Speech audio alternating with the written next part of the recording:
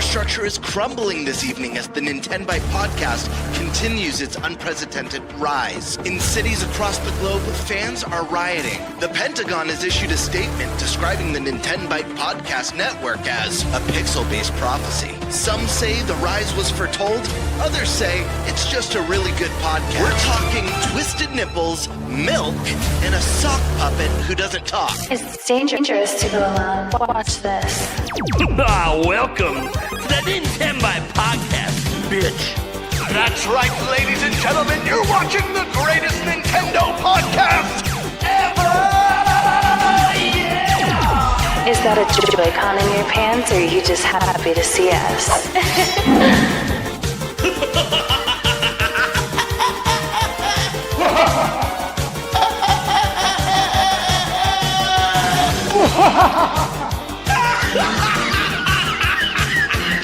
Shut up! Now feel the power. Everyone, do you feel that? Oh my god, I feel it! I feel it too, Gamer. What is it? It's the power of our podcast. I feel it! This is rad, Nintenbyte. So rad. Power.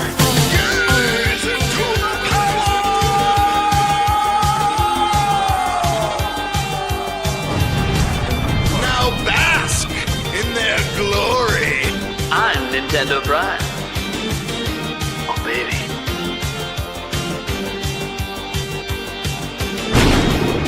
I'm ThunderStash.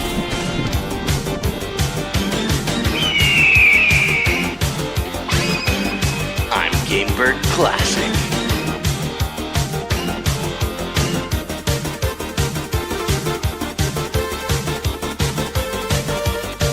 Nintenbyte rules. Let's rock.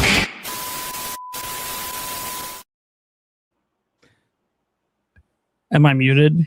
No, I No, don't. you're good, dude.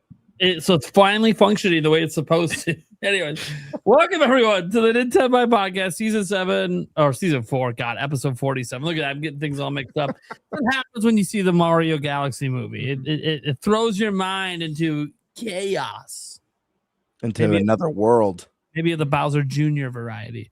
So yeah, guys, we're gonna be talking about the Mario Galaxy movie, basically doing a review, and I'm just gonna tell you guys right now, it is gonna be chock full of spoilers because I don't think, even like I was watching on Just Restart's video today, he did little impressions on the movie, and he's like, oh, these first few minutes are spoiler free. I'm like, okay, the only way to be spoiler free is to say nothing. Yeah. It's a movie. No. Sorry. You can- No, you can be spoiler free. It's good. Yeah, I know, but that's what I'm saying. that you basically say nothing of value other than some generalizations, like, oh, the music was good, but the story sucked, or this was great, but no explanation because explanation requires spoilers. So yeah, we will be spoil talking about the movie. It will be on screen saying spoiler. We're gonna obviously say it out loud a couple times for audio listeners as well before we get into it. But obviously, guys, when you talk about the movie, it's gonna be spoiler. Now, it is gonna be the final topic today, so things are reorganized a little bit. So we only have two really big topics. Yeah, the Mario movie is one. The other one's going to be dealing with the Nate the Hate leak, basically, and all the other rumors that were kind of surrounding that, because it fills up the whole slate of 2026. It gives us so much to talk about, from Star Fox to Ocarina of Time to Nintendo's rest of their summer lineup, 3D Mario in 2027, right? There's a whole lot to talk about there. And for those wondering who are watching this live right now and not in the audio version, no, ThunderStash is not here yet. He will be. His movie showing was a little bit later than the rest of us, so he's still getting back. It's probably already over, but he's probably on his drive back right now. So he'll be here, probably here within like 20 minutes to a half hour. Okay. So setting all of that aside, I will note that our Q&A that we usually do with Super Chats, that's going to be before the Mario movie stuff. Fair enough. So the Mario movie is literally the last topic. You can still Super Chat. We'll probably get to it. But I understand some people who Super Chat in might not want to sit through spoilers to get to their stuff. So we will do that before we do the Mario stuff. Okay. Now that we got the house cleaning out of the way, let's go around the room and introduce ourselves. And first, we have to introduce our guest, who's been trying to get on this show for over a year. He's just going by the name Tix. You guys might recognize him from the chat as XTicksnLeachesX. How's it going, buddy? It's going good. Yeah, I've been bugging the crap out of Nate every chance I get to get on. I just held him to that. He said one time it's not that hard to get on, and I held him to that. And I apologize if I was a little much at sometimes, but I was very eager to get on and talk with you guys. I'm glad to be here. Hey, how much did he charge you for the guest spot? Because I know for the first timers, he has a pretty high rate. He's a first timer discount. It was just $3.99 this time, but it's $19.99 going forward. That's not bad, actually. All right. No, not bad at all. You left off the 100 part on that. It was $399. Yeah. That's what he paid to be on the show. People always ask, do we pay our guests? I'm like, no, they pay us. What are you talking about? It's a privilege to be here. It's true. I feel like I'm levitating. Oh, there you go. Well, welcome, man. Welcome. Glad to have you on for an episode here. And then we have, obviously, our sock puppet extraordinaire, Mr. Eric Moore. Hello. That's all he's got. Yeah. Just a hell. At least you wore red today. I also, there's that. And then I wore. I don't know what's underneath because I wasn't looking. Oh, yeah, that's right. Nintenbyte Podcast merch. Nice. Plug the merch, baby. Get it plugged. He did wear it to the movie. I did. So he was technically advertising the show at the movie, but no one asked anything as far as I'm aware. It's called subtle advertising. Yeah, it's right? so subtle. Yeah, massive so logo. Massive logo in the middle of my shirt. I mean, that's like saying that the Cobra Kai shirt that Game Bird is wearing, that's just completely subtle.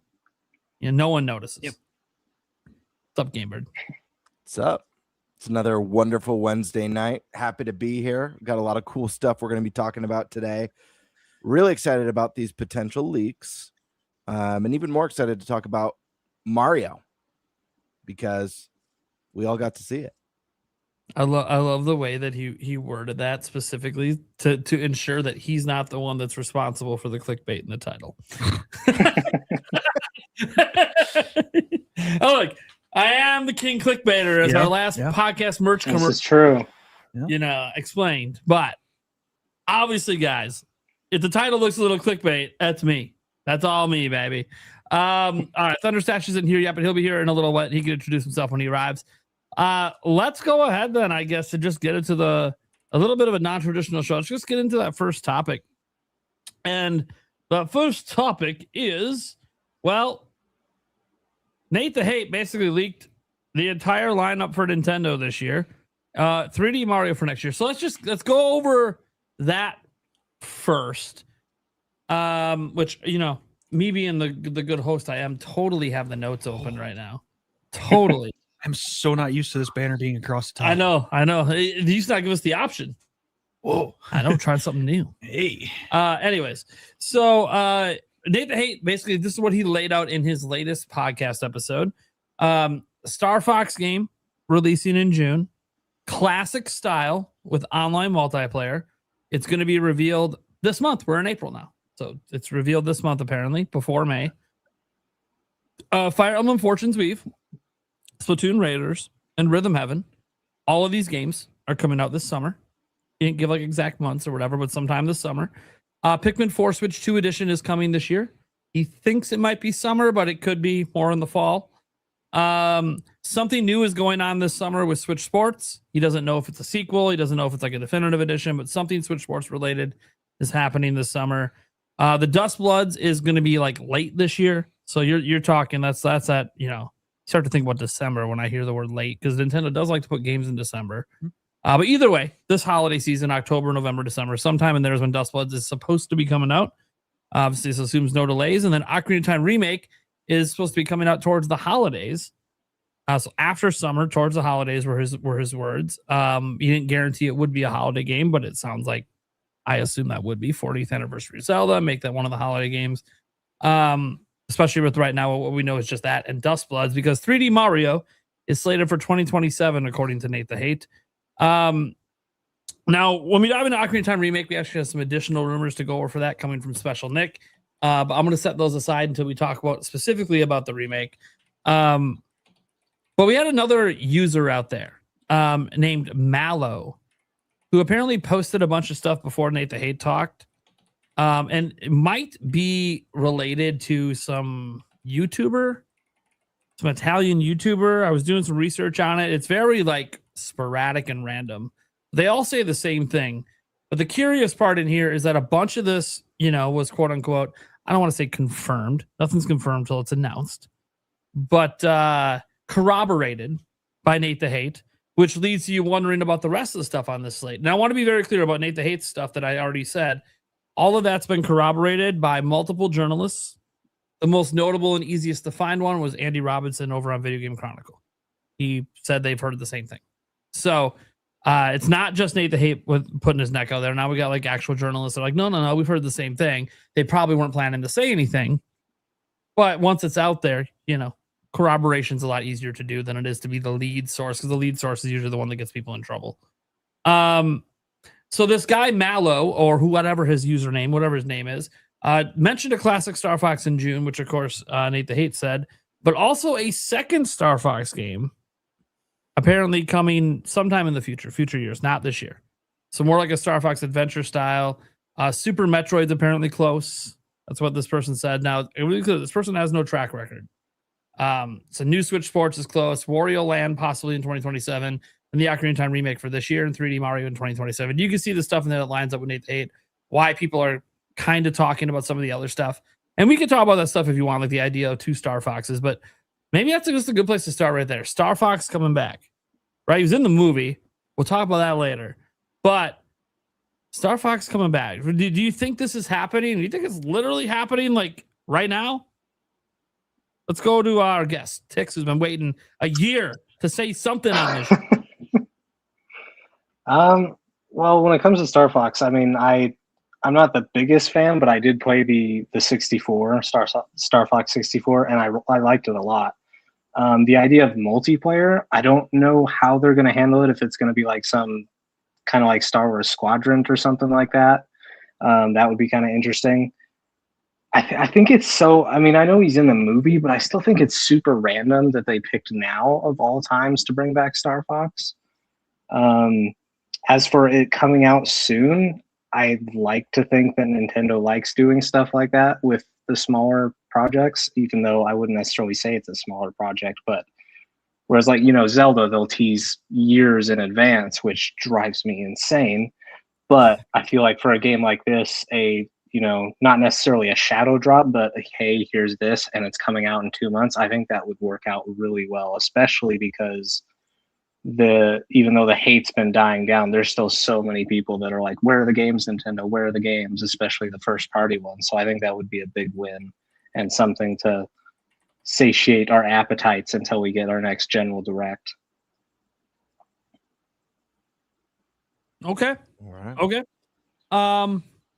Eric, I know you know who Star Fox is. Well, yeah.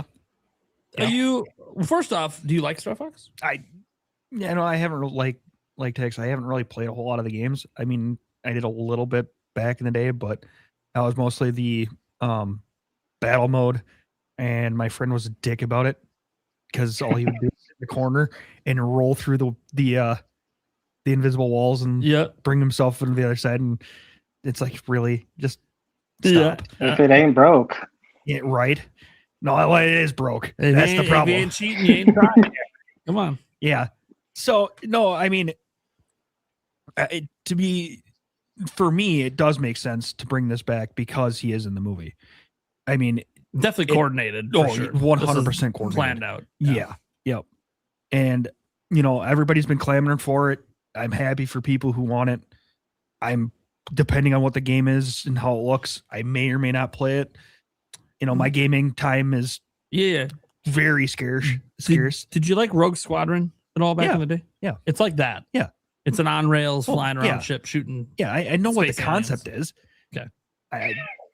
But it depends on if they could do something different with this one. You never know. Like Adventure, which they have done before. Yeah. So, I mean, I'm excited to see what it is and hoping that this is real for the people who want it back. Okay. Gamebird. Listen, if for anyone who's been watching this podcast since I joined as a co-host last year knows I've been saying since my first episodes, the moment we started talking about Switch 2, what we think the console is, what games we think are going to come to it, I mentioned Star Fox. It was on my bingo card last year for what we thought we would see in the very first big Switch 2 Direct, and I've kept it in all my bingo cards ever since. I've been a huge champion for Star Fox on Switch 2 and a big believer that we're going to see some dormant IP revived on Nintendo's new hardware, with the biggest one that I thought we would see first is Star Fox. Obviously, Nintendo's doing this with games like Tomodachi Life, that's a revival for that series. And it's something we've been seeing a little bit of, but now, I don't know, something about it, just the timing felt right. And I even made a video. I'm looking at my channel and some of the content that I've made over the last year. I made a video 7 months ago on my channel called Switch 2's Secret Dual Strategy Could Make Classic Franchises Huge Again, with like the front runner of that being Star Fox, and how there's an avenue with Switch 2 for them to do this two pillar system of the classic iconic Star Fox that we all grew up and come to know and love, your on rails arcadey shooter, as well as a more space opera grand adventure. Think like a Ratchet and Clank or even a Star Fox Adventure 2, with a stronger emphasis on space exploration and more of this open universe feel that would really bring Star Fox back into the modern age. The beginning of the year, we talked about things that we would see. I made a video I want to say a little over a month ago, predictions for the first Nintendo Switch 2 mainline direct for this year. And my big headline game I thought we would see is a brand new Star Fox. And I did a collab with Mike Odyssey. And in that collab, I said, I think we're going to see Star Fox this year. I hope I'm right. This leak from Nate the Hate is huge, because again, this is something that I've been predicting. It's been something that I've been expecting and championing. And to see Star Fox now as a character, before the Nate the Hate stuff, just seeing that poster is kind of bringing this vision to life. I never expected to see Fox McCloud in the Mario movie. That was a big surprise for me, but it made me instantly double down on those feelings that I already had. Hearing this from Nate the Hate, I mean, the guy's got such a strong track record. Whether or not it ends up happening, that's yet to be seen. There's always tons of moving pieces in the background, and timing changes and plans change, and even direct schedules change. So there's a lot that could happen, there's a lot that could not happen. It remains to be seen. I am very hopeful. I do believe in this personally. And as far as the Malo side goes, I mean, that just nails my prediction from 7 months ago of that 2-pillar strategy for Star Fox. I really hope it's true. I really would love to see Star Fox kind of reinvented the same way we've seen Zelda get reinvented with Breath of the Wild and Tears of the Kingdom, the same way we've seen Donkey Kong get reinvented with Bonanza, other great games. We've seen Persona get reinvented. We just got a really great spinoff with Pocopia. So I don't know. I feel like the timing is perfect. I feel like Star Fox, it's such a great character that has so much potential.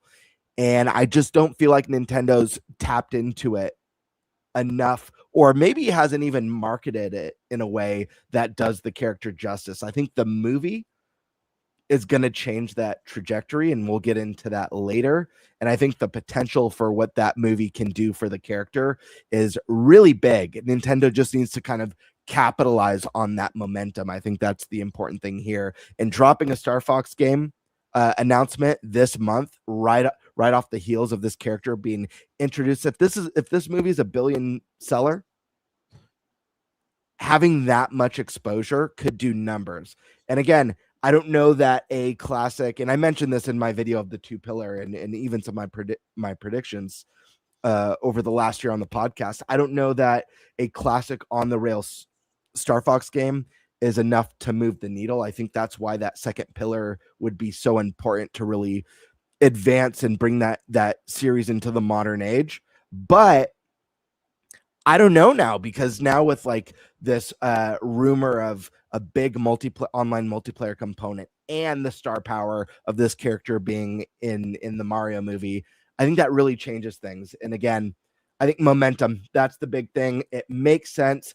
I've been ready for it. I've been predicting for it. The time is now. We got the character in front of millions of people who have probably never seen the character, never heard of the character.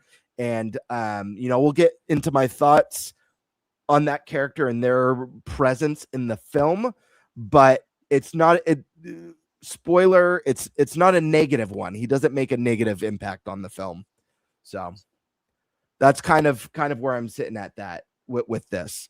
And I'd love to see what they can do. One of the things that gets me really excited as well is I know Nate the Hate specifically mentioned that the game's a looker. It's pretty on the visual front. And I think that could only do Star Fox favors. And even as an on-rail shooter, if they could really nail the characters and give them tons of heart and personality that go beyond just some of the little funny one-liners that you get when you play through the missions, and give us a little bit more of a grand story, I think there might be a home run here. But yeah, those are my initial thoughts on Star Fox. Okay. So for me, Star Fox and me have a long, deep history. Been playing it since the SNES days. Haven't missed a single game. Beat them all. I have always really enjoyed Star Fox. Even like Star Fox Zero. I agree it's not the best Star Fox. And the best moments of it are, again, kind of repeating things the series has already done before. And that's been kind of the bugaboo with Star Fox, is really since the N64, they've had a hard time trying to find the magic again. Like they tried with Adventure, they tried with Assault, and obviously with Zero, but none of them really recaptured the magic, although I do like what they did in Adventure and would love to see that explored more. So I kind of hope that one rumor about there being a second one that's more like Adventure, ideally I'd like to see them all just be one giant game, but if they're gonna have different studios and one's looking at the more adventure route, that's really interesting to me, if they decide to go that route. But obviously everything seems intentional. Star Fox is in the movie, and while we're not going to get into the movie spoilers yet, as we do that for the review. I'll just say this: he definitely didn't need to be in the movie. His role in the movie could have easily been done in a million different ways. So his inclusion, to me, actually kind of lends credence to the idea that there must be a Star Fox reveal this month and coming out in June, because he didn't really need to be there. And yet he was. And they even moved. Remember, they moved the date of the movie up sooner. And you wonder if some of that's because, hey, we got to get Star Fox announced, and we want to wait till after the movie when we reintroduce this character to the masses, voice acted by Glenn Powell, and then boom, we hit him with a Star Fox trailer. A couple weeks after the movie, and now even casual onlookers will know who that character is. So I definitely think there was a play there with Fox in the movie that lends credence to the idea of a Star Fox game announced soon and coming out this year. I'm obviously very curious who's making the game. And obviously, I guess one thing Nate the Hate did point out is that visually it apparently looks really, really good, which I'm not really surprised. If you guys go back and play Star Fox Zero on Wii U, it also looks really good, like from a visual perspective. These outer space games, I don't know what it is about them. I don't know if they're just easier to make look pretty, but they always seem to look really good on Nintendo's platforms. You see Metroid Prime Remastered, right? Now you see obviously Metroid Prime 4, and now we obviously are going to be running into Star Fox here. All these space games tend to look really, really good. And this is true like of other, like No Man's Sky and Starfield as well. Like they just look visually pleasing.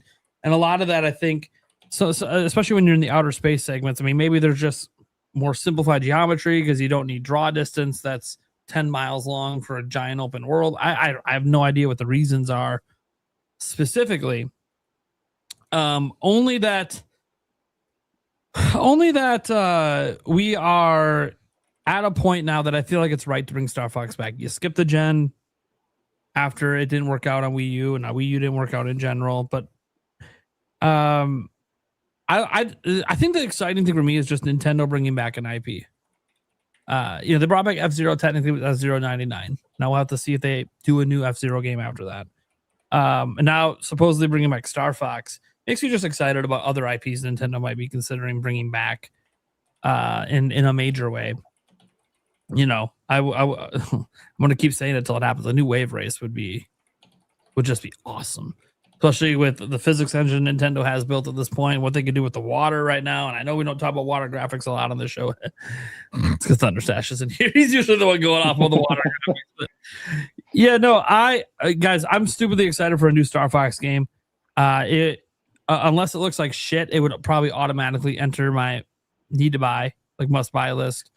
The fear is that they do Star Fox 64 again. And that's no shade against Star Fox 64, which is amazing and was so much fun growing up. But yeah, we need something new. What I never really understood about they've kind of redone that a few times. Like, why don't we go to new star systems and new planets? Like, you can literally have the same game just in a new area. Yeah, that's the problem with bringing back the older stuff. Is some fans just want the same thing. And then there's other people who have no idea what it is, and they might like it either way. But then there's also fans who are like, do something different. Nintendo, here's what you do. You have us replay like the final 3 stages of like Star Fox 64. Just like replay it. You get to the end, you beat Andros. And then boom, something happens, and we're off to a new galaxy. And next thing you know, it's completely new, something we've never seen before. Yeah, just like they did with Jack and Daxter. You start with the familiar, but you make that like the tutorial. You make the familiar the tutorial, make everyone go, oh, wait a second, why are we towards the end of the game instead of the beginning? Like the hardcore Star Fox fans will recognize, wait a second, this isn't the beginning of 64, it's the end. What's going on? And then boom, you hit them with that change after the tutorial, and you're like, oh yeah, here we go. Now this shit gets going. Seeing the end with the updated visuals too, that would be insane. Yeah. So we'll have to obviously see. The good news is, assuming this rumor is true, and given the source, Nate the Hate, obviously it's something that we're going to take fairly seriously. We're going to find out soon. And obviously when we find out soon, it's just going to make everyone take everything else he said that much more serious, which people are already taking it pretty serious because this is Nate the Hate. Yeah, he's got some misses. Right. Nintendo fans love to point out his misses. Still waiting on Metroid Prime 1 and 2. Remaster, remake. Right? I'm still waiting on Wind Waker, Twilight Princess HD to come to Switch. I'm still waiting on Switch 2's reveal back in 2024. Like, I get it. The Switch Pro back in 2021. Still waiting. I get it, guys. It doesn't change the fact that he's right about like 30 things every year. Like, at some point, the misses are just so few and far between with this guy that it's easier to remember them than it is to actually remember all the things he's gotten right. And a few things he's really good at are when things will be revealed and when certain events are happening, like a state of play or a direct or an Xbox showcase. He seems to always know ahead of time. And he's the one saying, yeah, Star Fox should be revealed before May. Well, shit. Okay. Yeah, that's soon. It's April, guys. It's April 1st. We're not fooling anyone here. This is like legit shit that happened just last week. So, yeah, I'm really excited for Star Fox. Star Fox I feel like the time is right. I always, one thing I wished about the Switch generation is Nintendo would have used the popularity of Switch to bring back some of their older IPs. And they did it a bit. Famicom Detective Club, got to give them some credit there. That was one not on my bingo card to bring back. So, they tried with something they wanted to bring back. Now it's just, I hope that this is just a sign of more games coming back. Even them like maybe talking to some of their partners. This will make Eric happy. It'd be cool if like they were talking, I think it's Konami or whoever they got to talk with, so a new Snowboard Kids can come out. Atlas, yeah, whoever has the rights. That's Sega right there, and they got good partnership with Sega. So I think it's just one of those. I'd like to see more of this stuff happening, and until we see more of Star Fox, there's nothing to say other than I'm really excited. I'm really, really excited, and so is AJ. My body is ready. Okay, I mean, I swear this is not why I brought up Snowboard Kids with AJ Rack. Eric and us will do Snowboard Kids. Hell yeah. Okay, so that's the Star Fox side of things. So what about the rest of the summer lineup? So because you said Star Fox is basically kicking off our summer in June. Technically, guys, could come out during the spring, till June 20th. Anyways, so Fortune's Weave, Splatoon, Raiders, which was previously and still technically isn't dated for this year. Rhythm Heaven, and then potentially Pikmin 4 Switch 2 edition, and potentially something with Switch Sports. What do you guys think about the rest of that lineup? Because that's like almost all the rest of the things we know about, but all of it within like 3 months. It's a lot. That's for a lot me, to the come most out with in a shocking. month. Yeah, go first. Yeah. I was just gonna say, I think the most surprising thing here is that Splatoon Raiders is coming out this year. To be honest with you, that actually surprised me more than Star Fox. Probably because I've been predicting Star Fox will come this year, but thinking that we'll get a Splatoon Raiders Focus Direct, but it will probably get a 2027 release. So that one's very surprising. But I mean, what I will say is that this definitely Fire Emblem Fortune's Weave, that's another one I think we all kind of suspected would be by the end of summer, by September the latest. So not really a surprise there. But I do think when you include Splatoon Raiders, when you include a new Star Fox game, and the games after these that we're going to talk about in a minute that Nate the Hate mentioned on the podcast, I think the most important thing here is it really changes the narrative of the year, which for a lot of people has been, the word that I've been using is not very exciting.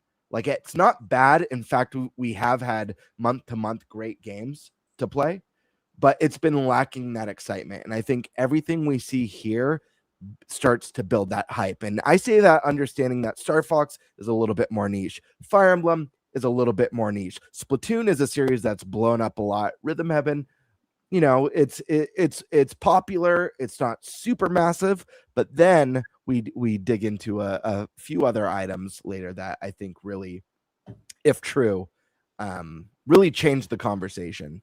But I think these all make sense. I think this makes for a really great summer. I think these make for a really great direct as well, depending on how Nintendo decides to announce or release all this information. But I think this is really strong. I think there'll be no shortage of great games to play if we're getting.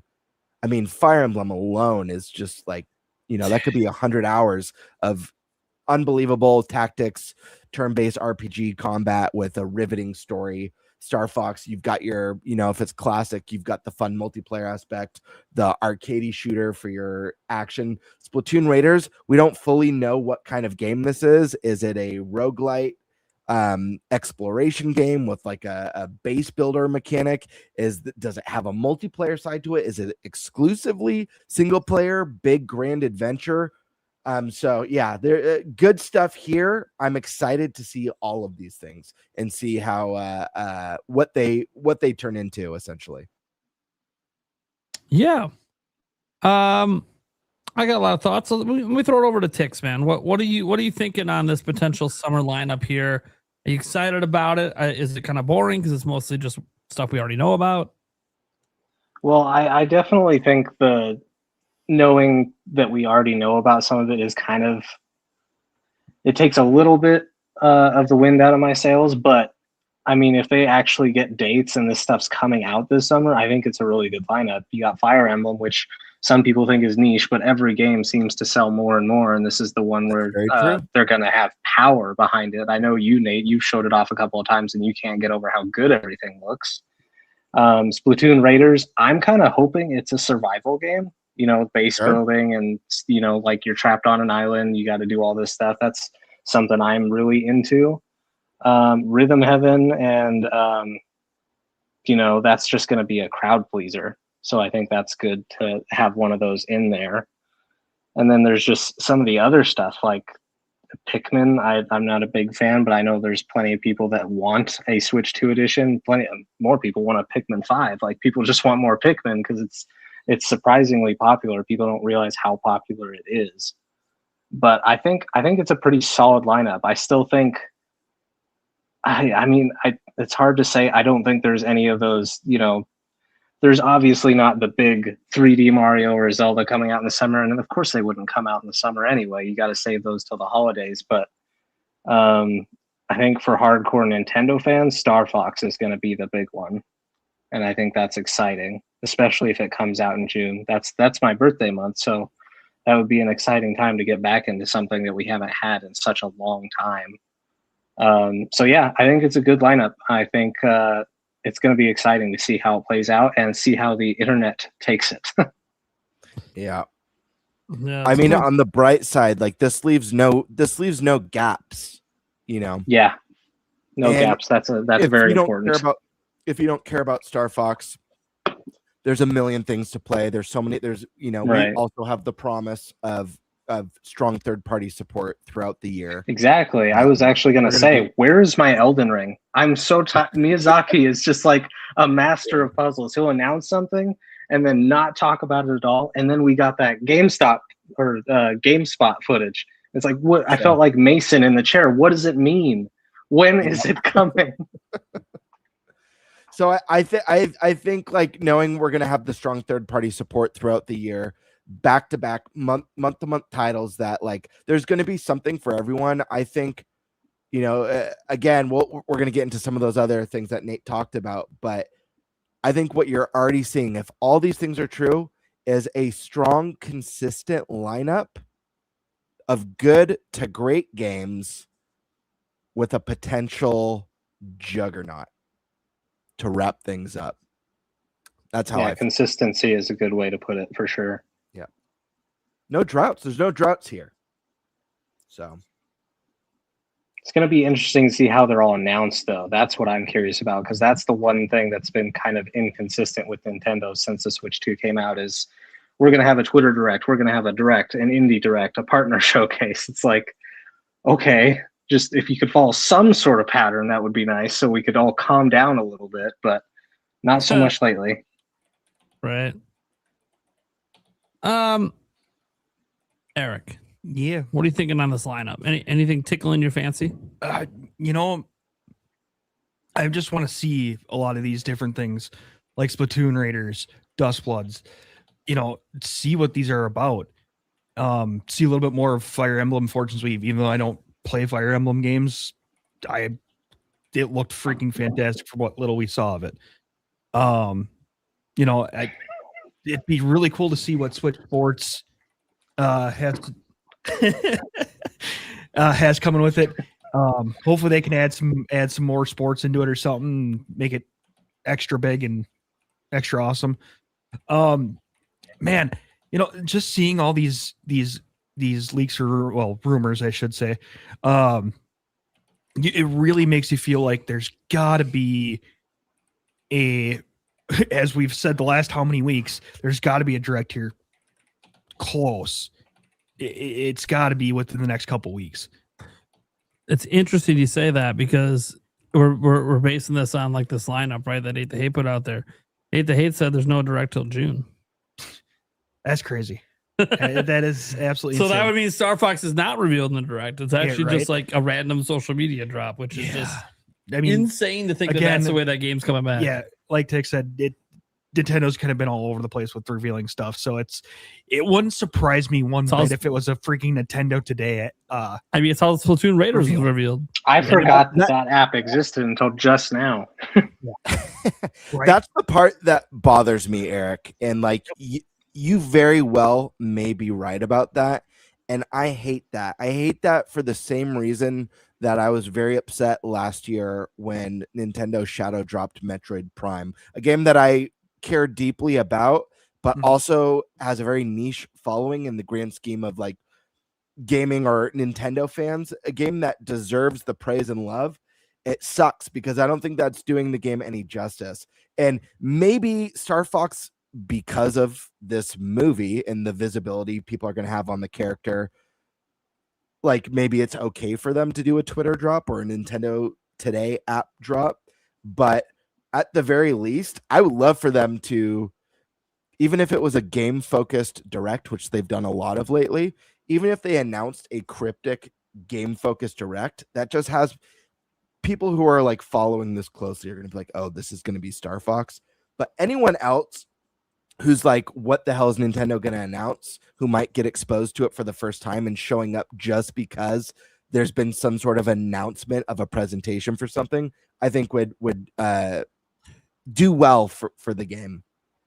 But, yeah, if they had That's a really good point. Awesome. But because I mean, with Nate the Hate saying that the general direct isn't going to be till June-ish, I'm guessing. Is that what he said? Was the general direct or just a direct? He said general direct. Okay. He's heard nothing about one in the next month or two, so he said the earliest would be June. He's obviously not checking on June yet. Right. It was just crazy. He felt like it would be June because he hasn't heard anything. Yeah, and he'll ask. That's what we thought last year, and then we got it in July. To be fair, he never said we were getting one in June last year. No, that's true. It's just everybody kind of assumes around the Summer Games Fest time that's when everybody's going to do their stuff. Mm-hmm. Nintendo tends to do end of the month now for some reason, but when it comes to June, but it doesn't really matter because they don't do every June.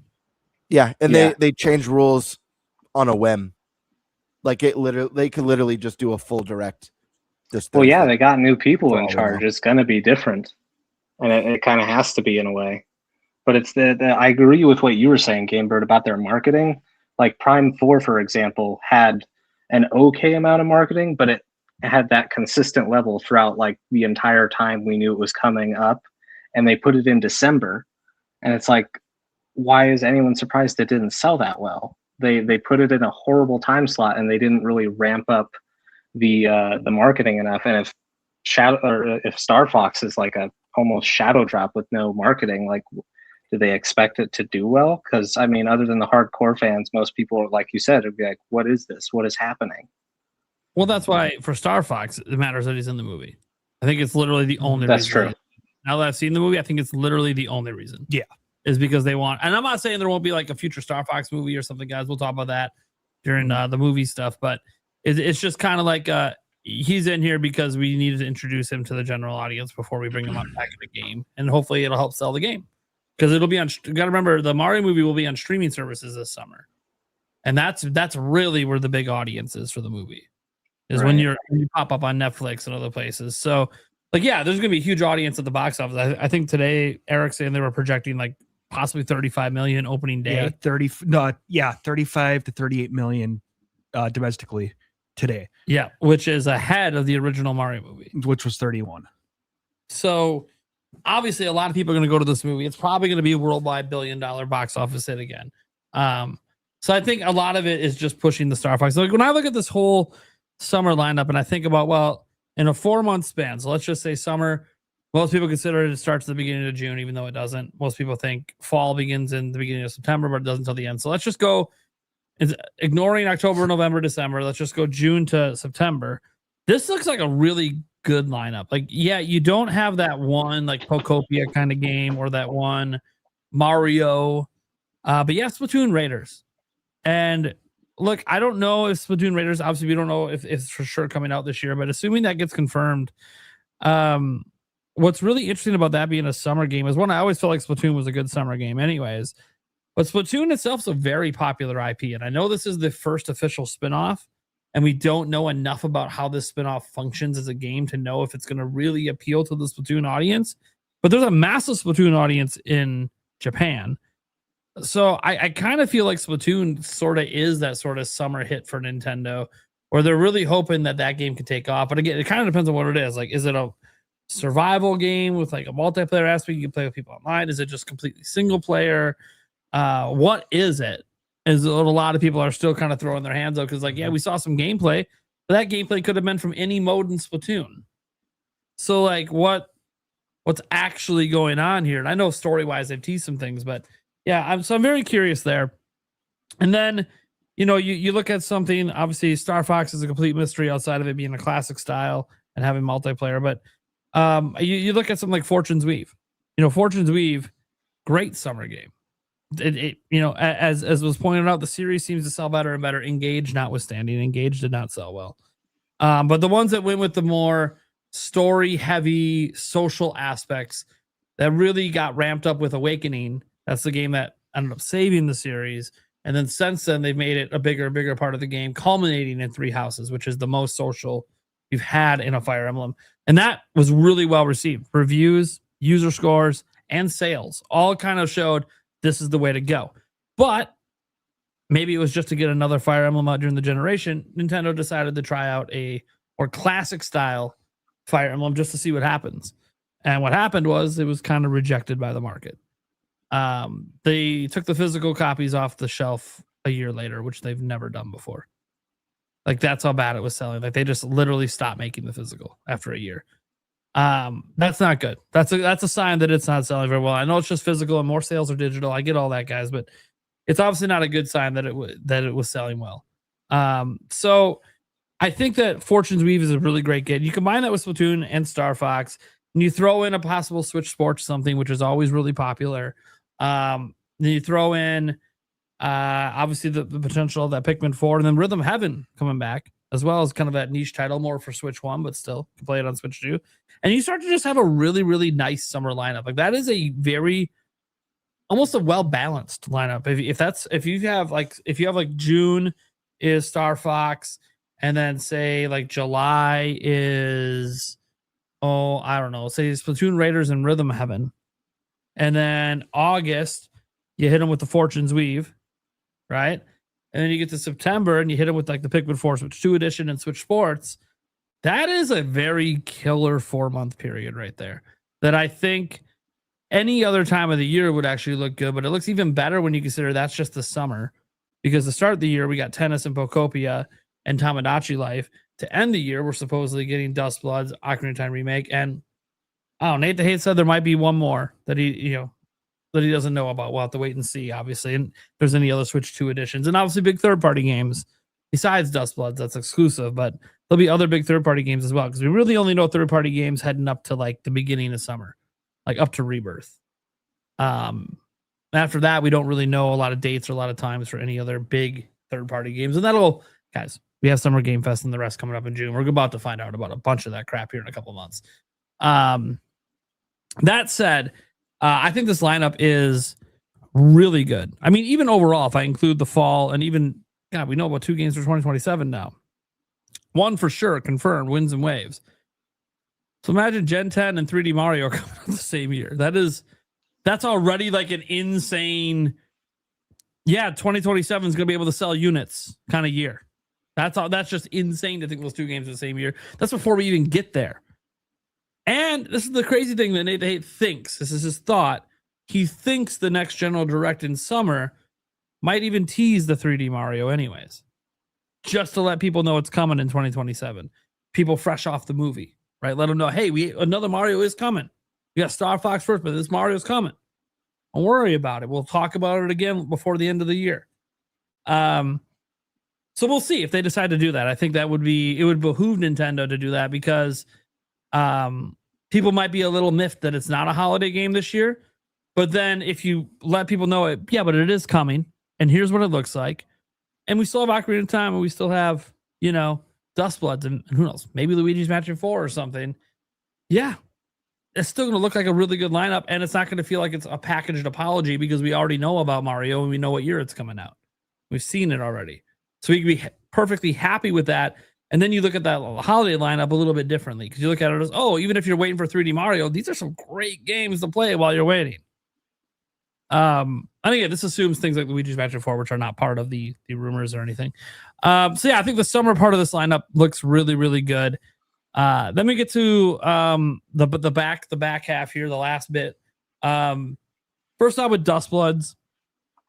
I'll just get out there. This is a game that I can't wait for more information on. I think it's the game that's the biggest mystery on the list, and that's despite the fact that we haven't seen the Ocarina of Time Remake or Star Fox yet. But like, Dust Bloods showed really well, and then people got mad because it's multiplayer. But then people went and rewatched the trailer, and they're like, and then information comes out from the ESRB and the eShop, and then it turns out, you can actually play the game entirely single player. A multiplayer online is optional. Okay, what the fuck is this then? That made people get reinterested again, because they're like, if it's just an optional thing, then how does this function? And then you have Miyazaki out there, for those that are hyped about the multiplayer aspect, coming out in an interview and straight up saying, hey, Dustbloods is trying to revolutionize the way you play multiplayer games. And you're like, what the fuck? This is Miyazaki talking. He hates multiplayer games. Well, he's looking to fix all the reasons he hates multiplayer games. So maybe it's one of those things that he just realized over all his years of making games. He's like, dude, no one else is doing it the way that I want it done. So I'm going to do it. And Nintendo gave me the budget and the leeway to do it the way I want. So I'm gonna do what I want. So I think we definitely need, I mean, I'd even say we need a dedicated direct for that game at some point.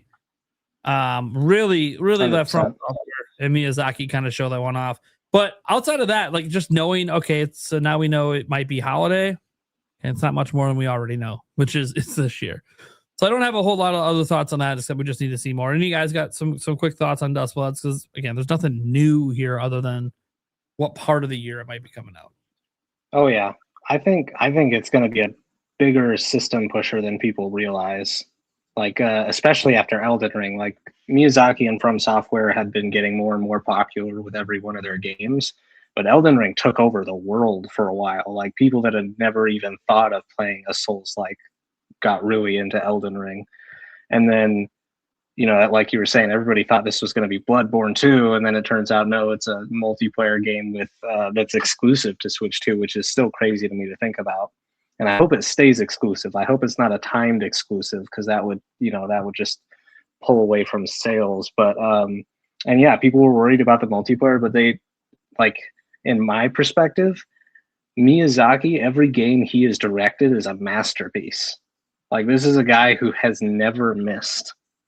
So when I hear it, he's leading a game, I'm not worried about it at all. I just can't wait to play it.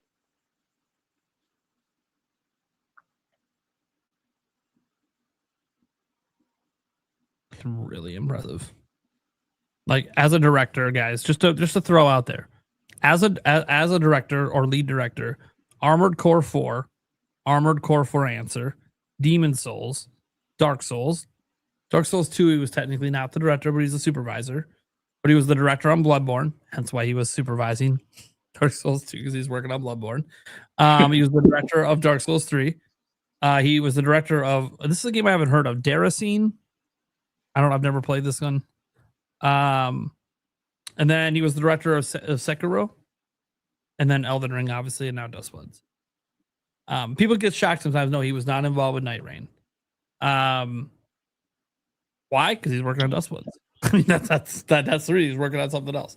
He only seems to really work on one game at a time. So, and he's been, and guys, this is spanning like 20 plus years at this point. So the guy doesn't need to be a director anymore. He could literally just be a supervisor, a producer, or just take the paychecks. But he's a director because he wants that creativity. Yeah, it's a passion. He loves it. It's just like Masahiro Sakurai. He doesn't have to direct games anymore, but he loves it. And that's the same thing here. Like, when you have a guy who truly loves it, and with the track record he has, it's like, okay, why would he ever release something that isn't great? Because if you enjoy things that are great by his standards, well, he's not going to release it if it's not great by his standard. So you might hate multiplayer games for all the same reasons that he does. And he might be fixing all of your problems, potentially. Again, that's the thing, that we got to see more of Dustbloods, because it is a very interesting game. I think, and by the way, I think it's probably going to be timed exclusive. I just don't think they're ever going to mention that. This is one that I could actually see, even though I never bet on Nintendo having a presence at the Summer Games Fest. This is one that I actually could see as an exception of Nintendo having a presence there with Dustbloods, just because I think the audience for this game will be tuning into Summer Games Fest. And, Miyazaki and Keighley have kind of built a nice little relationship. We got an amazing exclusive on Elden Ring. I'm not sure if it was the first Summer Games Fest or the second one. And that major trailer for Elden Ring literally saved that show, because I believe it was the first Summer Games Fest where it was rough. It was rough. Yeah, it was pretty rough. But then it ended on Elden Ring, and everyone's just like, "Oh shit, this looks wild." So, I could totally see this being one of those rare scenarios where we get a big Nintendo exclusive in an event like that. But maybe we will have to wait for a Nintendo Direct. But I just wouldn't rule it out. I would just like to see participate in Summer Game Fest. Period. I agree. I also appreciate that little detail you gave, Nate, that he didn't technically direct Dark Souls 2, because that's kind of the black sheep of the Souls games. It's a good one. It's just he wasn't directing it. So, and him as a person, like when he did Demon Souls, he was a nobody in that company. I believe he was like an architect or something like that before, a very successful one. And he left to go work at a, no-name job at a video game company, and he got the chance to direct one. And he just kept getting better and better. And then within the span of 10 years, he was the company's CEO. Like, that does not happen, especially in Japan. This guy's like, he's like a Mozart that we're living amongst. Like, that's the kind of pedestal I put him on. So I am very, very excited for Dustbloods. We just, like you said, we need to see more. You got any thoughts, Eric? Yeah, I just want to see it. Yeah, I'm excited for this game. Yeah, so it's looked good the whole time. It's just we Right. have one look at it from like a year ago. Yeah. We need to see more. And I get that this guys is totally normal for Miyazaki. Show it, ain't showing it again till the some bitch is coming out. That's just the way it is. Hopefully polished. By the way, that has been an issue with From Software games. They don't always come up polished. I'm hoping that Nintendo's influence on them being like, hey, this is exclusive. Come on, let's step it up for launch. Look, you guys had to delay Elden Ring to polish. Let's step it up a bit, because our fans don't expect that from an exclusive game. Bugs and FPS major drops and stuff like that. Which again, I will give credit to From Software. They usually get that stuff patched out pretty quick, but they always seem to launch in that state for some reason. I don't know why. It's almost like a Bethesda game. Yeah. Oh, they're using this. What engine again? Oh, the same one. Okay, so we already know this bug's in the game and that bug's in the game. It's almost like that because they never bothered to fix the bugs. They just let them exist. From Software's not like that. They do fix the bugs, but it just seems like every game that comes out seems to not have the greatest polish, I guess is the way to put it, at launch. They like to save money in QA. Yeah, they save their money somewhere. That said, that's not the only game being talked about for this holiday season. There's a little unknown anniversary this year that nobody's talked about at all. Flies under the radar every 5 years. A little unknown series. Yeah, it's got a movie coming out next year, but no one even talks about that. No one even knows that movie's happening. Talking about The Legend of Zelda, of course, an Ocarina of Time remake, which, look, this has been in the news and in the rumor sphere and the speculation circles for a long time. Really catching fire with Aonuma back in 2023 during some of his interviews, asked directly about it, spoken English, no comment. He's laughed when asked about it before. He's talked about how he wonders if people even remember the name Araru. Like, do they even remember the original character? He said that in an interview completely unprompted. So that was kind of interesting because the interviewer wasn't going that direction, but he wanted to make sure to emphasize that, hey, this character comes from somewhere else. I wonder how many people remember that somewhere else. And the thing is, people always, for a while, people have laughed at this idea that any of that means anything. And it's like, well, Aonuma himself said publicly in an interview, he does tease things. And he said, how do you tease things? He's like, when I laugh sometimes, he said it himself that that's how he teases things. So if you're going to deny that Aonuma teases things this way, you're just saying that he's a liar. And he's been pretty consistent about the way that he's teased all the games outside of Skyward Sword HD. That one he just literally said out loud before it was even being made. Nintendo was not happy with him about that one. So I don't think you're going to see him ever drop a game like that. But he did. He teased literally playable Zelda in a game coming. He teased that also in those same interviews that we talked about with Ocarina of Time. He literally teased that we were going to have a playable Zelda game, and nobody was paying attention. He literally said it again in the interview.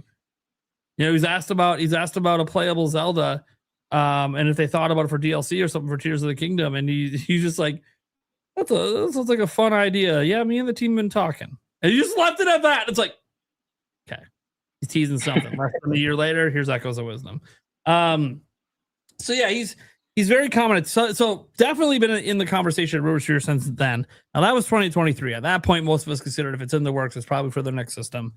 And obviously hopes that it was going to be a from the ground up remake and not a, HD version of the 3D version of the game. Well, Nate the Hate comes out, and he doesn't know, by the way. He doesn't clarify what kind of remake it is because he doesn't know. But that it is coming out this holiday, and obviously probably being announced for Zelda's 40th anniversary, which we assume, again, will be probably in the next Direct, where they'll have that and maybe some merch announcements. Who knows what else? Maybe some NSO drops. But after he came out to say that, a certain other insider known as Special Nick, he runs, I don't know, I feel really, I'm so sorry, Nick, if you're watching. I forgot the name of your podcast because it used to be the Xbox Era Podcast, but they recently rebranded, which I think was them giving up on the fact that Xbox is probably not making a comeback with Helix. So they're trying to broaden and go to a more general gaming podcast of just an Xbox show, but I can't remember the name of it off the top of my head. Is it okay? Day One. Thank you. Yeah. So their new show or rebooted Xbox Era show is called Day One. Anyways, he's been an insider for a while. He's gotten a lot of things right about Xbox and Nintendo in particular, including last year. They got the price points right, the release dates right, all that stuff. Even the fact there's going to be a Mario Kart World bundle. Even though that was a pretty easy guess once Mario Kart World was revealed, he still, talked about it back in January. All right, so setting that aside, what did he have to say? Because he's been hearing about an Ocarina of Time remake for a bit too, but hasn't really wanted to say a whole lot publicly until something more substantial came out from somebody who's more trustworthy, like a Nate the Hate. So he posted a screenshot saying that he heard back in 2024 that it has a pretty big budget. So the screenshot of him on a Discord conversation. So heard that back in 2024 it has a pretty big budget. Said the game is made by an internal studio, but helped by an external studio, which that might be how he knows about it, because maybe he knows people at that external studio. And then said that there'll be a limited edition console themed around Ocarina of Time, coming out around the same time as the game. He's not sure if that'll be bundled in or not. Nintendo's not consistent with it. Will they bundle things in special editions? So that's all the stuff that's floating out there, I guess, rumor-wise, for Ocarina of Time Remake. We can get into all the other stuff, talked about how long this might be been in development for and all this other stuff, how the code name for this might have been out there, how maybe it's Monolith Soft making the game because it codenamed Legend and they posted medieval art, and now his remake's coming, and they said it someone internal at Nintendo, and Monolith's worked on Zelda before, so you can kind of put the two and two together that seems like the most likely internal studio if it's not directly the Zelda team. That said, let's just start this conversation with, do you actually think Ocarina of Time Remake is coming out this year or even exists at all? I feel like we just assume it exists, but never have the conversation of if it exists. So Tix, what are you thinking? Well, I am of the camp that likes to pretend things aren't real until I see them. So kind of like I relate it to back in the day when you would put your PS2 disc in, you would look away or look at something and pretend you didn't care if it actually booted or not. So like, I want to say, I mean, the evidence is kind of clear. It's obviously real. Whether it's coming this year or not is a big deal. But I mean, if around 2024, that's when we were hearing about the budget, we obviously don't know that that's the year it started development or how many years it had been. But the fact that we heard anything about it around then leads me to believe that it was almost certainly like made for Switch 2 specifically. Like they never at one point were thinking, let's do Switch 1. They were like, no, we need power to do this thing. And I guess my biggest fear is the art style, because as much as I love them, I am very tired of the Wild Era art style. And despite how it looks back in the day, they were going for a more realistic look. And it would just be interesting if Nintendo stuck with that, whether they're going to make it look like those Unreal 5 demos we've seen on YouTube, or if they're going to try to make it as close to the original as possible. And that's before we even get into like content and what they could do there. I'm very excited because that was the first game as a kid that I ever beat. My cousin owned an N64 and I would see him maybe 2-3 times a year. And he actually kept my save file for me and he never helped me. So I was like this 8-year-old kid trying to beat this game on this wacky controller because I was a PlayStation kid. So I had, every time I picked that thing up, I was like, what is this? And it took me like 2.5 years, but I beat it without any help. And so that game is very, very special to me and one of my favorite games of all time. So I'm very nervously excited to see what comes of this.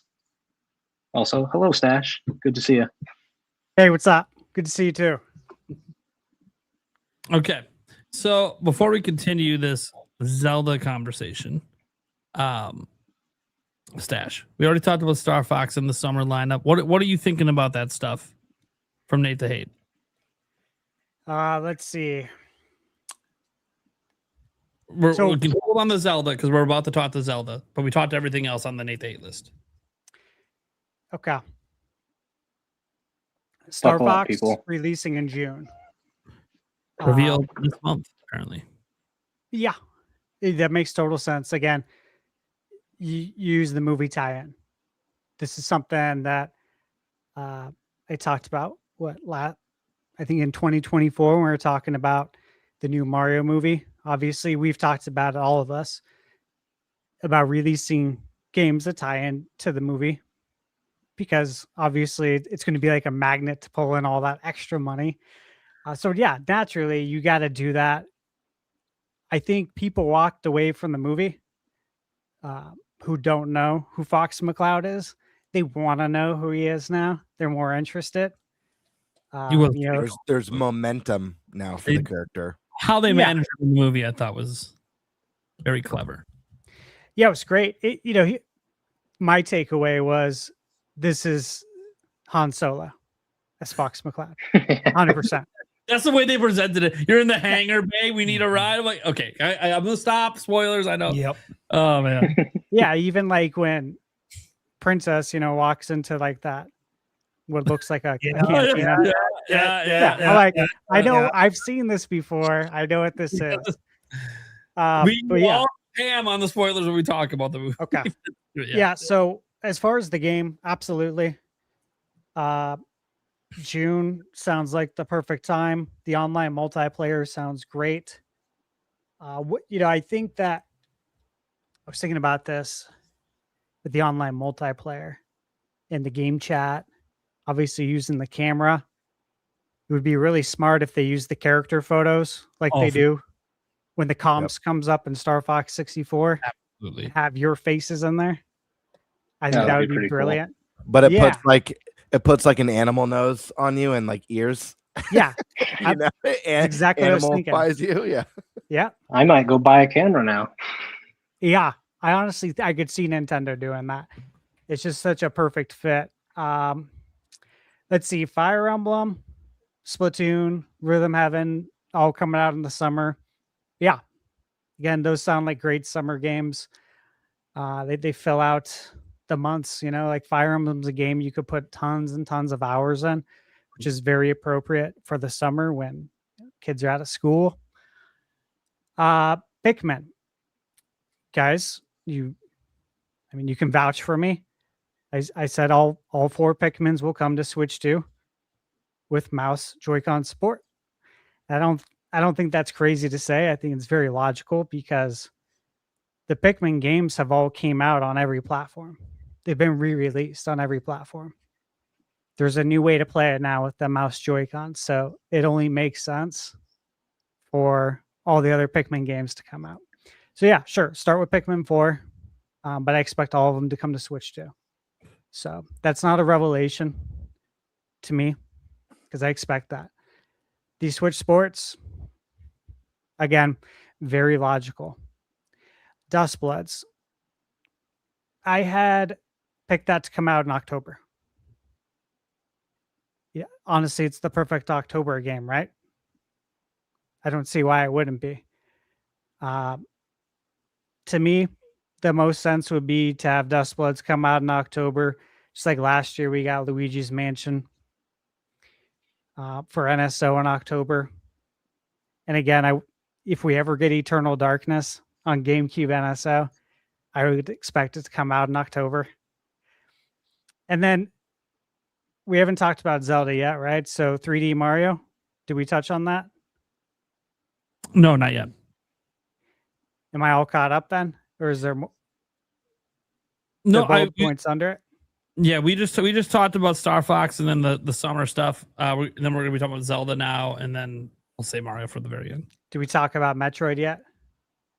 No, we didn't talk about that one yet. Outside of bringing it up, we did bring up those rumors, and why. Obviously Nate hates the reason that anyone's paying attention to him.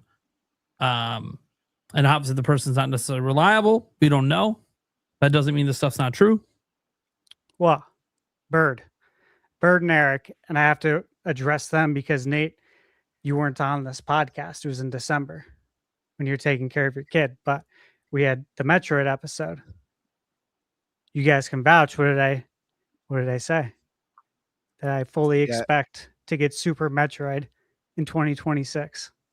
Yeah. Super Metroid remake. Dude, when he said that, I'm like, of course it's news now. But honestly, predicted that would happen. And the thing is, though, it's logical. That's why. We already got Zero Mission.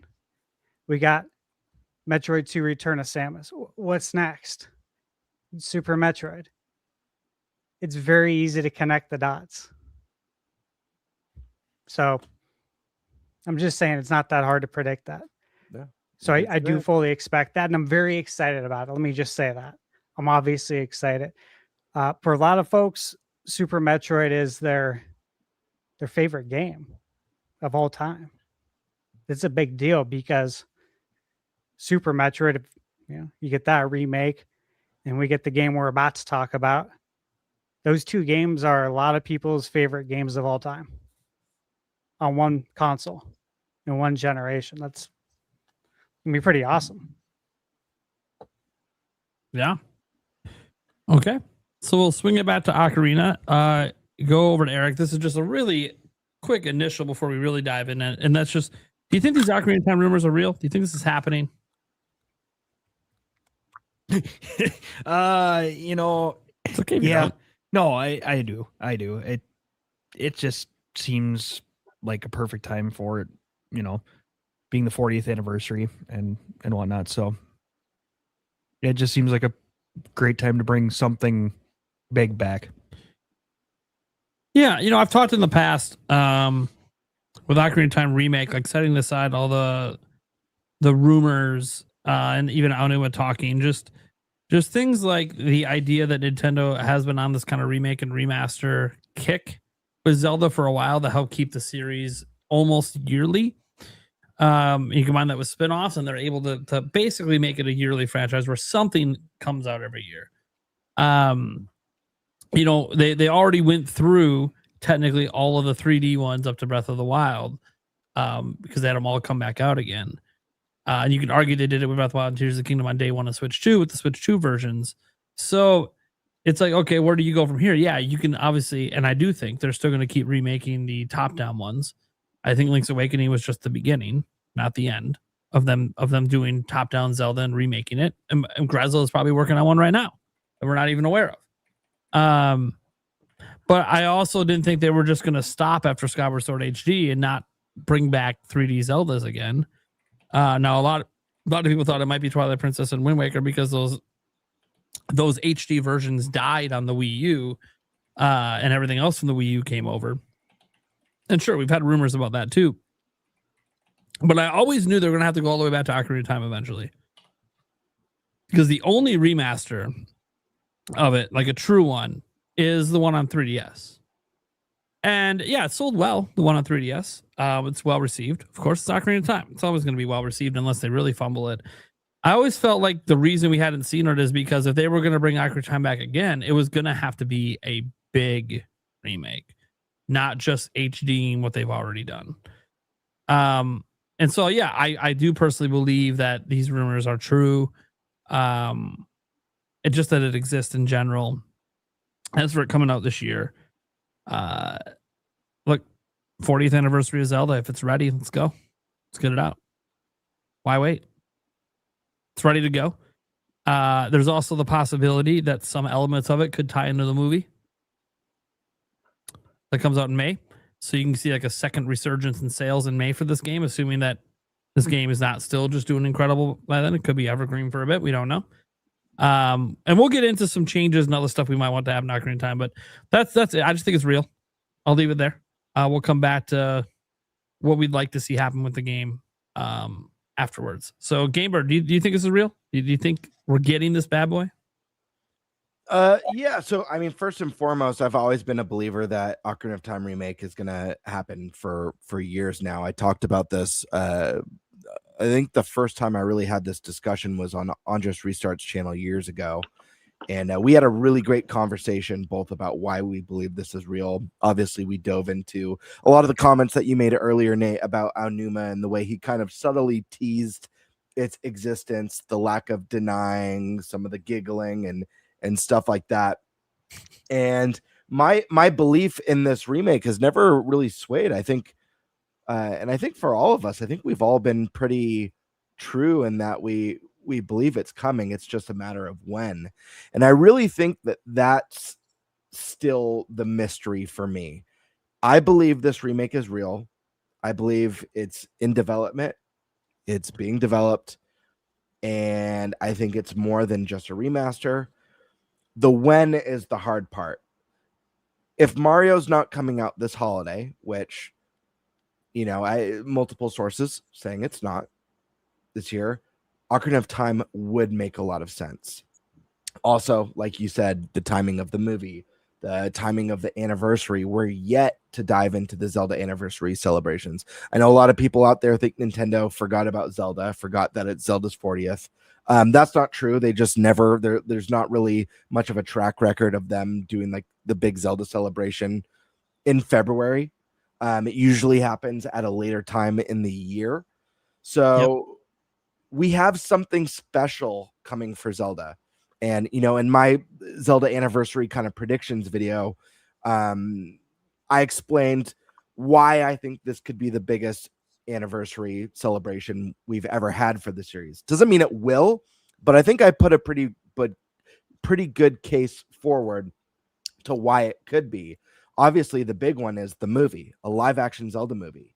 Yeah, it's not a video game, but you got to understand, for a lot of Zelda fans, this is like a dream come true that I'm sure a lot of us growing up never thought would happen, especially considering Nintendo exited the film space after that first Mario movie and hadn't done anything with their IP in cinema for so long.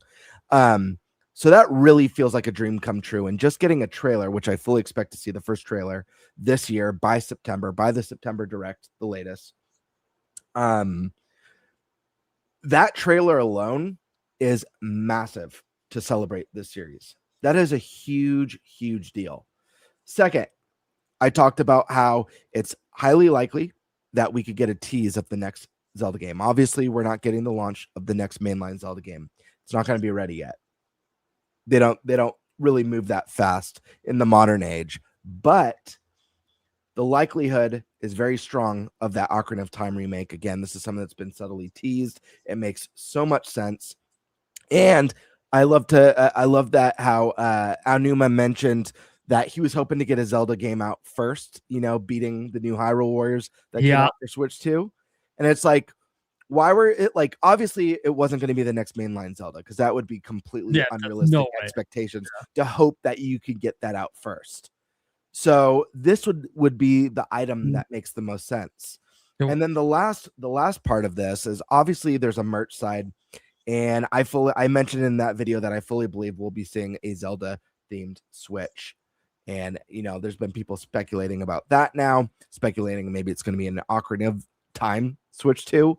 Hell yeah, that would be so rad. I want the golden Joy-Cons or a golden Pro controller so bad. So I'm hoping something like that lands this year. But the point is that I'm a firm believer that this game exists and it's coming.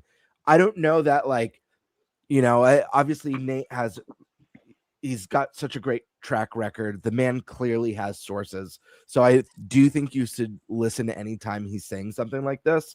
But again, like I mentioned earlier, when we're talking about Star Fox, Nate, things move and things change behind the scenes, you know, so it's really hard to say the when. I think it lines up. The timing sounds right. I just don't know that I could say with 100% certainty, yeah, we're getting it as the holiday game this year. I'd say I'm like just to err on the side of caution, I'd say I'm maybe 70 to 75% thinking it's going to land this holiday with some wiggle room for the unexpected as far as delays or whatever it may be. Maybe they want to drop the game after the movie.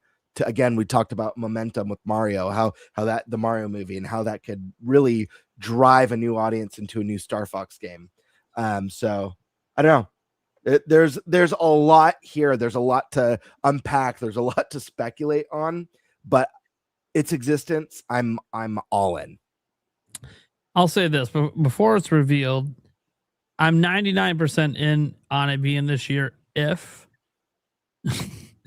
like the last special edition Switch for Zelda, we get a leak online for the sure console. Sure. If you had actual images of the real thing, guys, before Nintendo ever revealed it. So if that happens again, it's like, okay, it's obviously coming this year then. But no, then I'm glad you brought up the one quote from Aonuma that's actually more recent from last year. When talking about Age of Imprisonment, how like that was a thing. Like they like for a while, Aonuma thought they were going to be the first ones to release a Zelda something, but it just wasn't ready yet, and this one was. That was already, again, guys, Aonuma dropping a hint that something Zelda is very close to coming. It just wasn't ready last holiday. Well, that something could very well be it could be a lot of things, obviously. It could be anything. But based on his prior teases, it's like, okay, an Ocarina of Time remake. Okay. Stash, do you think this is happening? Do you think it's real? On my bingo card. Oh, I know it. Yes. Straight to the point. Look, the first time I was on the Nintendo Prime podcast, I brought this up that I think Ocarina of Time is going to come out for the 40th anniversary. Yep. It's the first time that was in say that. That was in, I think, February 2024. So that was a 2-year out, obviously, prediction. From that point on, a lot of things have happened, right? Lego was announced. We got the Deku tree. And then, of course, we got the end scene Lego that I got behind me that I got to build out. We had the quotes. End scene, so it's not accurate in the game. Yeah, exactly. Which is interesting. Like from that point forward, a lot of things happened. But when we first talked about it, there wasn't I don't think there was much out there. There were some quotes, some interviews, but yeah, it was the Aonuma stuff was about it then. Yeah, the biggest thing was, and we talked about this, one of the episodes we had. I posed this question to you guys, if you remember. They said, look, with the Zelda movie coming out, you look at all the history of The Legend of Zelda, what's the one game, if you were going to do a remake, that you'd want to do to tie in with the Zelda movie? I don't mean story-wise. I don't know where they're going with that. But if you wanted to show to the world one Zelda game, like, hey, this is our opportunity to capture this audience. We got the movie coming out. What's the one game that represents Zelda the best, the most? It's Ocarina of Time. The highest rated game of all time, which is what I had brought up. That's the game. That's the crown jewel that you want everyone to see and play. And so there's just so many like logical points to why you would do this. And again, it's the greatest game of all time. So surely you're going to make it again. That's money. That's easy money. It's risky. Yeah. I mean, Nintendo knows what they're doing. Take a cue from Capcom. And again, I brought it up on that podcast as well, when it was the Prime podcast, to give it the Final Fantasy VII treatment. And again, I don't mean spread out into 3 games, because everyone says, what do you mean? I'm like, no, I'm not talking about that. I just mean, look at how well they did.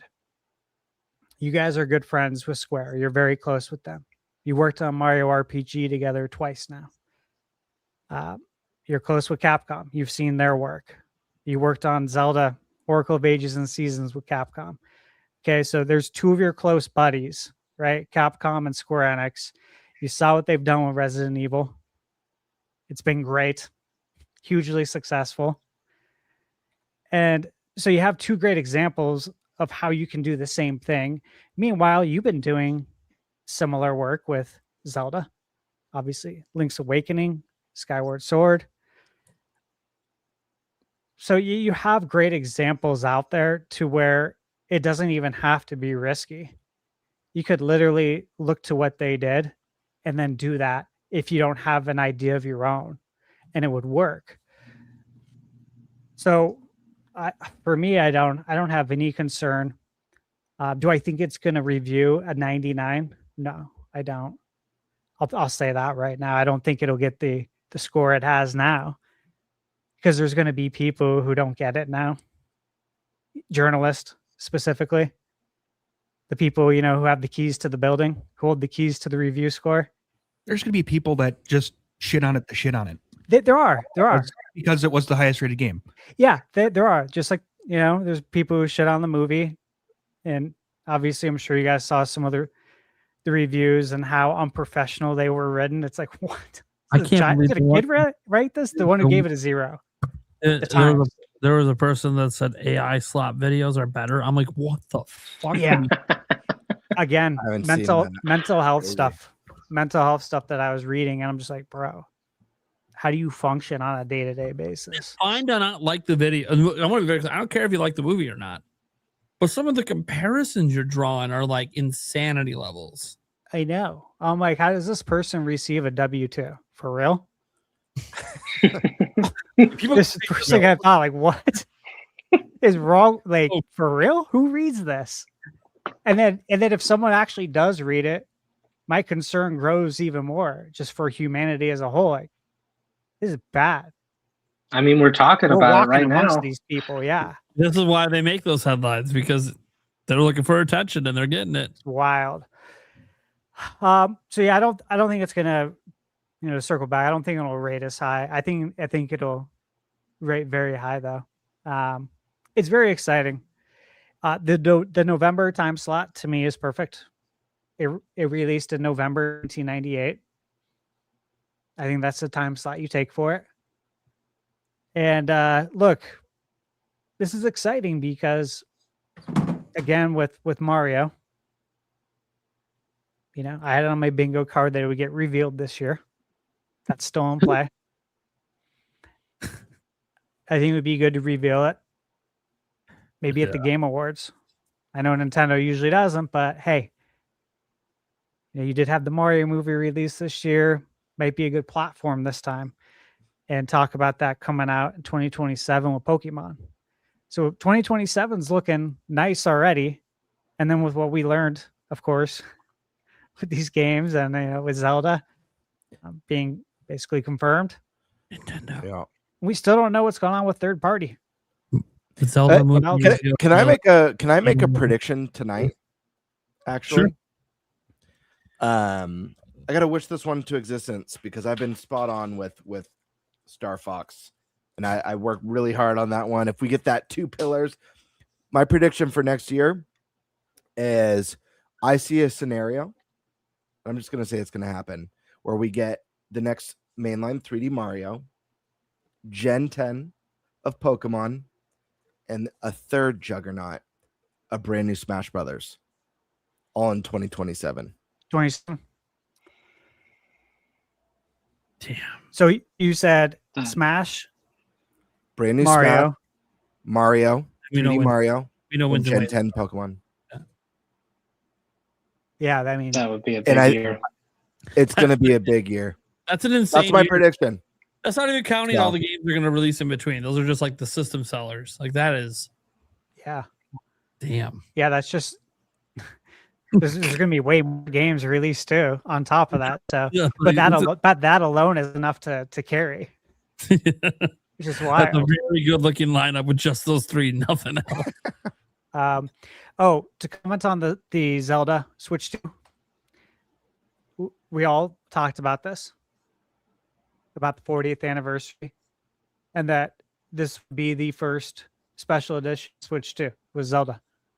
I think we all agreed on that. Yeah, we didn't know it would be Ocarina of Time theme, but yeah. So that makes awesome. If that game's coming out this holiday, it makes the most sense. Yeah. Yeah, it's all very exciting, and again, we still don't know the half of it. We know what games are coming out third party wise till about June, July. Yeah. I mean, if you look at the coming soon on the Switch 2 eShop, if you look at my Excel form, it cuts off at like June, July. So we don't even know literally the half of it. Yeah. And there's still so many unconfirmed ones that are confirmed that we know are coming. I mean, even Nate said Resident Evil 2, 3, and 4 are coming this year. That's insane. Yeah. That's on my bingo card too. Yeah. 1, And Nate 2, 3, said and 4. podcast that, well, he has not heard anything about a general direct. He's like, don't rule out a partner direct between now and June, a second one, because there's just so many games that need to be announced. Like at some point, you need another direct just for those games. True. Like we need a date for Elden Ring, of course. Yes. We need that ball to drop. Yeah, because let that come out and sell and do its thing. Because FromSoft's obviously got Dustblood's coming later this year. I keep looking at my calendar too. Like here we are, April 1st, right? And it's just like, Mina, where and when are you dropping? Because I'm like looking at all these games that I'm do a whole panel at PAX East and still don't give a release date. Yeah. I'm like, come on. Well, I'm looking at the games that I know I'm going to be reviewing already. That like I'm working on for towards the end of April. And I'm just like, where are you going to drop? Like, please don't drop with this cluster of games, because it's like, I don't know how I'm going to do it, except for I'm going to sleep 4 hours like I've been doing. Or, I'm just like, where are you going to drop? Because it's like, you have games like that we know are going to, take us away from whatever we're doing. Those are one of those games where you have to like stop, and you're going to stop and go play it. I mean, we've been very excited for it. We have reasons beyond what the public knows to be excited for it. Mm-hmm. So it's like, that's the crazy part. They did not reveal everything, guys. At these panels they did at PAX East, they're still very surface level with what this game is. I don't know why. I don't know why. Even like you do this big public panel and you're still not going that in depth. I'm like, man, why are you waiting? I feel like Yacht Club's really old school, I think, at heart. Especially, I mean, look at the games they make. They're very retro. I love them. And I think they have that mindset of, we don't want anyone to know until it's in their hands and they discover that for themselves, kind of thing. I think they're going to wait for us to find out, which the one aspect I don't know. Yeah, I don't know if they're going to reveal the one aspect at all before a game just launches. I hope they don't. I mean, you've waited this long. Why? It'll be in the reviews, I'm sure, guys, but yeah, I will. And I respect that a lot. There's too many, I call it the Marvel effect. There's too many movies and games nowadays where we know everything about it before it shows up. Like Star Fox in the Mario movie. If you had just seen him in the movie without knowing he was in it, that would have been a 100 times bigger reveal. Yeah, for sure. Okay.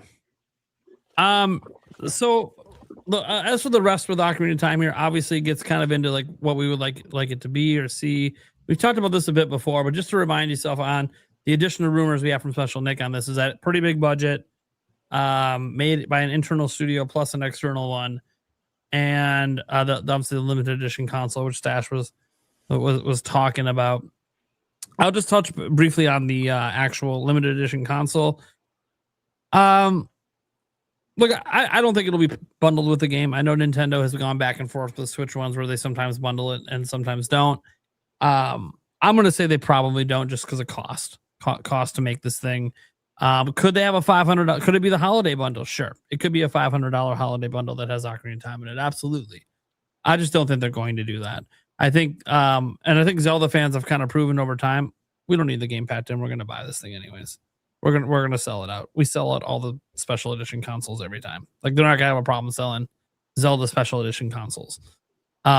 Especially with it being the anniversary, especially with Ocarina of Time remake. People will just buy them both, say it's a big anniversary thing, and just leave it sit on their shelf. Even they might not even touch them. They'll just collect them. So yeah, I think it makes a lot of sense to make it the first one, especially with that anniversary this year. You know, you didn't do a special edition one for Mario, but maybe you're saving that more towards a 3D Mario game, which is fine. The system will probably sell better when it has a brand new game to kind of tie with it. And Zelda doesn't need to wait all the way till 2028. They don't need to wait for the next 3D Zelda. If you're going to sell a theme system, you do it with a game you know is probably going to sell well, and Ocarina of Time kind of fits that bill. So yeah, I think the system just makes a lot of sense, assuming that Ocarina of Time comes out. It'll be very interesting if Ocarina of Time doesn't come out and isn't even announced, and yet they also release the system. I don't know about that. I feel like there has to be a game. I don't think they'll release the system on its own. They could though. As for the rest of this, like this idea of Ocarina of Time being like a bigger budget game for Nintendo, yeah, keep in mind, bigger budgets for Nintendo don't necessarily mean big budgets like we're accustomed to thinking about. Like Jason Schreier recently putting out that in the West, it's like $300 million to make a AAA game, like on average, not counting marketing. That sounds insane, but then you consider things like Metroid Prime 4 by Nintendo was made here and is 100 million plus, maybe 200 million plus. It's a really expensive game to make because it's just really expensive to make games in the West. It's not just about the kind of game it is. It's that they had it made in the West. It also lets you wonder, hey man, what are the budgets for things like Luigi's Mansion that's also made in the West, like much bigger than we realize compared to some of Nintendo's other games made in Japan? Something to think about. Because of how much cost of living and stuff is just so much more in these countries. So, you know, it's just more expensive to make stuff. So I keep that in mind in case there's like a Western studio working on it. But I do think that you know, he said an internal team and an external. That actually made sense to me the whole time. I always kind of felt like the only reason that anybody knows this game is coming outside of the Aonuma hints, like the only reason Nate the Hate would even know is because a third-party studio is working on it with Nintendo. And that's how that info is getting out, because internal Zelda stuff almost never leaks. But this one's had some whispers for a while, which already led me to believe there had to be an outside studio, not spearheading it per se, but definitely helping with it. Nintendo's got lots of partner studios, so that could be any number of studios that could be helping. Under the direction, obviously, of someone from the Zelda team or Monolith Soft. I do think that it having a bigger budget, I think the whole purpose of putting that out there is to try to calm the concerns that this is just going to be a Ocarina of Time 3D and HD. I know that is a concern many people have, because that's not what us longtime fans of Ocarina of Time and Zelda want. We don't want to just play an HD version of a game we already own. We want this to be taken apart, reassembled, and shown in a way we've never seen Ocarina of Time before. Whatever that means. Anyone who wants a straight 1-to-1 remake where everything's the same, I'm not for that. I think there are some things that should change, some things that could be better, modernized. But I think visually this is going to be a treat. I think it's going to be... But people are going to see this and think it might be one of the best looking Nintendo games ever made, is what I think the reaction is going to be when it's revealed. And that's not just about 4K or just about more realistic art style. I have no idea what the art style is.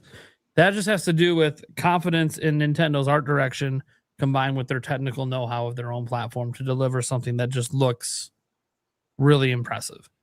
It might be the first time, or Star Fox potentially could be, where people look at it and go, oh, now that's a Switch 2 game.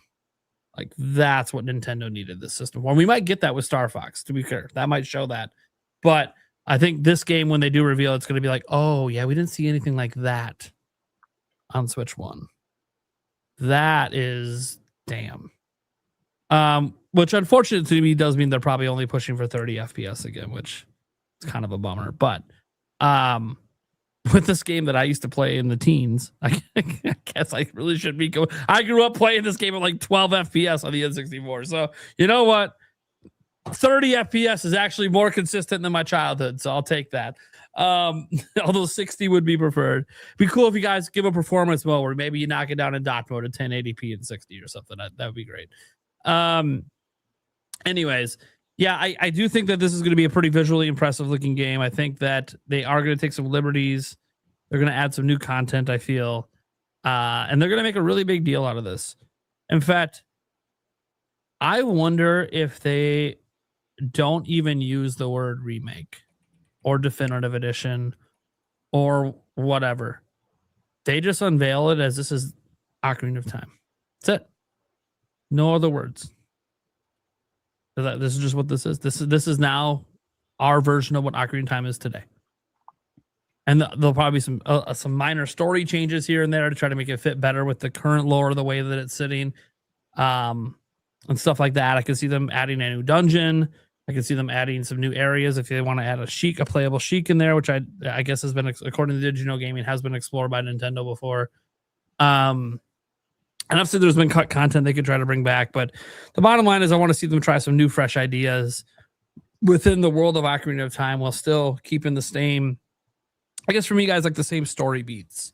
Like the main story should have the same sort of beats along the way. But I'm not going to argue against surprises. I'm not going to argue against expanding the side quests and adding so much more in there. I'm not going to argue against obviously doing something during those 7 years that Link was gone. Actually seeing Ganondorf's rise to power instead of just coming back and now he's in power. That would be kind of neat. Also could set you up to feel how hopeless it is. Because that's what it feels like when you come back, right? After 7 years, you come back and the world's destroyed. Like you think it's too late. What is there to save? Everyone's gone. That's what it feels like when you walk out in that castle town with the redeads everywhere. Like, what the fuck? It's over. We lost. That's what it felt like as a kid. I walked out of that Temple of Time and I'm like, what the fuck? So I became an adult and there's no world left? This is the first video game I played where I think I failed. Did I do something wrong? Like, I literally thought I did something wrong. Because I'm like, where is everybody? Are they just these undeads walking around? They're all zombies? Is it a zombie game? The fucking Zelda become a zombie game. Obviously, it all worked out at the end. It was just a really great like Ocarina of Time's story is surprisingly in depth, but then just has a lot of plot holes that they never talk about or address, which has led to the billions of speculation and theory videos out there. So this is an opportunity for them to expand on some of that stuff and really establish things. Like, I'd even like to see the game start out different. Like, the game starts out with you waking up in your tree. Link's always got to wake up to start a game. Why don't you start off with having Link's mom drop off Link as a baby to the Kokiri? Because we know that's the backstory, but we never actually see Link's parents. What if they say, you know what? Let's lift the veil. Let's show his mom just once. And then they don't even ever say anything. No, put voice acting in the game. I think voice acting will be a little controversial because a lot of us have, these are what these characters sound like in my head for the last 30 years. You can turn it off. Have it off setting. That's as simple as it is to fix that. Just have it off setting in the settings menu. Turn it off and do subtitles.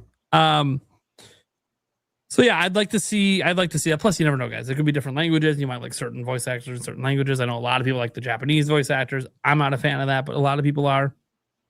So just give options. Options are good. And yeah, I think that this game could be a really, really big seller. I think the biggest thing I don't want to see them do, and others have said they want to see them do it, is kind of take the game more open world. I personally don't want to see that. Even though I know it's fun in Ocarina of Time to cheese things and glitch through walls and do things out of order. Ocarina of Time wasn't an open world game, and I don't think it needs to be open world just because that's what's popular today with Zelda. I think an open Hyrule that's maybe like the Hyrule Field's a little bigger, but there's also just more stuff to do in it, I think would be more than enough. because you already have some pretty open areas in some of the other zones. So, and if they add a new zone, that would be really interesting too, especially if they add a new race. Don't think they're going to go quite that far.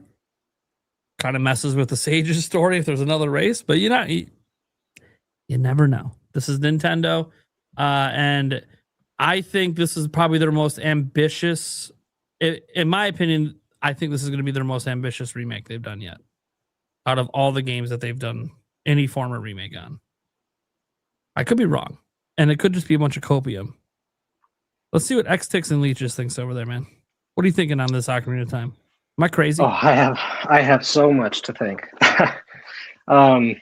Like I didn't even think about the redeads and the intro to the game, and I can tell already. No matter what they do, it's kind of like what Eric was saying. People are going to talk shit to talk shit. So whether they change something, whether they add something, like there's going to be so much controversy surrounding the game. Not that it's going to hurt the game in any way, but I mean, when you were talking about that different intro, for example, where you were saying have Link's mom drop him off, immediately in my head, I was like, absolutely not. You're not taking away my Navi intro where she bumps her head and, you're seeing through her eyes and stuff like that. So it's interesting to think about what they could do. What if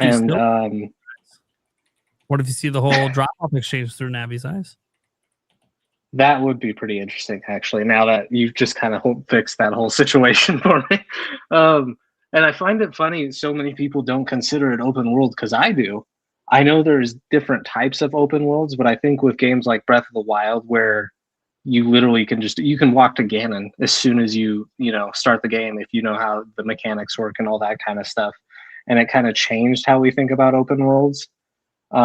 Despite it being a pretty linear story, like I would consider it an open world, and not that really changes anything about it, but I just found that interesting. And I agree with you on like certain things, like Hyrule Field, for example. Like when I was a kid, that seemed massive, but now when I look at it, I'm like, wow, that's like a really tiny little place there, and it's not very. Like the details are not there. And that's something that I would look for, especially like I want to see more trees. I want to see plants. I want to see foliage and, all sorts of stuff like that, instead of just, a blank empty field with a couple of trees planted here and there. I mean, I could sit here and list forever the things I'd like to see in it. Obviously more content, like Stash was saying earlier, take note from Capcom. In Resident Evil 4 Remake, they added side quests. And that was some of the most fun I had in that remake, was just checking off little boxes of new stuff that I didn't know about before. And it's the highest rated game of all time. So they have to be very careful, because there's plenty of people that want it to be a shot for shot remake. There's a lot of people that would be very upset if we got Ocarina of Time 3D HD version or something like that, because if that's what people want, they can just buy a 3DS. It's going to be harder because it's expensive now, but that's what those people could do if they're really that desperate for that specific experience. But even with that game, the little changes they made, some fans were up in arms. So it's going to be really interesting to see how they handle adding stuff or taking away stuff. And you made a great point. There are a lot of plot holes. So it would be nice for them to fill that out. As for like the voice acting, that's a whole nother thing. Like I'm actually in favor of voice acting, because I liked how they did it in the Wild era, where there were cutscenes where they had voice acting, and then they went back to the normal formula. Is this where they give Link an actual voice? Because obviously he speaks, but we never heard him speak. And that could also lead into what was Stash was saying earlier, that it could relate it towards the movie. Like the movie's going to be where we hear Link's voice for the first time. Why not ease us into that by maybe including a line or two in Ocarina of Time Remake? And I also agree with you that they're probably not going to use the remake title. I mean, they did it with Link's Awakening. They just called it Link's Awakening. So that makes total sense to me. And I also don't think they would bundle the game with the special edition console if that does come out, which if it does, I'm 100% buying it. I will trade my Switch in now and get that, because I'm just such a big Zelda fan. I just hope they make it worth it, because they've been really hit or miss with their versions. Like there was that Mario one that it was just red. It's like, that's cool, but you can't even put like a Mario logo on the back or something. Whereas like I think the 3DS ones were a good example, especially the XL with the Majora's Mask on the front, and it was all gold. So I'd really like them to get creative with that. Maybe even put an ocarina on the dock or something like that, or a controller that has the ocarina on the controller. Because you're 100% right that if they don't include the game, they get the amiibos, they get special Joy-Cons, a Pro Controller. They could make some serious money off of this game, which it sounds like they could definitely use, because they're taking a loss on the systems, which they've always done, because they are smart and they know that software sells hardware, and that would just go further to prove that if they do a special edition and put some effort into it. So I'm really excited. I feel like I shouldn't be, because anytime you get your expectations up, I feel like they get shot down, or nothing can ever really live up to, like Stash was saying, it's the greatest game of all time. It's going to be hard to just come equal to that, let alone surpass it, or live up to the expectations you're setting for it. So I'm excited, nervously excited, but I just can't wait to see what they do. And especially with the artwork, like you were saying, they could really blow people's minds. I mean, I even thought, like in Mario Kart World, like the way the carts move and all that stuff, I thought was so cool. In Bonanza, which was a Switch 1 game technically, the way you could see DK's hair moving when you're jumping around on stuff, like I was almost upset when we saw another version of him after that didn't look like that, because I was like, wait, the new version looks so good though. So I'm just really excited to see what they could do, especially if it's something that has a big budget and that they've had time to work on it with. So I can't wait to see more. I want it to get announced, and I want it right now. That's all I have to say about that. Okay. Eric, any thoughts? Yeah, not really. Okay. I mean, I haven't played it. Yeah. So, well, that means this remake might be especially big for you. maybe. You like Zelda now. Yeah. So, We'll see. unless you don't hate the trailer, which Right. you can watch it and be like, this is bullshit. God awful. This ain't fucking Breath of the Wild. Fuck off. Worst thing ever made. Oh, the music. Oh, is that Gerudo Valley again? Oh my God. They didn't Yeah. even orchestrate it. Fuck them. Oh, the music. I didn't even think about that. The music. How is that going to sound? Orchestrated. Well, they orchestrate. Well, right. I just mean, like, are they going to change it? And I can already tell you the perfect way to reveal it is the startup screen. Mhm. Have the song playing, and then see you riding Epona, and then I've been saying, maybe even forever. show the original. Yeah, Years. exactly. It's the smartest thing they could do. If they reveal it with that, just a blank screen, but you hear that. I've been saying this. I've been saying exactly what you're saying, Prime, for like 2.5 years. That's the perfect way to reveal this title. We're gonna shit. Black screen. You hear the hooves. Yep. We hear the hooves, and then the ocarina comes over, and we're all just gonna lose our shit. We haven't even seen the game yet. But I think this game does it special to people. All right, Birdman.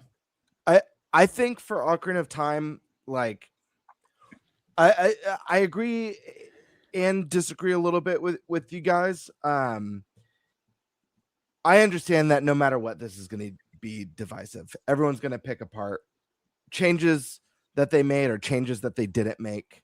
We saw it on the, obviously people upset with the changes, the add-ons to Resident Evil 4, like you mentioned, Tix, or a lot of people upset with some of the story changes that we saw in Final Fantasy VII Rebirth and Remake.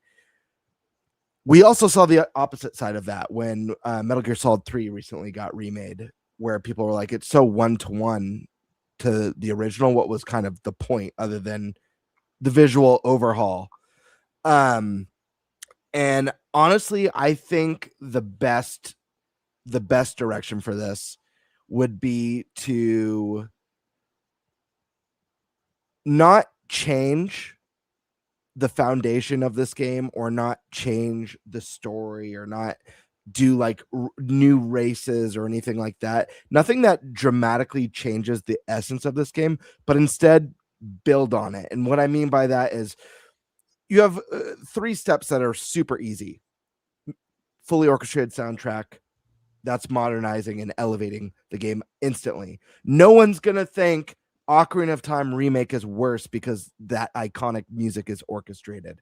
Second, modern visuals. What visual style will they go with? I'm not sure. I know we talked about this once last year on the podcast, and the style that I would really like to see, but I'm obviously open. One of my favorite things about Zelda reveals, and probably my only disappointment with the Tears of the Kingdom reveal, is I like a new art style every generation of Zelda. I think it makes it really exciting. The thought of that excites me almost as much as what the game is going to be. So I cannot wait to see where Nintendo goes next, art direction wise, with the next mainline game. But my ideal scenario for this one, and I think it's one that would be a big fan pleaser personally, is think back to the concept art for Ocarina of Time or for Majora's Mask. If they could somehow create that concept art in a 3D world, or something that emulates that to a degree, I think that would be something extremely special. You guys remember the concept art, right? All those really cool concept arts for Ocarina of Time. They're in the manuals and really iconic look. And the poster came in the Nintendo Power. Yep. You know that art. Awesome art. Stunning. If there's a way to recreate that, I think that's not only do those characters look absolutely badass in those concept art pictures, but it's almost like honoring the legacy of the game. And I can't imagine anyone being disappointed. Maybe I'm wrong. People in chat could let me know and say I don't want that, but I personally can't imagine someone being upset, even if it's not your ideal or the one that you would have picked. I can't see someone being upset about that because it really honors the legacy of the game, and to me feels like such an anniversary celebration look. The third pillar that you do that I think wouldn't upset people is obviously modernizing the controls. I think, and this does require changes to the way the world is built and designed, because I don't think we can go back to a 3D Zelda where there's no jump button. I think that would do a disservice to the game, and was probably the weakest point of controlling an old 3D Zelda, was that you can't jump. It was, you just run, and you have to aim where you're running when you jump off a ledge. So I think adding a jump would really, really positively impact, make the sword play, make it feel a little bit more modern, a little bit more action. Add things like maybe a parry. Like that's like a subtle enhancement that changes the experience, but doesn't sour it. And then the other part is expand what's already there. Tix, you made a great point about Hyrule Field. Like if we just got a 1-to-1 of Hyrule Field the way it existed in the 90s, that's not exactly ideal or exciting for, we're in the 2020s now. So I think you take that. It doesn't have to be an endless open world like Breath of the Wild or Tears of the Kingdom. In fact, I wouldn't even want that. I actually like the idea of keeping this maybe open zone. And maybe they could just mask the loading screens, where you're going through a path. But Hyrule Field, expand it, because it's too small today. So if they doubled or tripled or whatever the modern equivalent of that field and made it that scope, and fill it with, like you said, foliage and animals. We have animals in Breath of the Wild and Tears of the Kingdom. But even more important than that, a Hyrule, especially because of the time jump and the devastation that happens in the story, a Hyrule that feels alive and lived in by people and feels like an immersive place to exist. That means stagecoaches traveling the paths with NPCs, maybe events, events that pop off and stuff, in a Hyrule Field. Maybe Lon Lon Ranch gets attacked sometimes by monsters and stuff, and you can defend the ranch and stuff like that, but like make the world feel more alive. These are all enhancements that's just going to make the experience feel more modern and immerse us deeper. And then I think instead of changing the story, altering it, it's lacking substance. Is it like the lore's there? We have a great hero's journey adventure tale, but it needs more substance. It needs more meat on the bone. So that means just fleshing it out, more dialogue, more backstory for all the characters, maybe more emotional impact on some of the stuff that happens. I actually really liked the idea that Nate said about giving a backstory on what happened in that 7 years that you're gone from Hyrule. Ganon's rise to power. That could be an epic cinematic that we never had before.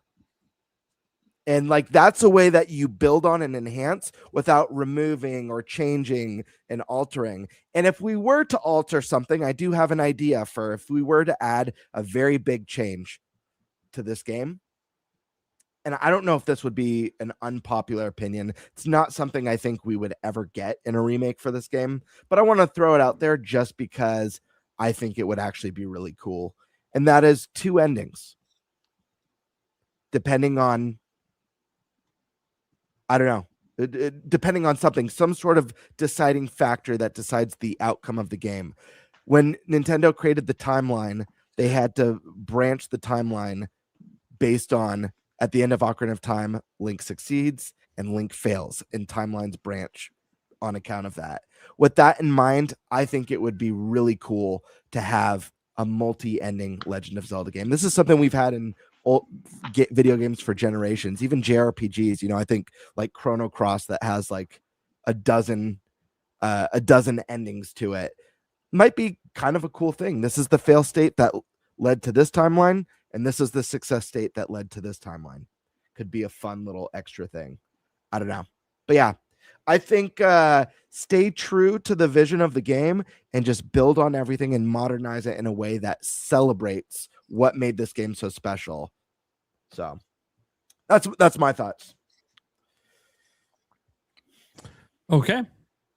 Toss it over to Stash. Well said. You guys all had a lot of great ideas there.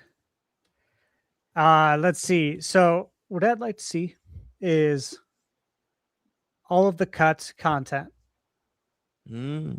All of it. 64 coming back, baby. Yeah. Like your Zelda, all of that. Everything that was planned for the DD expansion. Put in the Star Fox ship, baby. Yeah, right. Like I know some of it made it into the Master Quest. We all know that. And then some of it made it into Majora's Mask. But I think if you're returning to this game nearly 30 years later for a full remake, not the 3D version on 3DS, but for a full remake, you only return to it if you can really, truly execute your original vision now. This content was cut because of timing, not because they didn't want to use it. So you got to go out then now, 30 years almost later, and execute your vision. So there's a lot of stuff, but there's the light temple. Great. I like that, Stash. I think I wasn't even thinking about the cut content. I really like that. Yeah, because like this was the original vision. So even if, there will be some folks who will complain because it's not 1-to-1, but that's with anything. And we don't worry about people like that anyways, because they complain about everything. And then when I say we, like Nintendo does not worry about them. They don't cater to that. They're going to go do what they want to do. And I think that would be Nintendo's mindset to say, hey, we wanted to do all this stuff. How many videos have we seen over the years on YouTube? Fan theories talking about where the Triforce is. Because, it was in the early footage for the game. You used to be able to get the Triforce and then you can't. So it's stuff like that. Like I expect the Triforce to be a focal point in the movie when it comes out. And again, whatever, if it's an original story or if it's Ocarina of Time, the movie, whatever it's going to be, I fully expect the Triforce of power, courage, and wisdom.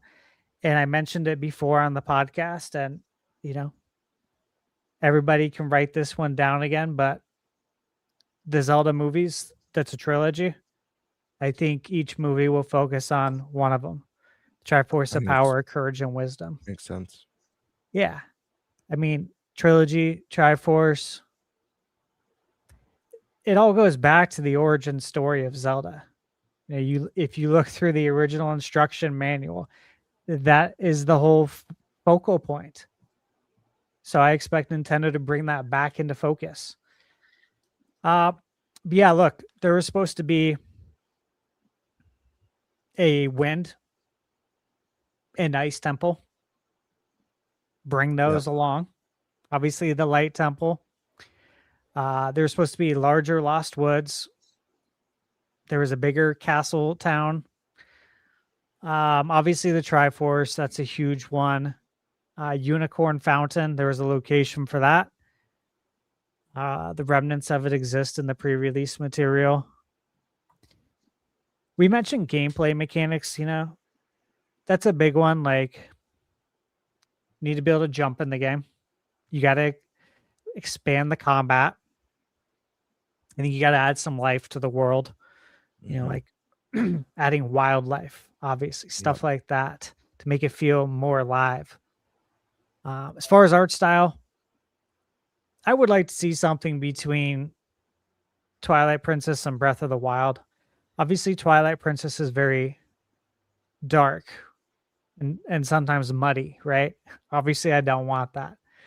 But as far as the realism goes of Twilight Princess, and yeah, a little bit of like the tougher, gritty tone, but not in the actual color. I want color in the game, obviously. The music, again, I want all the tracks. Just fully orchestrate it. And then feel free to add more. Obviously, don't cut any of the tracks. I don't expect them to either, because we all love the music. So if anything, just bring us more. More side quests, of course. Good side quests in there. Expand the towns. That's probably an obvious one. But build on the scope.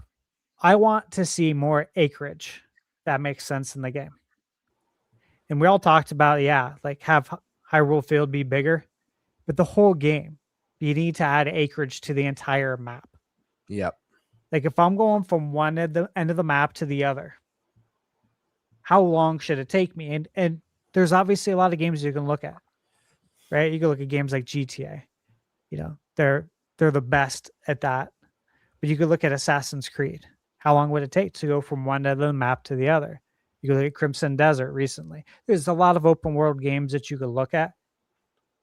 And I think that's something you got to do to really increase the scope of the game. Stash, not to jump in, I think Final Fantasy Remake did this really well. I think about parts of that game that, from what I remember, it's been a while since I've played the original on PlayStation. It's been a long time, but I remember playing Final Fantasy VII Remake, and like, oh my gosh, I remember this being like just like a 20 or 30 minute part in Final Fantasy VII, but was like 5 hours, like in the sewers, which was a super quick moment in that game. That's true. So I agree 100%. And then before I forget, I wanted to say one thing, because I wasn't thinking about those cut content. I love that idea so much. I love it so much so that even if we didn't get that added to the main game, I would love to see like some sort of a Ocarina of Time museum in like the options. Yeah. It has like kind of like a history of the making of the game, and it has concept art and 3D models of content that didn't make it there. That is a great pick.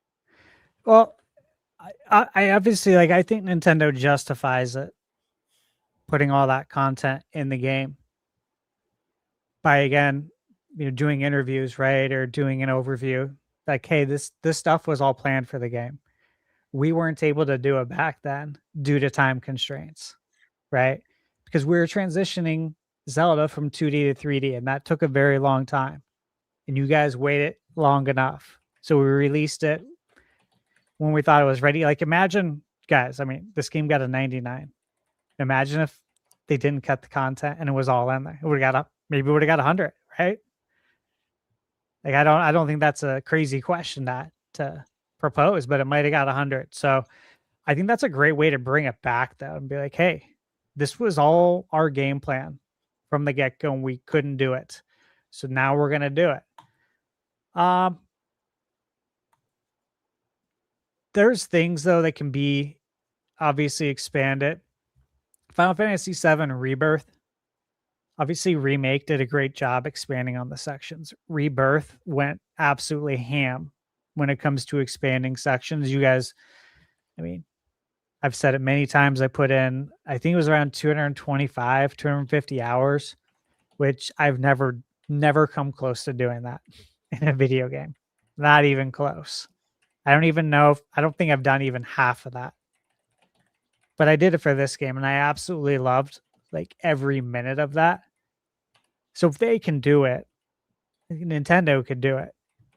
It's just how far you want to go. But I'd like to see the game really, I would say more than double in size. When I talk about size, I mean the acreage and everything. But yeah, get all the cut stuff. I want more dungeons. Absolutely. I want seamless transitions too. Mm-hmm. You know, like an open world, but linear. You know what I'm saying? Like it's still gonna be linear in that sense, but you're gonna cut the transitions out to where like you can literally go from one map, one end to the other with no load transitions. I don't think the tech is so good the tech is so good now for hiding the load screens that I don't see any reason why they wouldn't be able to, you know? Yeah. Like you look at Hogwarts Legacy on Switch 1, and then obviously on Switch 2 or PS5, Switch 1 has zones because they weren't able to give you the full open world. Switch 2, PS5, Xbox, it's open world. You know, it's open areas, right? You can't go everywhere, but there's no loading. So I think that still stays true to the original vision. I don't know about you guys, but I want a gold cartridge. I think that's proper. Absolutely. You know, we don't want. It seems like a no-brainer. Yeah, we don't want that guy who painted his Donkey Kong Bonanza yellow. Yeah.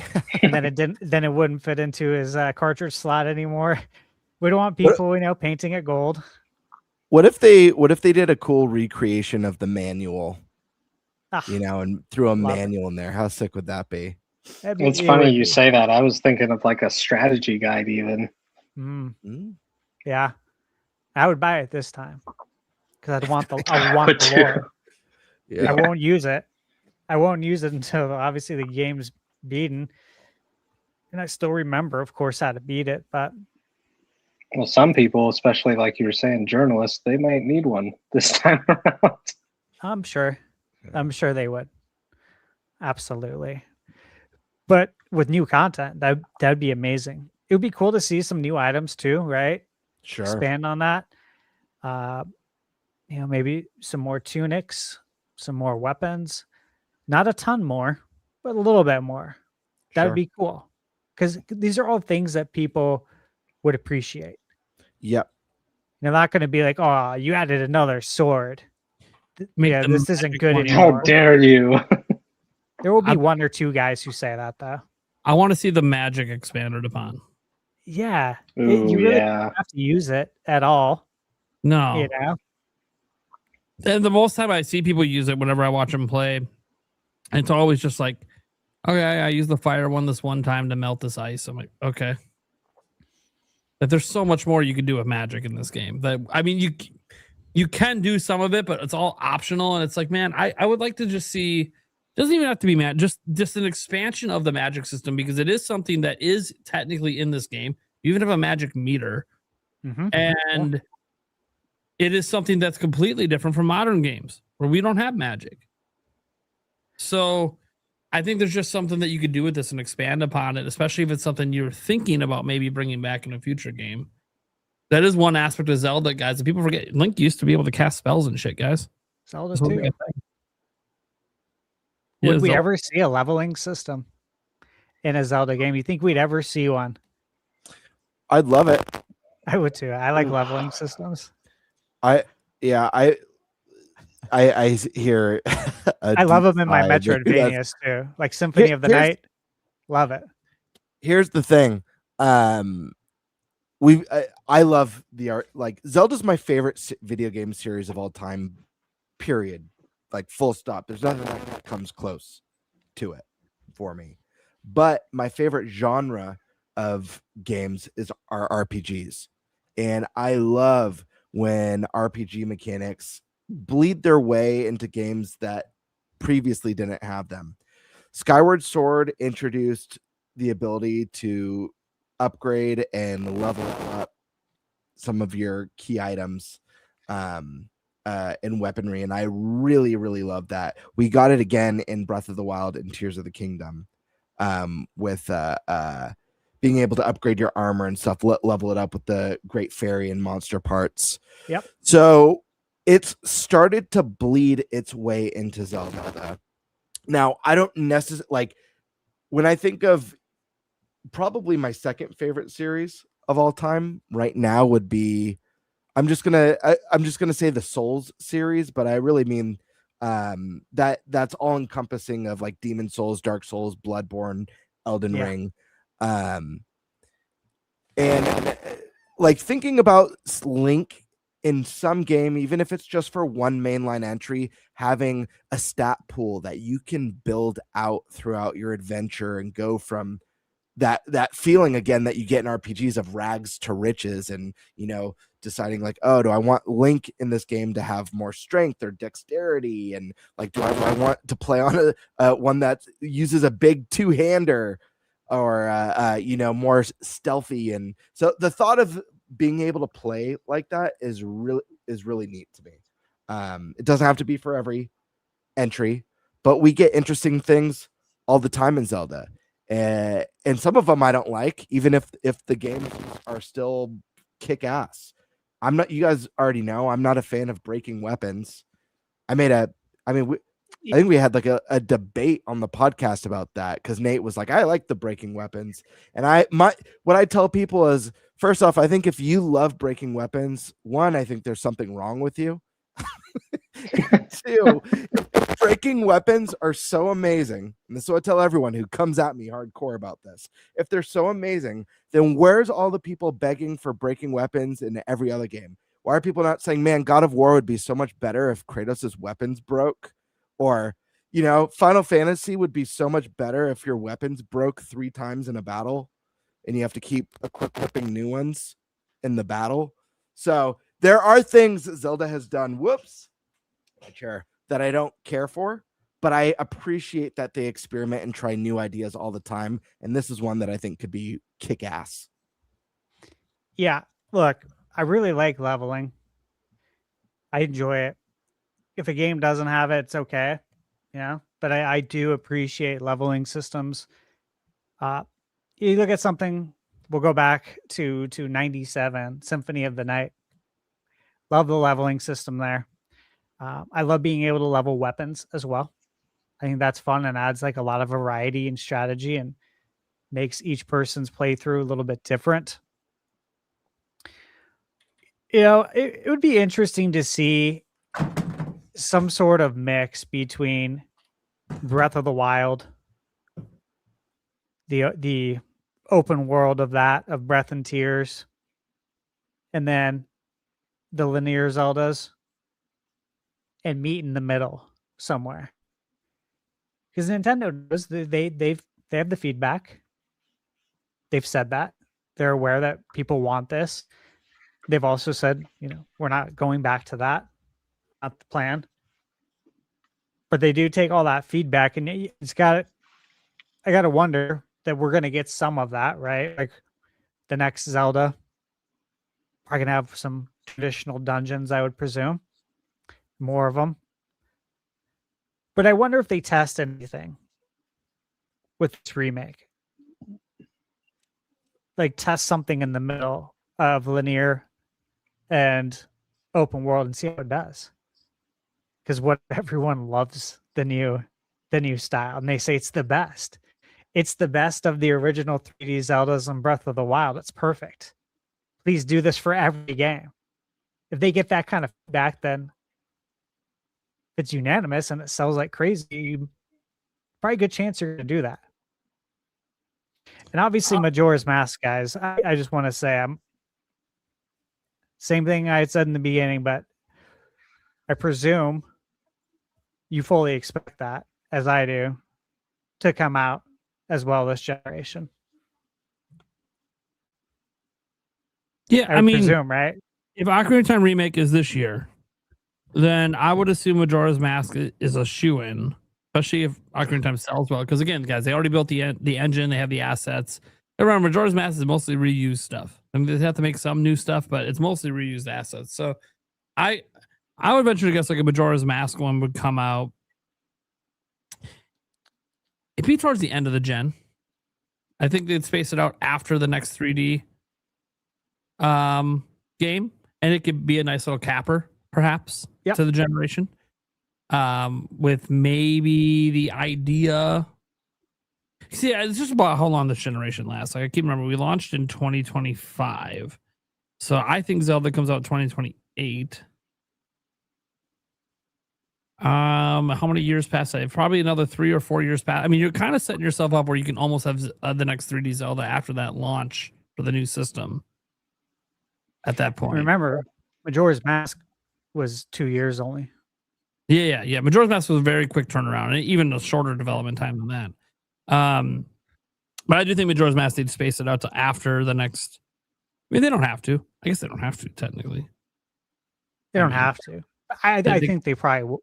I think they probably would. Yeah, I think 2028 is possible if the next 3D Zelda doesn't come out that year, and that's delayed. Say we don't get that till 2030, then okay, yeah, it'll come out before that. I'm also 100% convinced. You guys know this, but I'll say it again, that we get Oracle of Ages and Seasons as our 2D remakes this gen. Sure. With that engine. So I'm looking at that too, like, okay, where are we fitting these in too? Because, you know, Nintendo wants a Zelda every year. There'll be a new top-down Zelda at some point as well. I think so. Well, and I think this gen's going to last longer than Switch 1 as well. Well, that's saying a lot, because what? We got technically a full 8 years? Almost 8? Well, I think it's just because of the power, honestly. Like, they're going to be able to port a lot more to this, and I think one of the only reasons they decided to do a new one is because they needed more power. Just for their own ideas. I gotta wonder if we're going to get a Pro Edition at some point. And I say that because that was the plan. And obviously Nintendo hasn't come out and said that, but I believe that was the plan until COVID and things went sideways. So then I got to ask, okay, because, you know, I mean, even look at the 3DS, right?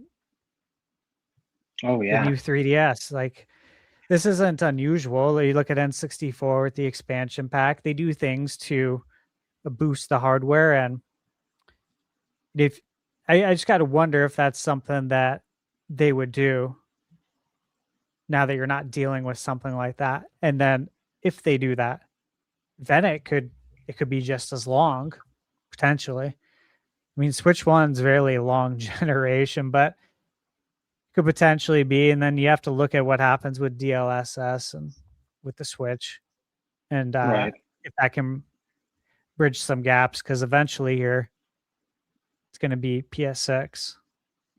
Yeah. And then we're not. Well, more devs need to use the DLSS. Like, I'm surprised how many games we're still getting that they don't use the DLSS. It's like, you could just make it look and run better. I don't know why you wouldn't want to use that.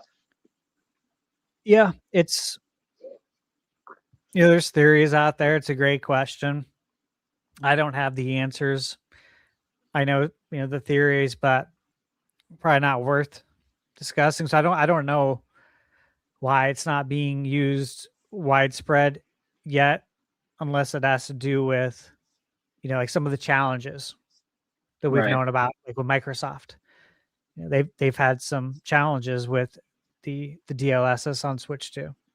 So I'm thinking it's somewhere in that area. Like they got to get more familiar with it first, Right. figure out how to utilize it with ports. But I think when we get ground up stuff with DLSS, like games that are actually built from the ground up with that in mind, that's what's going to be really exciting. Because right now we're trying to see them port stuff and use it. Right. Yeah, I think DLSS with Nintendo, it's just a matter of getting to games that have only ever been made for Switch 2. Because when they were making it for Switch 1, as we've seen many a time, they're using FSR. And FSR and DLSS don't necessarily play nice together. Mm-hmm. So if you already built and put in this work for FSR, you just end up leaving it in because FSR works on anything. And then from the ground up stuff will obviously, only built for Switch 2 will have DLSS from Nintendo, I guarantee. Ocarina of Time is obviously a really big game. You guys threw out a lot of really good ideas. Don't agree with all of them, and that's okay that I don't. It doesn't really matter because we don't know anything about this game. It's all personal wants and desires about what we want to see happen. So obviously the question is what happens when this thing's revealed this summer, and if we get any more news or leaks or rumors or anything about it between now and then. I think it's probably going to be heavily Star Fox between now and then. That reveals actually coming up here one of these days in April. So we all kind of now anticipate that every single week. And in fact, we might maybe even end the show with that one question of when do we think Star Fox is revealed this month? But we'll save that for the end. Speaking of questions, I wanted to get to the Q&A before we get to the Mario movie topic. So just a warning to everyone. If you're listening and don't want any spoilers for the Mario movie, when we're done with the Q&A section, you're going to want to dip out because we're going to go right into the final topic, which is reviewing the Mario movie. And it was decided a long time ago that there's no way to do this without spoilers because it's a movie. Everything that happens is a spoiler. So we're not going to worry about that. We're going to let it fly. Okay. So, oh, come on. You don't want to just do, they go here and they do this thing and that's about it. It's fun. Come on. We'll get to that in a moment. All right, let's get to the super chats and all that. It's still time to get them in here. And if anyone does super chats during that section, we'll still do it at the end. But this is just so people that wanted to dip don't have to stick through the topic they might want to skip to hear their question answered. So, the stakes at ThunderStash think. And then the stash is like, what am I supposed to be thinking about? Devon Brother, I've been waiting since before Gamebird joined, and he ain't lying. He has been saying this whole time Star Fox is coming back. Oh yeah. Mm-hmm. Yep. Oh yeah, we know. Yes. We know. He's been staking his dude. When I saw somebody, I was on X, like they tagged me and they're just like, oh, the Star Fox thing. Nate, you called it. I'm like, I didn't call shit. Don't give me credit for jack shit with Star Fox. I was always on the mind that I didn't know if this shit was ever coming back. Don't come at me. You go to Stash, you go to Gamebird. Those two have talked about it live on the show, and many others have talked about it. Not just random YouTubers. Don't give me credit. Yeah, I will say the podcast has been very prophetic. Absolutely. Like, as a group. Not me. This has been, I know, but you tune in. You tune in here and you get the news before it's news. We are the news before the news. You mean yourself and Gamebird. Got it. Yeah. But, we're a team, man. Listen, we are. No. There is a collective mind here, and I think we've been pretty good. Even you, Nate, with some stuff. Maybe not with Mario 2028, but well, we're yet to find out. You could still be right. Yeah, we don't know yet. I personally don't think so, but for 2027, delayed to 2028, baby. But my hope is, like, why am I celebrating that? That is not at all. It's not a good thing. Not what I want to happen. My biggest hope with my Star Fox prediction is I'm so excited that Nate mentioned it and that it's coming this year. It's on my bingo card. I've mentioned it before every direct that I think it's coming back. I'm hoping for what was the name of that other person that pre-Nate? Malon or Mallow? Mallow. Super Mario RPG. Yep, Mallow. There we go. Better be using that. Mallow mentions a second game, adventure-like, and this goes, like I said, 7 months ago, I made the 2-pillar strategy from Nintendo, and I said Star Fox is coming back, and we've got 2 pillars this time, classic and a new modern explorative Star Fox. So if we get both those, I'm eating good, because I am ready for Star Fox to come back bigger and better than before, especially after watching that Mario movie. Right. All right, cool guys. Well, hey, if this podcast gains a reputation of being basically a gaming prophet and predicting future releases, just know it's not the podcast. It's Stash and Gamebird. It's just those two. That half of the podcast. This half of the podcast, me and Eric, well, we're just happy to be along for the ride. Someone's got to be the butt of everyone jokes. That's obviously me. Everyone comes at me because I'm wrong about everything. That's also a good thing. If you want to know what's going to happen, think the opposite of what I say. That's probably what's going to happen. With Mario, though, we'll see. Obviously, it could be 2028. Rumors have it now 2027. I will give myself a small pat on the back. When I mentioned the 2028, the date for 2028 thing, I did mention the small possibility that I could see holiday 2027. So if that happens, I will be like, well, I technically said that could happen. I just was suspecting 2028. But my reasoning, though, seems shot in the ground. Why I made the original prediction, but we don't know because nothing's been announced. All right, let's go ahead and get to some of this other stuff here. We had a new member here, Matt 21155 became a member on someone's channel. Doesn't tell me who. Thank you so much. Nice. Jorge says, "Happy podcast and Mario Galaxy movie, everyone." Hell yeah! Always love that. All right, we have this is like a 2-pack from Demonic Brawler here. Says, so the Pokemon Company apologized for Scarlet and Violet, and now it plays well on Switch too. WWE 2K26 pissed off their core audience, so they changed the game, and Crimson Desert was a mess, but now it's a great game. On the internet, our voices are heard, and Des will listen. Now is the time to push it into motion. I speak out loud. Let's will them into existence. One small correction. So actually, it's not really a small correction. It's kind of an important one. Pokemon Company didn't apologize for shit. Nintendo apologized on behalf of the Pokemon Company. It was on their website, Nintendo's words, not the Pokemon Company's website. It was Nintendo themselves who apologized, and guess what? Fixed nothing. Nothing got fixed. All that happened is it came to Switch 2, and it runs better. None of the bugs went away. It just runs better through brute force. They did release an update, of course, that fixed some of the stuff. But again, on Switch 2, it was promised to be fixed on Switch 1 years ago, and it never was.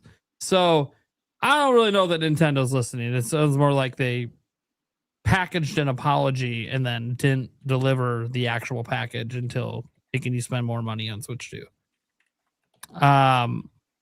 That said, WWE, obviously, for those who don't know what WWE 2K26, that had to do with it's like a battle pass kind of thing. They had people were really pissed about it, so they made changes to it. And then Crimson Desert obviously had all its issues at launch. I'll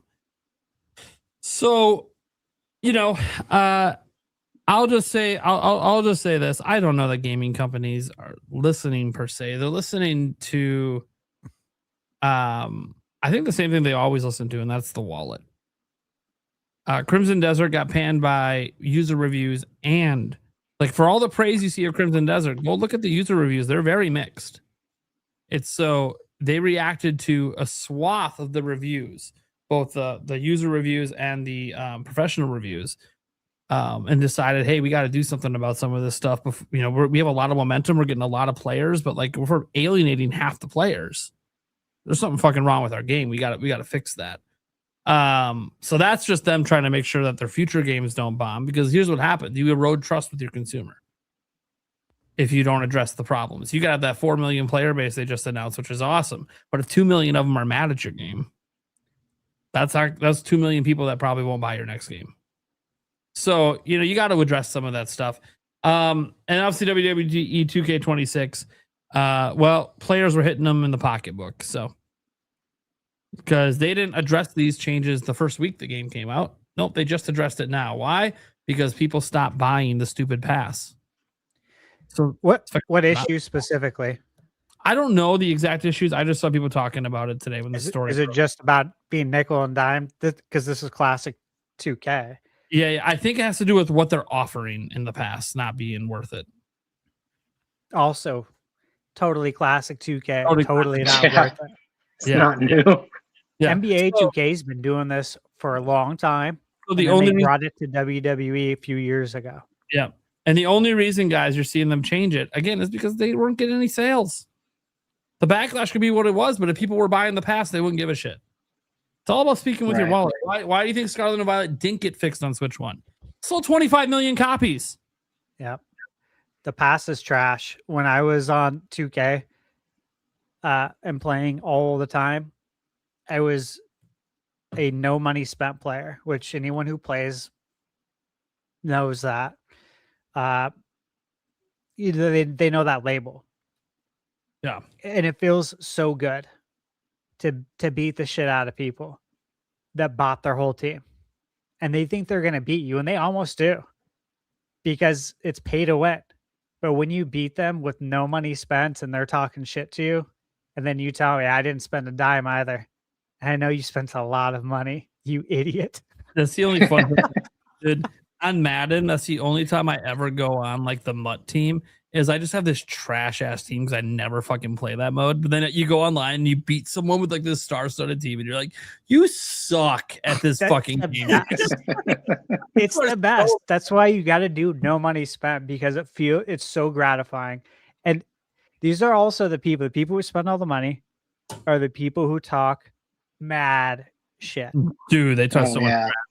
And say the craziest stuff that like, damn well you never ever say this to my face. Obviously, this is how it is online anyways, but it's wild.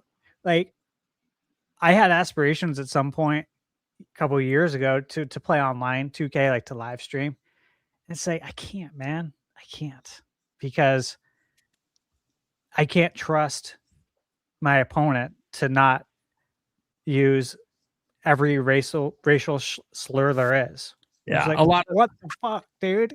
A lot of people do it either do it on a platform that doesn't care about it, or they just do it like TD Barrett was doing, like on demand, where you could obviously censor it before it's uploaded. Yeah, it's wild. But dude, it's funny. Jim, my cousin Jim, I think I told you guys, he asked me about 2K. Told him, 25 performed well on Switch 2. He got 26 on Switch 2. He wasn't thrilled with the performance. So like there was like a lot of dips and lag. And I think what he meant by lag was obviously frame dips. But he asked me, he's like, how do you unlock stuff? Like, how do you unlock more wrestlers? Like you don't. You have to buy them, Jim. It's like, you remember this from 2K. Test. Everything got worse. It's on steroids now because people bought it. People spent money like you. You spent a lot of money on the game. That's you signaling to them that I want more of this. So that there's the whole lot of people who ruin it for everybody. Because when you spend money, it tells 2K and it tells the shareholders we have to do more of this then. They're asking for it. They're giving us their money. They're handing it over. Right. Why won't we take free money? Yeah, they have to do it because like they're a publicly traded company. If they didn't do it, they would be in trouble with their shareholders. So they have to do it now. And now that's why it's like there's no turning back now. Right. It's never going to get better. They're never going to tell their shareholders, hey, guys, we're probably making too much money. We got to scale back a little bit. Yeah, that's not how it works. If you keep doing this, people are going to quit. And then they're going to say, well, it's making us money. and we haven't seen that yet. Yeah, the shareholders will just be like, look, you guys, you're EA, right? You guys already publish all of Joseph Ferris games, and those aren't microtransactions. So you already got the reputation game. Yep. These other ones are the money makers. We don't touch the money makers. Yeah. It's unfortunate. It's unfortunate it Well, happened to wrestling now too, though. Right. Well, it's funny that they brought that comment up because earlier, my dad called me and said, hey, do you know that Indiana Jones game? Is that good? I need some single player stuff because I'm just spending all this money in Madden. And I'm like, and he's like, and I can't bring it over to next year. And I'm like, yeah, that's how they get you. And replying to that, the Crimson Desert part, I've been playing that like nonstop. I'm really enjoying it. I think calling it a mess is a bit expensive. I think people forgot what it was like when Cyberpunk launched originally. That to me was a mess. Crimson Desert, it's got some problems, but it's not a mess. I think that's a little excessive. Yeah, they're also patching fast. Very fast. We've had like 3 or 4 already, and it's only been out like a week and a half. Yeah, I respect that. They're crunching. They don't care. They don't care in 100%. Korea. They're crunching. They don't play by the US rules. They're like, yeah, we're going to work 20 hours today because you guys fucked this up. That's insane. Because you guys effed it up. And now these are the repercussions. We're going to have to chain you to the desk, basically. We'll brew more coffee. You know what sucks about all of this? What sucks about all of that is a lot of those guys didn't fuck it up. It's actually the people who are managing them that did. Yeah. For sure. And you're not the ones putting in the extra hours to fix it. There's too much tape that you have to go through. You have to get approval from 50 guys to fix something that you could fix in 5 minutes. There was a report that came out around the game's launch about how kind of weird the structure was to make this game, which is why it feels like such a weird game at times. Like it has a billion different mechanics, but not necessarily always a great direction with what it's trying to do.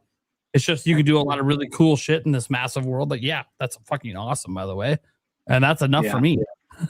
But for other people that want it to be more, it's like, well, apparently at one point it was. And then they scrapped that and all.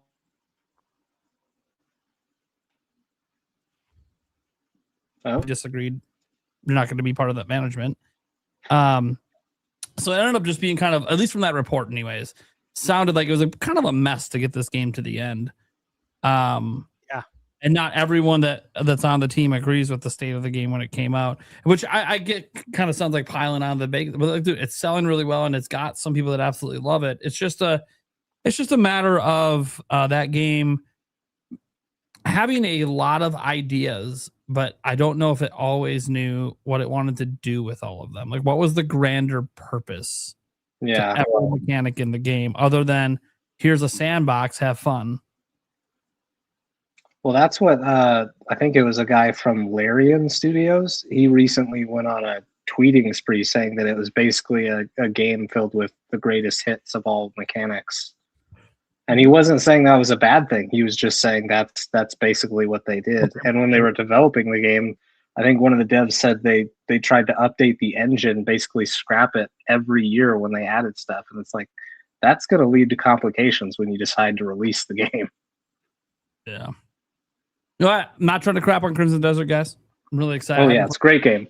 Haven't played it yet, but yeah, obviously there were some negative reviews and some negative fan feedback, and they've been trying to react to, at least in the PC version. I know they said the console patches will take a little longer.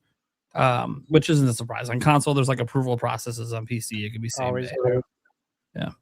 And when they do the console one, like on PC, there's been 3 or 4 patches. Well, they'd like to have it all as one patch for console, not split up like that. So, all right. That being said, obviously the classic from Brawler, bring back NFL Blitz, NBA Jam, NHL hits. Gotta. Yeah. Listen up, EA. We're ready to give you money. We all are. They say bring those back. How come nobody ever mentions the street games like NBA Street or NFL Street? Those were my favorites. Here's the problem. Yeah. It's EA. So yeah, they might come back someday, or they're just going to be glorified mud. Yeah, games. It won't be the same. So it'll just be season pass microtransactions. To hell and back. Like 2K did with NBA Playgrounds. Yeah. That was Yeah. geared No. towards kids. Like when you play it, it's not like NBA Jam. It's more like a kid version, and it's dude, bad. littered from top to bottom with micro transactions, and It felt like a cell phone game. it did. It's complete trash. It'll be I'm like excited Fortnite sports. I'm excited for NBA The Run. I'm I haven't even heard of that. I'm in the beta for it, so I'll be able to play it. Yeah, let me know early, how that one is. Give feedback, but I will, because I really care. Obviously, I want an NBA Jam for all of us. An arcade NBA game, yeah. The olden days. Yeah. The Modern Brawler gifted a member on Stash's channel. Thank and you. Gamer, and Nintendo Prime. Thank you, brother. Appreciate you. We appreciate you. Yeah. Joey Pitts says, what can help feed my Star Fox hype on Switch 2? What can help it? Go watch the movie. Oh, Me. Me can help. I told Joey earlier to play First Squadron. There you and go. then I reviewed it, on There Switch 2, and it's literally, it was directly inspired by Star Fox, and it's If it very ends up better very than clear. Star Fox, Stash is just going to say you're welcome. Yeah. If it ends up being better than the new Star Fox, you're welcome. Right? Like, I hope it's not, but I mean, I hope it's not. I don't think it will be, but it is really good. It is a really good game. So, but I would hope that like the actual Star Fox, they can go further than what that game did. That game was more Yeah, like an I expect homage. Yes. They need to do some cool stuff with Rumble with the new Star Fox game, because if you guys remember, I mean, I have my Star Fox 64 Rumble pack set. Mhm.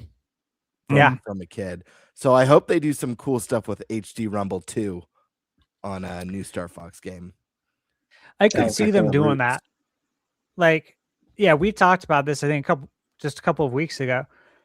But Star Fox was always, it was the game that Nintendo positioned to show off new technology. Yep. Star Fox on Super Nintendo, that was absolutely groundbreaking to see on Super Nintendo. And then, of course, with 64, the Rumble pack being packed in. So I expect something, some sort of interesting hook, some sort of tech thing for Star Fox, right? Yeah. I have no idea. Joey Pitts said, speaking of Star Fox, will Donkey Kong get his own movie? Total. I hope so. There- So. There was a leak a while back that there was going to be one. Obviously spacing out from this Mario movie and then the Zelda movie. I think deep down Nintendo has a goal of trying to get a movie out every year. So if Zelda's the movie next year, then what's the movie for 2028? And that's where you can maybe see Donkey Kong slip in there. Or something like that. Because I think the next Mario movie, if you look at the movie, we've actually had a 3-year gap. So let's say that is normal for Mario movie. Well, then the next Mario movie will be 2029. Okay, so that leaves a slot for 2 movies. One we know is Zelda. So what's that one in between? Donkey Kong, I think, would make more sense to get that one out sooner than the Star Fox one. If there is a Star Fox movie, of course we don't know.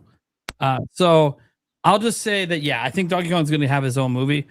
I think even Seth Rogen confirmed he was signed on for multiple movies, and as you'll see when we review the movie, okay, well then he's got more to do still. That just isn't announced yet. So I think we're all kind of in agreement that Donkey Kong, 100%. yeah, Donkey Kong's getting its own movie. It's happening. Yes. Might even be time for like a new side-scrolling DK coming out around that time too. You never know.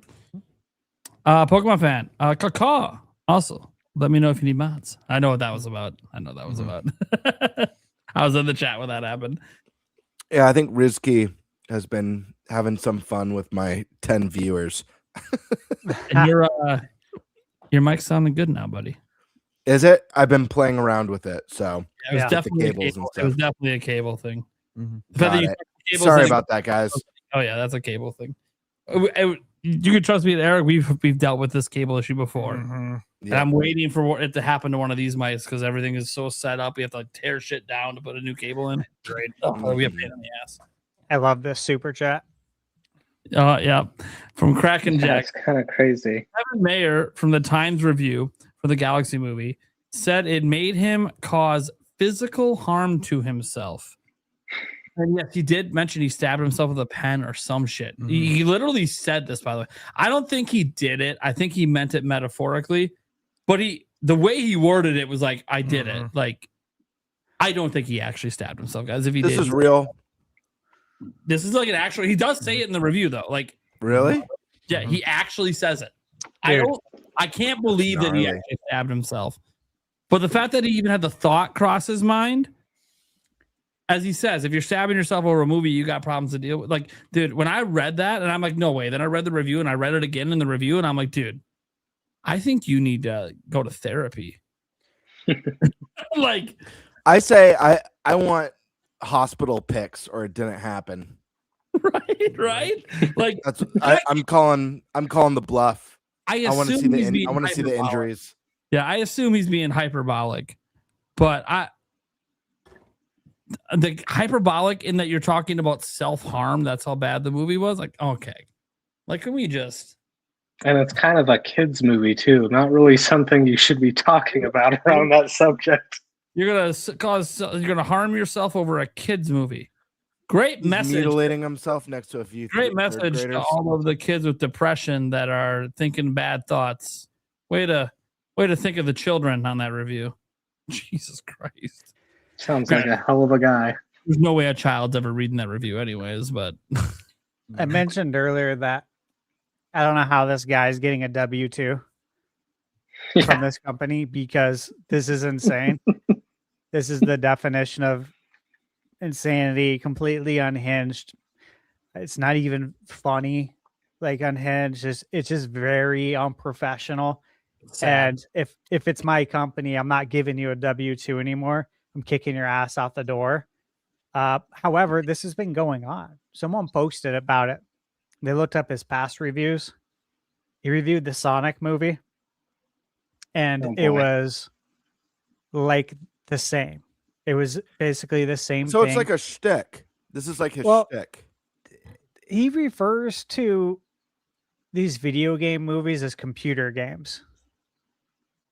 okay, so he's like an old head who doesn't play games. Yeah, like, But then he talks about calls snapping- them computer game movies. So it's like, bro, what? Yeah, so that to me, How old are you? that's old, and you don't play games. That's okay. You don't have to play games to review movies, but This Maybe is don't the go see him if definition you hate of- him so much. This is the definition of an editor assigning the person who loves RPGs only or loves cozy games only and asking them to review FIFA. You know what I'm saying? Like, this isn't going to go well.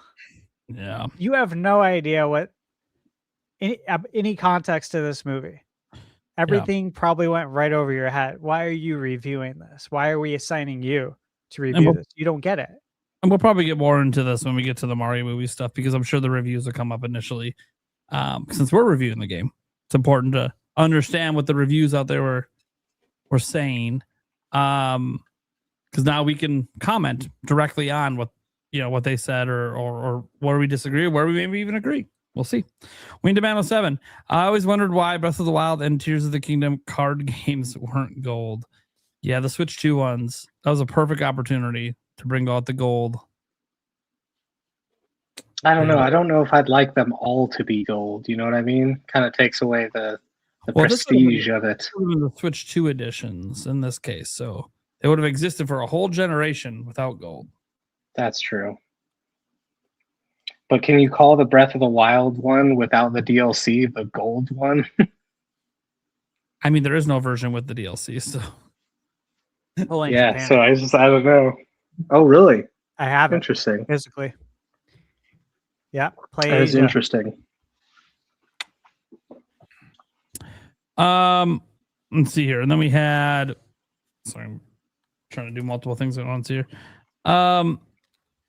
Sully comes in, says, "Hey, Mr. Stash, me and my buddy Jackson created you in Tamagotchi life. Hope that's not too weird. Long live the Nintenbyte Podcast." That's awesome. That's not weird at all, man. You're the That's most great. popular recreated person on the show.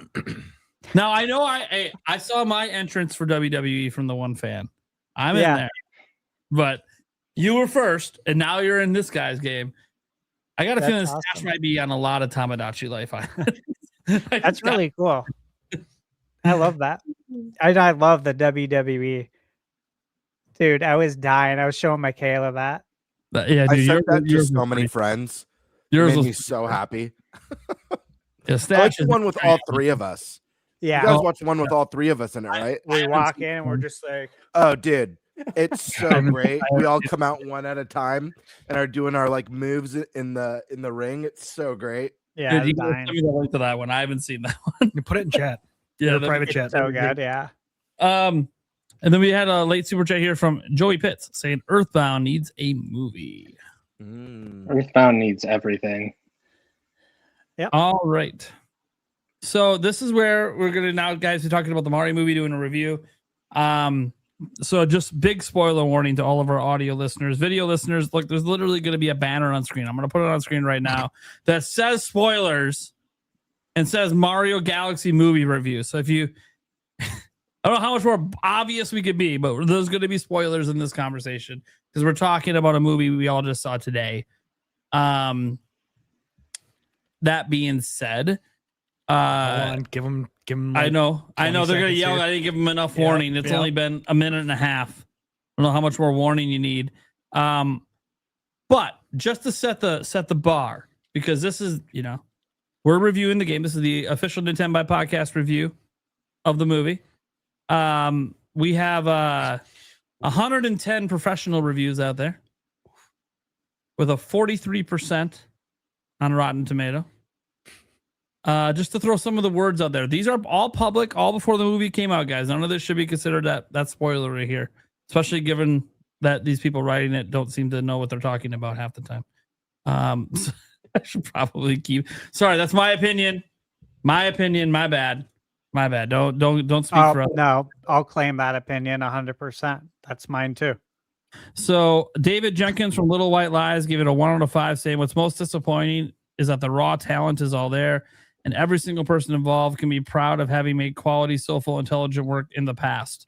So basically, that this is an insult to the voice actors' careers. Helen O'Hara from Empire Magazine said the moments of fan service might keep the hardcore happy, but everyone else over the age of 5, it's just a succession of loud, bright things happening with no point. We have Robbie Collin from the Daily Telegraph in the UK. 2 out of 5 says it's a testament to just how bad the original Mario Bros. Movie was that the sequel can be an improvement in every respect while still comfortably qualifying as absolute rubbish. Again, I love the original 93 movie. Let's As you use, do. let's use some. This is a good movie. More. Associated Press. A lot of people have heard of them. Lindsay Barr from the Associated Press says Mario creator Shigeru Miyamoto and Illumination co-founder Chris Meledandri seem committed to keeping things light and playful while beholden to advancing some of the coherent, moderately compelling story where there wasn't one previously. So a bit of a better written conclusion to the review. Obviously, someone who I would say sounds like an actual journalist, like someone actually went to school for this stuff. But they gave it a 2.5 out of 4, which it's out of 4. So that's a weird thing to have it out of, but that's their system. Their system's out of 4. It's fine. 2.5 that's more than passing. I think they're doing the stars. You know how Yeah. movies got 4 stars was a perfect. Oh, sure. Yeah, that could be what they're doing. So yeah, that's not terrible. It sounds like someone who said, yeah, it's an enjoyable, passable movie is basically what they said. New York Times says, this comes from Alyssa Wilkinson, who reviewed it for New York Times. So there's a flat, empty nothingness to the Mario Galaxy movie, even more than its flat, empty predecessor. And that's a huge bummer. They gave it a 1. And then never mind. I thought I organized this by like bad reviews. No, I organized this by the top critics, and all of them are negative. So I wasn't even trying to find the negative reviews. That's all that comes up. Is there a professional positive review? Hold on. I want to give the other side 2 out of 5, 2 out of 5, 3 out of 5. Here's a 3 out of 4. from Clarin. I don't know who this is. This is the outlet. It says, as expected, the huge success of Mario Bros. Movie exactly 3 years ago was going to spawn a sequel, and here it is. So I guess that's all it says for the conclusion. So not a whole lot in there. I'm trying to find anyone that had a positive review. Doug Walker from Channel Awesome said it just gave it a 3 out of 4. Says just meets the bar for being a passable, entertaining fluff. Okay. But yet it's a 3 out of 4. Yeah, how is that a 3 out of 4?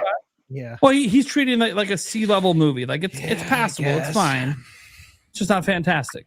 That's like a C. That's nothing terrible. I mean, I'll just state this right off the bat. I've seen a lot of negative reviews before the movie came out. I'll just say this, that I knew the movie would review bad because the first one reviewed bad. This one is reviewing even worse. I'm not really surprised. If you didn't like the first one, you're hoping this one's better than that. Nah, it's, So I would just say that I'm not surprised by the bad reviews. And I don't have a problem with people giving it a bad review. I think some people are confusing some of the words I said on X today. For me having an issue, like, oh, people should only review it if they're like you. No. I think people that should be reviewing movies and games and anything in general, you should be having someone do the review who already enjoys whatever the target is for that game or movie.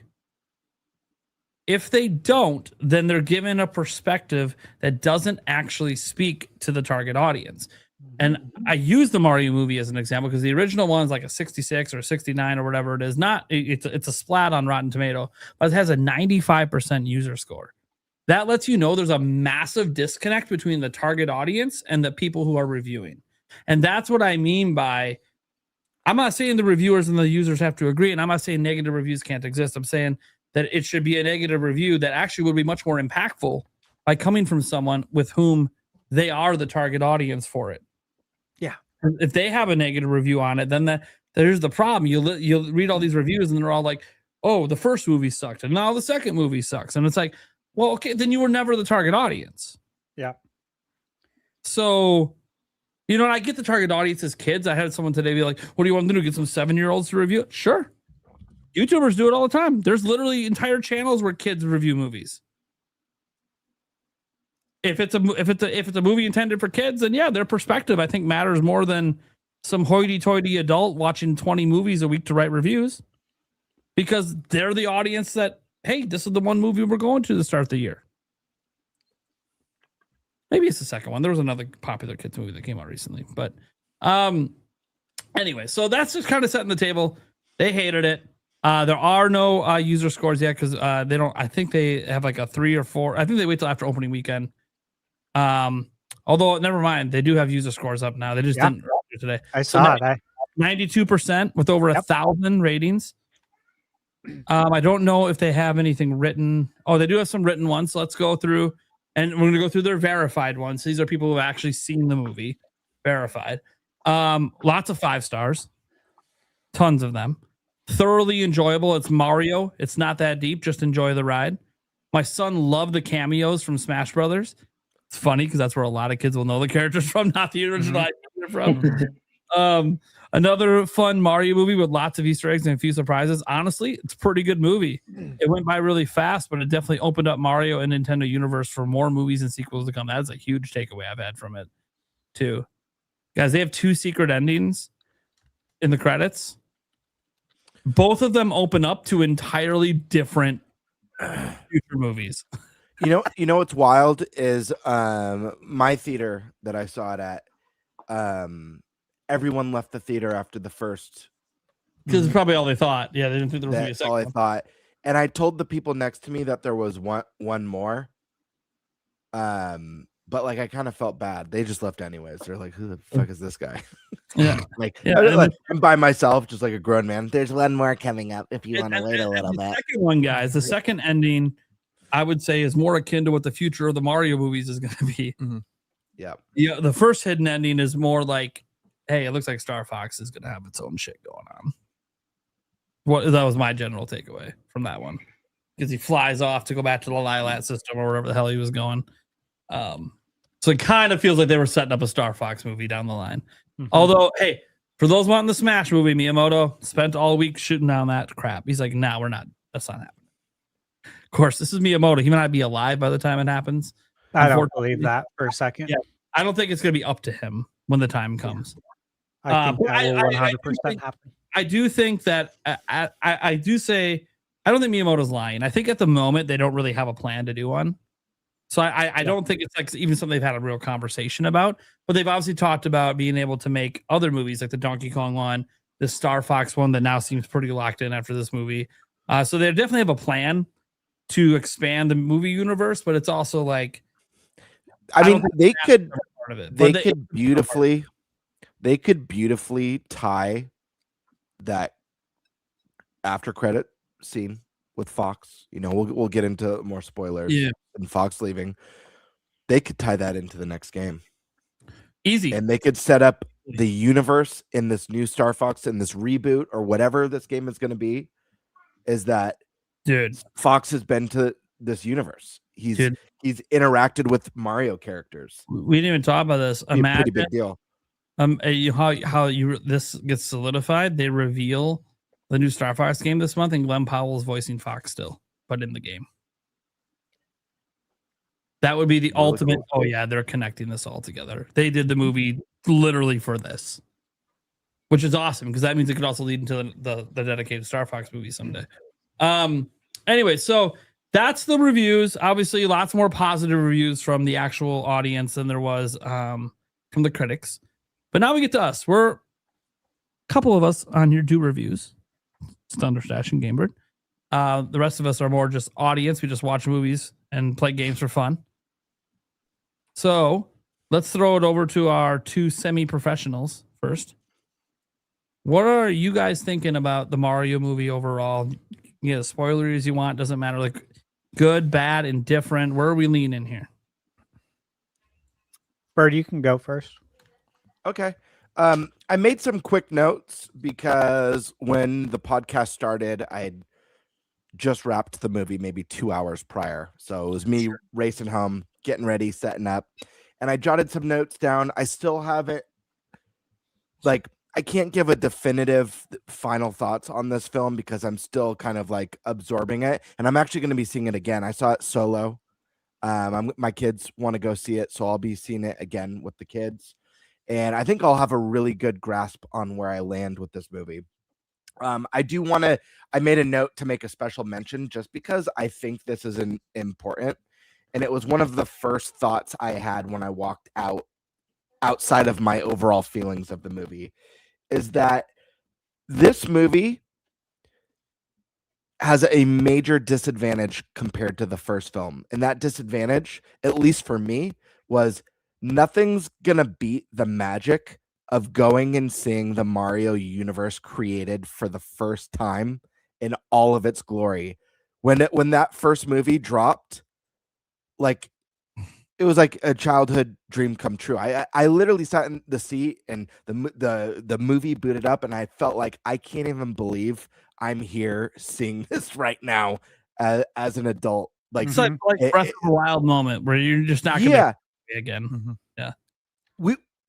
We've visited these characters, we've visited this universe now, so you're never going to have that same magic of just like, you know, we talk about Zelda's anniversary. A lot of people's first Zelda was Ocarina of Time, and nothing's going to top that nostalgia. Even if you know, the Ocarina of Time remake is the most incredible thing, it's going to be exciting, but nothing is going to top that nostalgia of the first experience.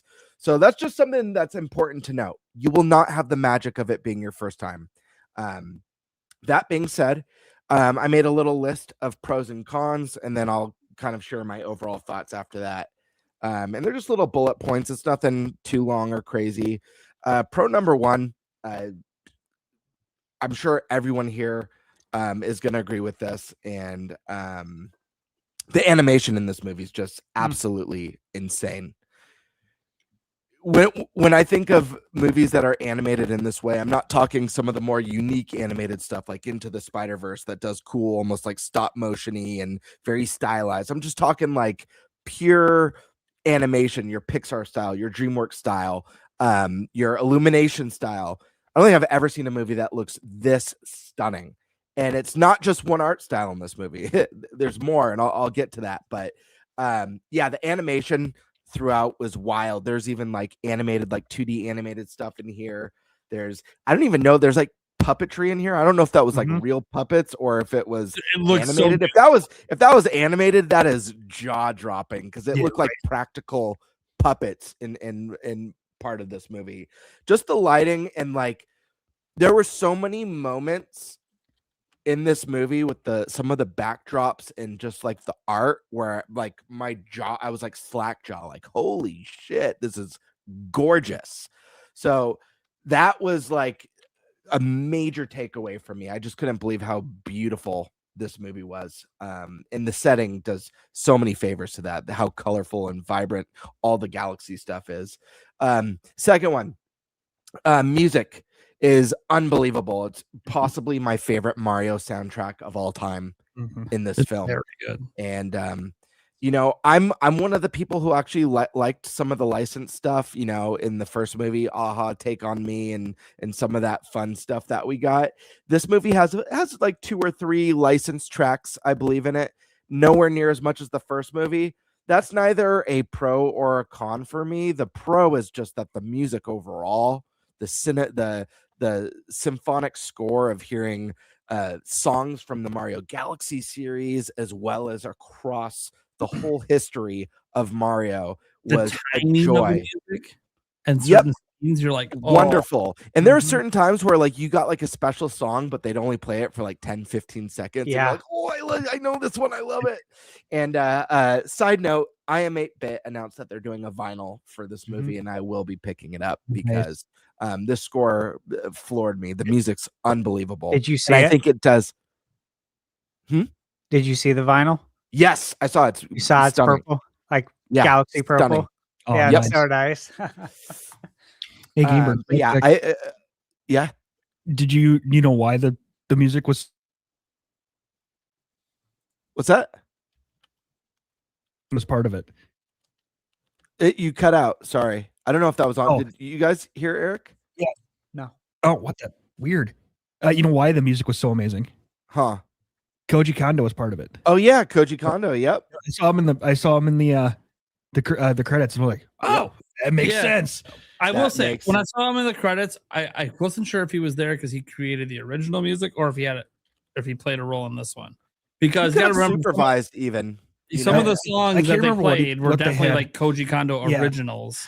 I can't remember what they said exactly his title was, but I'm pretty sure he actually played a role in it. That's so cool. But yeah, that's one thing that I think animation superior to the first film, music superior to the first film. Those things, those just left such a deep impression on me instantly. And it didn't take the whole movie for that. I was just like, whoa, I love this so much. Let's see, what do I got? Like the first film, this movie is absolutely littered with Easter eggs and cameos galore. In fact, so much so that I don't know that I even absorbed half of them. The movie, like, well, I'll get into this a little bit later, but the momentum of this movie is like, it does hit the pedal to the metal. Like it hits the gas from the start, and it doesn't really let off. There's a few little moments where it lets off the gas a little bit, but this movie is boom, boom, boom momentum. So there is a lot. There are areas where I would have loved to just like pause and just kind of like look around. You know, there's like the casino scene. There's Mario and Luigi's bedroom that it shows. Even I forget what it's called. What's that hub called where they can travel to the different galaxies? They call Observatory. it like not the observatory. It's where they meet Rob with all the pipes. With all the pipes. It's the Galaxy Hub or something. I forget what it was called. Something. Anyways, it's rewarded. There's a hub in this movie that's kind of like, you know, it's like your airport or your bus stop, but for different universes, essentially, different galaxies. And scenes like that, the bedroom, the casino, this little kind of transportation galaxy place, I would have just loved, because there's just so much going on the screen. There's so much in the background, and I'm like trying to grab as much of it as I can. The Gateway Galaxy. The Gateway Galaxy. There we go. Gateway Galaxy. Yep. These spots are just jam-packed to the brim. So I'm sure there's dozens of things that I missed, dozens of nods, cues, characters probably walking around in the background that I missed. And I just love that. And to me, it's like, what again, just like the first movie, what a way to celebrate the series, the history of this game. I want to mention some major standouts. I think Bowser Jr. was phenomenal in this film. I don't know about you guys. He may have been my favorite new character, especially when he was combined with when they had the moments to Bowser, and the way this character looks up so much to his father, like his super villain father, was like super adorable. And I don't want to spoil the whole scene, but there's a flashback scene, and maybe we will if we're going full spoilers, but there's a flashback scene that's so amazing, where it goes back to when Bowser Jr. is a baby, and it's Bowser as a dad doing a puppet show for him. It's such a cool scene. Yeah. It is so good. And it's weird because it's like two very villainous characters, but it's like a very heartwarming and touching scene. Really cool there. Another standout was Yoshi. I think Yoshi's going to be such a massive hit with the kids. I know he already was. And by the way, being in this movie, there was people my age. Obviously, I went in the daytime. It was a lot of families, so it was a lot of parents with their kids. Yep. Hearing the excitement in kids when Yoshi was on screen and had his early scenes it warmed the heart. You know, you love to see it. You love to hear a new generation of people latching on to these characters. And Donald Glover, he did such an amazing job as Yoshi. I think he just fit so well into this movie. The voice was good. He was funny. He was cool. And they do kind of like a montage scene of like how he ended up there. Yeah. And it was an example of them using licensed music in this movie. And it was so good. I don't know why I loved that montage so much, but I had a huge smile on my face that whole montage. It was so goofy, so ridiculous. And then, of course, I think... Oh, go ahead. The ending of it was awesome. We're like, yeah, we have no clue what the hell you just said, but... Yeah, Yoshi was great.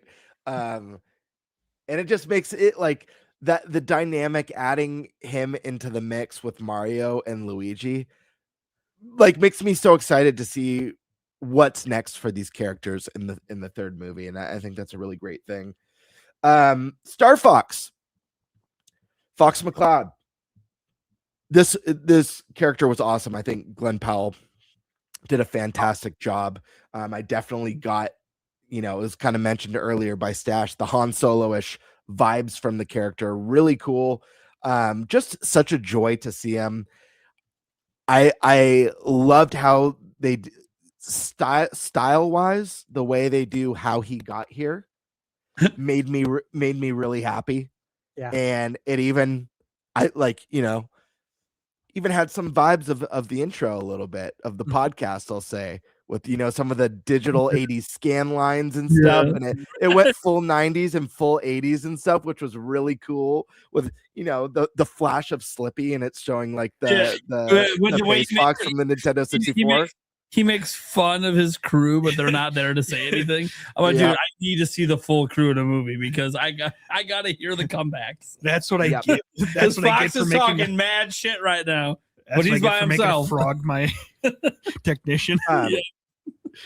And then, I just loved it. I loved seeing him there. I love seeing him pilot the R-Wing and interacting with these characters. And he was in the movie more than I thought he would be, which is really cool. I thought it would maybe just be a quick scene, maybe a couple minutes. But no, he's got a prevalent role. He's part of the final act as well, which is really cool to see. I don't know. Should I dive more into spoilers right now, or are we going to do more of a discussion afterwards? I liked Fox so much more that even though he had a bigger role than I anticipated, I wanted more. I felt it's like kind of like double edged. Like I was happy with what we got, but then saddened that we didn't get more, even though we got more than I thought we would get initially. So I think that's a good sign for how they did the character, how they handled the character. Yeah, well, then we have that end scene where it's like, okay, it seems like you're setting up a Star Fox, but I'm like, yes, please. Yeah. I need to see more of this Fox doing shit because this guy's awesome. I was ready for, and we got a little bit of it, but I like, oh man, you know, his crew is not in this movie. It's just Fox McCloud. You won't see Slippy or Peppy, you know, showing up, or Wolf O'Donnell. But I wouldn't lie if part of me was hoping that somehow his crew was going to come to the Mario Galaxy universe to retrieve him, to find him, and there was going to be some sort of a trench run with him and the crew, you know, on Bowser Jr.'s spaceship. I was like, oh my god, give me the trench run with Fox and friends. Yes. But really cool, man. I just, guys, you already know I love Star Fox, so that was such a joy for me. And there's a ton of cameos in this beyond Star Fox. One that was really great, that I thought it was very brief, but I feel like the joke landed really well, is Game & Watch. Oh my god, that was so good. So great. When it popped up, I'm like, oh my god, yes, that's how the Game & Watch gets in. Dude, Game & Watch, and then Game & Watch is, like, dare I say, extremely violent death. Yeah, extremely. So I really love that. Obviously, you know, Rob was kind of leaked or teased ahead of time. Rob had a cute scene in there. I like that one. That scene, you know, I thought Wart was great in the movie. I really liked Wart as well. What's that actor's name? I forget his name. He's fantastic. Guzman. Yes. Yeah. Yep. He did fantastic. It was so. It was like almost too perfect. I was like, yeah, that's how Wart would act and talk. So that was really cool. And those are kind of my pros for the movie. Beautiful, stellar soundtrack, packed to the brim with Easter eggs and just references to the whole game. And ultimately, like, I don't know, it was just, there's so much joy to be had with everything we saw here. Now cons, because I do have some cons. And, you know, it's not a perfect film, and obviously one that, you know, I haven't looked at the reviews. I hadn't seen that one about the guy who was stabbing himself, and I definitely think people go way over the top with that stuff. But I do think that story was a weaker point for the movie, and I felt a little bit conflicted on the story, because I felt like on one side it had more story than the first movie, and on the other side it had less. And what I mean by that is, the first one, it was a very basic, it was very fish out of water, save the princess. There wasn't a lot of depth or any or maybe originality behind the story. It was a very typical Mario story. And I thought, like, oh, this is just world building. This is setting it up. And hopefully Mario Galaxy 2 is going to, you know, have a little bit more substance there. It does, in the sense that I think there's more like subplots. You know, you also obviously have there's the Rosalina stuff, rescuing Rosalina. There's the father-son relationship and that sub story with Bowser, as well as there's I guess I'll just say it since we're good with spoilers. Spoiler warning. Massive reveal in this movie. Peach and Rosalina are sisters. And that was not established in the Galaxy games. This is brand new lore. Really cool. And that's another subplot. So there actually was more story to it, but I feel like because there was so much going on in this movie, there wasn't enough time for them to really breathe and flesh out the stories in a way that felt very, I don't know, profound or substantial. And I think an example of this is the Rosalina and Peach sister arc. I think was really cool, but they meet for the first time during the rescue, and we don't really get like a big scene of them. Like, this is them meeting as adults for the first time, and there's not this big moment. There's not like a big emotional moment. All these questions, about the past and stuff. So I think that they left room for more on the story side. Second con I would say is that some scenes and characters felt maybe a little bit shoehorned in. Maybe they could have been saved for the third Mario movie or something else entirely. And one character that's an example of this that I would have loved to have a little bit more, but they were kind of just there, is Birdo. I'm the game bird. So obviously seeing Birdo in a Mario movie is super exciting. Yeah. But it's so brief. And I actually thought Birdo was going to get another scene because the last thing Wart says to Birdo is, "Go fetch me Bowser Jr." And then I don't know. I think there could have been more. Birdo had maybe like 30 seconds of screen time. It was a couple action shots, and then that was it. There's a couple other scenes. I think like the T-Rex scene and the baby scene could have been saved for another one. It was a cool scene, but I think they could have used that time to maybe flesh out, or hell, I'm just gonna say it, give me more Star Fox, because I could use more Star Fox for sure. And then I would have loved to get some more Rosalina in the movie. And I don't think there's not enough Rosalina in the movie, but I think Brie Larson freaking killed it. Like, this felt like Rosalina 100%. And she was so awesome every time she was on screen. You get a lot of her in the beginning and you get a bunch of her at the end, but she's kind of missing for a chunk of the middle. And it's not necessarily that there wasn't enough. It's just she was so good that it would have been nice to get more, just because I think Brie killed it. So good. And then a couple more. Star Fox being a secret, I think would have been to the benefit. I will say. Do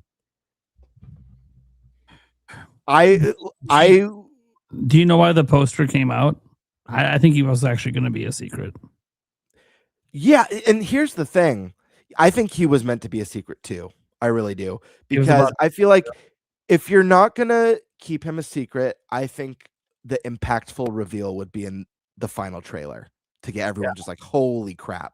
There was a screenshot from the movie floating around behind the scenes. He was about to get leaked. I didn't know that. So it felt like Nintendo got ahead of it. Okay, fair enough. I didn't know that. I didn't see that screenshot. But let's just say if that didn't exist, I think keeping Fox a secret would have been huge, because I sat in the movie and I was loving every minute of it. But I did have the thought, I can't wait till the part where Star Fox shows up.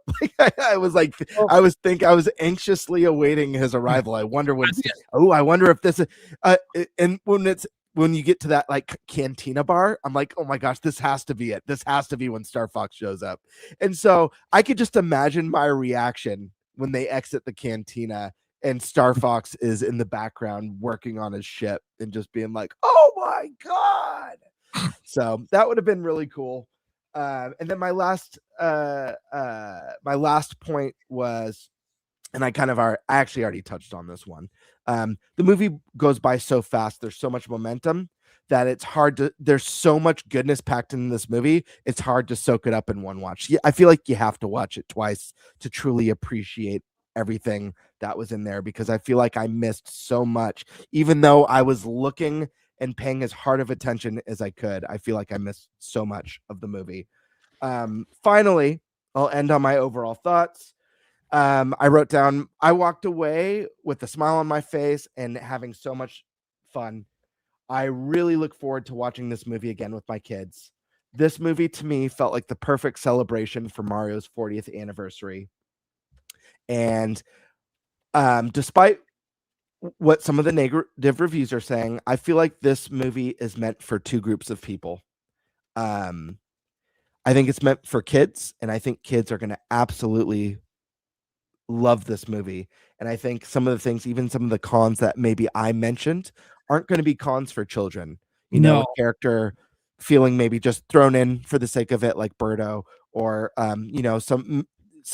not maybe a lot of emotional impact on some of the big scenes between Peach and Rosalina, or the story being a little bit too fast to let you breathe it in. Kids aren't going to notice that stuff. Kids are going to be in for an hour and a half wild ride of pure fun.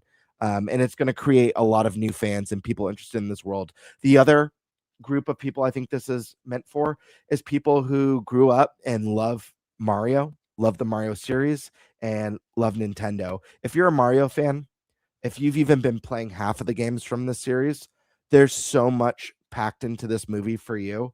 Yeah, does it have the most incredible story? No.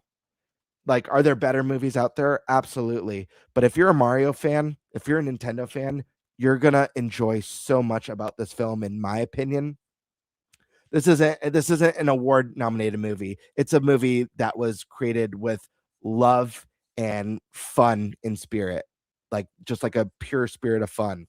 And so, go ahead. So it's a Miyamoto movie. Yep. So I can see if you're not a kid, or if you didn't grow up playing Nintendo, or you've never touched a Mario game in your life, yeah, maybe this movie might not be for you. You might feel the way some of the critics feel, as in it lacks, plot and it moves too fast.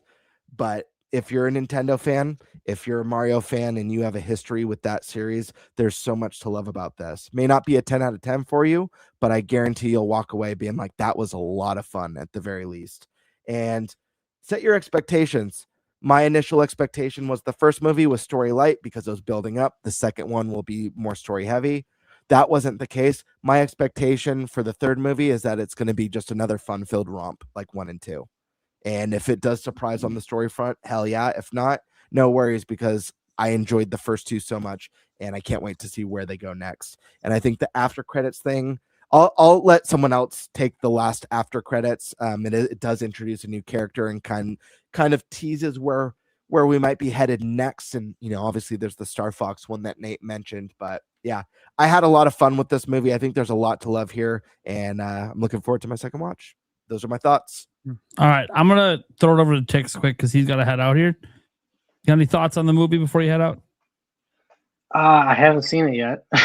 Don't worry though, it doesn't bug me that things were spoiled. I hate spoilers in games, but movies doesn't bug me. But yeah, I have some stuff to do, and my headset just told me it's dying, so perfect timing. It was a genuine pleasure getting to talk to all you guys. Hopefully I'll get the opportunity again one day, but if not, it's totally good. I had a lot of fun, especially talking with Nate about Zelda. Always down to talk about Zelda, but yeah, I had a really good time. Is there any other questions you guys had for me before I peace out? No. Okay. Well, you guys enjoy the rest of the podcast, and like I said, great time. See you guys. Thank you. Thanks, man. Have a good one. Good to meet you. All right. Before I throw it over to the stash extraordinaire, this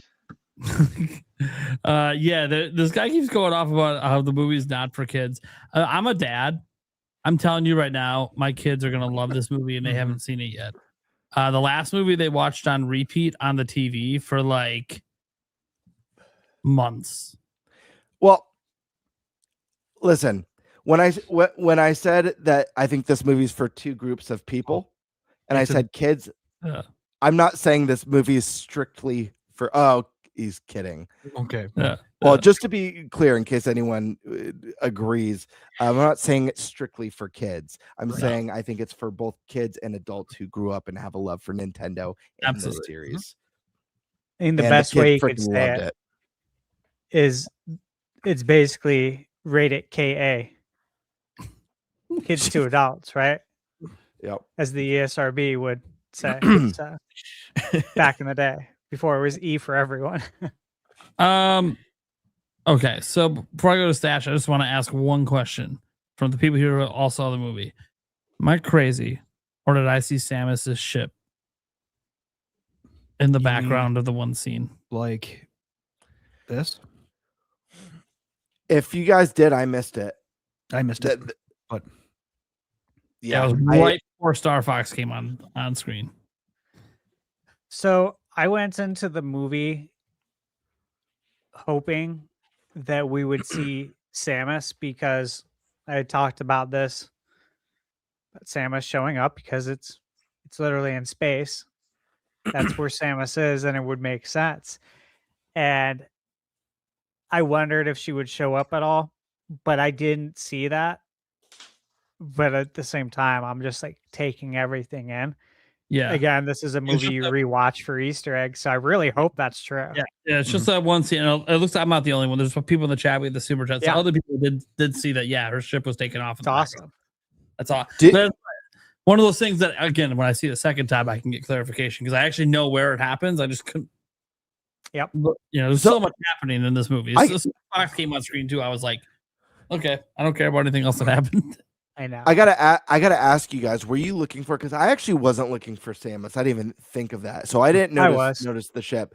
But there was another character I was looking for in the cantina scene. Do you guys know who I was looking for? I have no idea. Captain Falcon. Oh, Perfect. When they have the cantina in that kind of like sci-fi city that they're in. I was Yeah, like, that'd oh been snap, dude! perfect. Is Falcon gonna be here? That would have Yeah. been so good. yeah, the only time I was looking around in the movie to try to see references was right after that when they went out into that spaceship area, and I was like, okay, I wonder how many they squeezed in here. I'm like, oh, well, Pikmin, they made that one very front and obvious.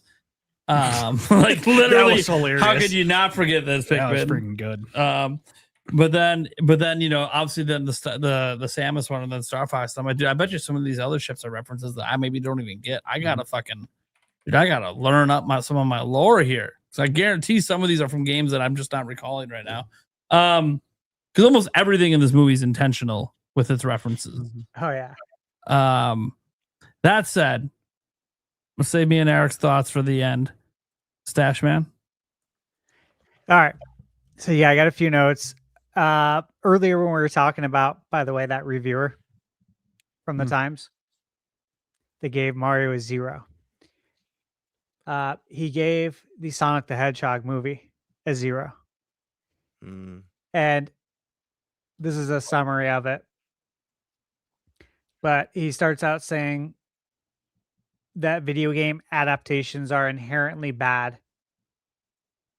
And instead of obviously giving any sort of criticism, the review leans heavily into insults and sarcasm, calling Sonic punchable, taking shots at the actors' performances in a mocking way, and even describing the movie as something so bad that you'd rather lick spilled soda off the floor than watch it. So that's the same guy who just gave Mario a 0. That's what he gave for Sonic. He hates video games. So I think it's just so funny that anybody would take this seriously. But I've seen some people sharing it online are like, oh, this movie must be bad because this writer I've never heard from Times. And I've also never heard of this outlet, but they must be right because it's on the internet. And so the movie must be bad. And if you watched it, you're crazy. Like, what? The logic of people is really, it's getting bad, guys. So I just wanted to give you guys a little insight on that. All right. Here's another interesting note, okay? Before I get into what I liked about it. Again, did you guys see all over your timeline today people talking about the rating For the Mario movie, about how it got bad reviews? yeah. It was all over my I saw timeline. screenshots of the Rotten Tomato score. Yeah, it I was didn't like see all too many. console war bullshit. Just Yeah. people talking crap. And I posted yesterday about the Steelbook, right? And this guy commented, he said, "You didn't get the memo that the movie is complete slop?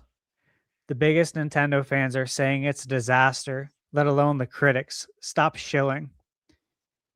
I replied to the guy, "No, I didn't get the memo. I'm seeing it today. I'm seeing it today, and will form my own opinion. Yeah, right. I'm not one to latch on to other people's opinions and present them as my own, like you're doing. Loser, like total loser mentality." And he just replies, "It is maybe the worst movie ever in cinema." I'm like, okay, and did you see it?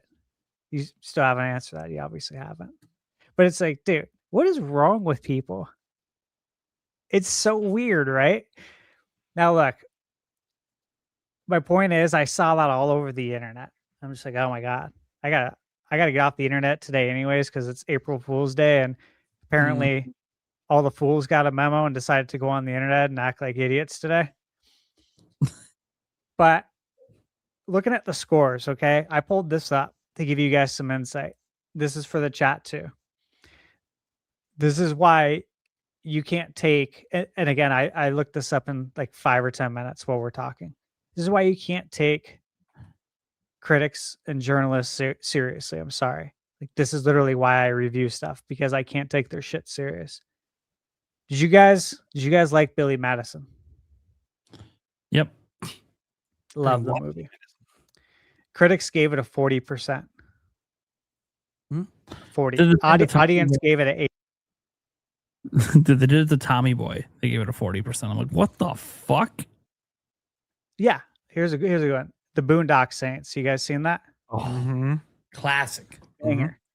Okay. Audience gave it a 91%. What do you think the critics gave it? 60. 26. Out of their fucking mind. Like, what? A 26? But this is what I'm saying. This happens all the time. Look, I saw the Uncharted movie. First off, I love the Uncharted games. I saw the movie. The audience gave it a 90. Critics gave it a 40. 50% gap. Again, that's a video game movie. The Sonic movies, they've all had about a 40% gap. Did you see the Warcraft movie? I didn't. I did. Yeah. Yep. Audience gave it a 76. Critics gave it a 48. I think it's better than a 48. I wouldn't call it like great, but it's pretty good. You guys like Super Troopers? Yeah. Oh fuck yeah. Who doesn't? Who doesn't? Yep. Apparently, critics gave hate comedies. I He swear. gave it a 36. 36. Audience gave it a 90. Last one for you. Or actually, a couple more. Top Gun. Oh. Doesn't love Top Gun. Well, they don't. Critics gave it a 59. Top Gun. Like, what? This is in the 80s. Like, this is the most 80s movie. Like, one of the most 80s movies. Then I'll give you a reverse one. Obviously, the Mario 1 movie. Audience gave it a 95. Critics gave it a 59. So the numbers are literally inverted. 5995. But Star Wars The Last Jedi. The critics gave it a 91. The audience gave it a 42. I saw it opening night at midnight. I side more with that audience score. It's definitely no 91. Yeah. How the fuck did they give that a 91? I'm sorry. With what they did to Luke. Dude, I finally... They neutered our guy. So I heard it was so bad. I refused to watch it. Then I finally said, you know what? I never let anyone else's opinion sway me. I'm going to actually watch it. I enjoyed the first two. I'm going to watch it finally. I watched it last week and I'm like, dude, this is a bad movie. Yeah. It's just straight up bad. And it's got a few good moments. I'm not going to say everything in it's bad. No. But it's significantly worse than the prior two and probably the worst movie of the entire 9. Yeah. By far. Yeah, it's right there with I don't know, man. There's not another Star Wars movie I would even put near this thing. Yeah. I only liked one new Star Wars movie, to be honest with you. Rogue One was the shit. Rogue One. I knew you were going to say that because that movie is so good. That should have been, they should have done that for all the trilogy. It's actually, this might be a little bit sacrilege to say to Star Wars fans. It's actually my second favorite Star Wars movie. It became Empire, and then Rogue One is my second favorite Star Wars Rogue movie. One is so good, though. That's where I'm at. Empire is my favorite. I've never heard anyone say that before. So, yeah, dude, badass. easily. Dude, Empire, it's sick. It's so good. And then like Revenge of the Sith is very, very high Yep. for me. That's peak. Like, that was the peak, obviously the prequels, but obviously I don't want to make this about Star Wars, but we can talk about that forever. These are the things I liked. Okay. First off, I did get my Yoshi popcorn bucket. I went to the gym this morning. I called my local theater that's close and asked if they had it. They're like, yeah, we have it. We don't open till 11:40. And so, I'm like, I'm working on a review. I don't want to like shower and get ready for the movie and the podcast and for recording review until I went to the gym, obviously. So I had to wait because obviously I want to go in the morning. But I was able to get it. And Bert, since you have it, you've seen, the detail on Yoshi and like the specs on the skin. Mhm. I feel like the movie did that with its animation with like Bowser Jr., obviously, and Yoshi. But that popcorn bucket is so true to what it looks like in the movie. Yeah. And I was so impressed by that part of the animation because, yes, it's an animated movie, but it's very much the art style and the way they animate it is almost real, like a real living cartoon. Yeah, there was stuff that looked tangible in the film. Yeah, exactly. It Um, was th- so there- cool.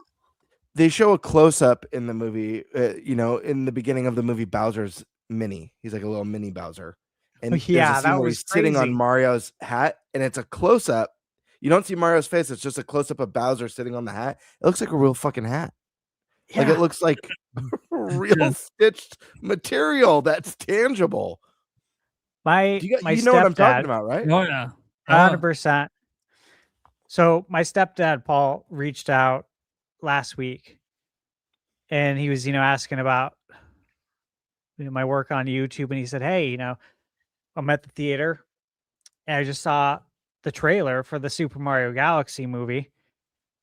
He's like, "Obviously, I know you're gonna go see that," and he was asking if there's like any games coming out that I can review to coincide with it. And I let him know. I said, "You know what? I worked with Nintendo in October. They sent it to me. I reviewed it, and kind of explained the whole history of that." But his takeaway from watching the trailer was just like the music. And my stepdad, he had many jobs. He worked like in corporate management for a very long time, but he was also a musician and he plays the piano. And for him, hearing that music just in the trailer, he's just like, it's so good. I'm like, oh yeah. Like, playing the game is even better because I was telling them how they did a fully orchestrated soundtrack for the Mario Galaxy games. And when they came out in 2007 and 2010, it was special, man. It was so special. But I said when I was playing it on the projector with the surround sound and hearing that music, I was like, it's really cool. But he was super impressed by that and the animation. He said it looks like something he hasn't seen before. And he's a total film buff. He loves movies. And as do I. I absolutely do. But he was just like, I've never seen like something that looks like that. And now I want him to see the movie too, because it's like, yeah, the trailer doesn't show everything, obviously, now that we've seen it. Like the thing you mentioned, Bert, about Bowser when he's shrunk down, I was like, this looks so crazy. Like you could touch it. Like it looks very tangible. I still don't know if the puppets in the movie are real puppets or animated. I don't either. know. That's what's cool. We don't know. It's crazy because like it's very much Mario cartoon art style, but with this way of like mixing in like reality. Yeah. Just, like, it almost brings you into the world. Like this is a real thing that's actually happening, but it's not. Yep. But what the fuck? I didn't even get to mention that my favorite Mario game of all time, Super Mario World, that I always talk about on this podcast, is literally the movie goes into that art style. Yeah. Which I am going to bring up for sure. So yeah, absolutely love that. The best way I could probably, I think, describe it is that they somehow blurred the lines between realism and cartoon. And it's in some middle ground that we haven't seen before. And I was a fan of the first movie's animation. I thought it was great. But then seeing this, I'm like, holy shit, this is actually a huge step up. Major. Yeah, I didn't know there was this much room for improvement, but apparently there is, because it's like, damn, this looks great. So I'm excited to watch that at home, like on 4K. I already pre-ordered the Steelbook. I literally did it as soon as I sat down when we started the podcast. Saw Wario post it because I was waiting for it to go on sale for the US Amazon. So I got that. Okay, so animation, the music. Now look, this has tons of tracks, right? And you guys all know, just like from my reviews, they're all laced with Mario music. Obviously, there's other stuff, but I have a lot of Mario music, official ones, music from Overclocked Remix.org that I've been going to since literally, I think, the early 2000s. OC Remix. Love OC. Yeah, so I got a lot of remixes from there, and I just love Mario music. And they have the Galaxy themes in there, and Bird, as you said, as soon as they'd start playing it, you're like, yes, but then it stopped. Mm-hmm. And for me, I'm like, this makes me, I want to hear the whole song. Because it's different. It's not like, maybe. Yeah, exactly. I'm like, this is something I would actually want to buy a soundtrack for, which has not happened in years that I've wanted to buy a movie soundtrack. That was a bigger deal growing up, like in the 90s. It was way bigger deal, like late 80s, early 90s. It was like getting a custom mix of now that's what we call music, except you know every song because you loved it in the movie. What I liked is that, and I whispered this to Michaela a bunch, but when they showed scenes from, like, they had scenes play out from the actual games. You know, they had like Mario 1 scenes, Mario 2, Mario 3, like Frog Luigi. And then it went into the Mario 3 music from the water level. Super Mario World, they did the same thing. Odyssey, obviously Star Fox. The Star Fox renditions, right? Yeah. Hearing the music like for Corneria and the title theme, I'm just like, this is so good. I'm like whispering to Michaela, I'm like, that's Fox McCloud's theme. Like, that's from Star Fox. This is the game I was talking to you about. She's like, oh, cool. I'm like, yeah, it's so good. Like, I just want to keep hearing. I want to hear the whole thing because it was so good from what we heard, the snippet. So the music, for me, like the way they were able to intertwine it to match up with all of the scenes and make it seamless was really impressive. And then the Galaxy tracks, it's like, those are obviously going to be awesome, and they are still. Let's see. Yes, Fox McCloud, totally badass. Glenn killed it. And you guys saw his interview about Fox? No. He reached out. He reached out to Nintendo. Oh, that's cool. He loves Star Fox. Obsessed with it. He reached out directly to what's his name over there at Illumination. Chris. Mm-hmm. Yeah, and he pitched it to Chris right after the Mario movie. He pitched a Star Fox movie to him, and what he would do, went into detail about it, like super fan, like Brie is. And I'm reading this, I'm like, holy shit, this is so cool. Like, mad respect. And then Chris goes to Miyamoto and was like, hey, Glenn, talented guy, he loves Star Fox. And Chris pitched the idea to Miyamoto about, what about Fox being in the Galaxy movie? Because, it's in space. Make a lot of sense. And so there's a whole interview. I don't want to give it all away. Read it. It was really good. You guys will love it. But again, like hearing Brie talk about Nintendo, and I saw like an unboxing video from her, like unboxing, I think, a Wii back in the day, like on YouTube. Like, she's a huge gamer, like huge Nintendo fan. I love that they casted her. and it shows in her character. She did such a great job. Donald Glover same thing.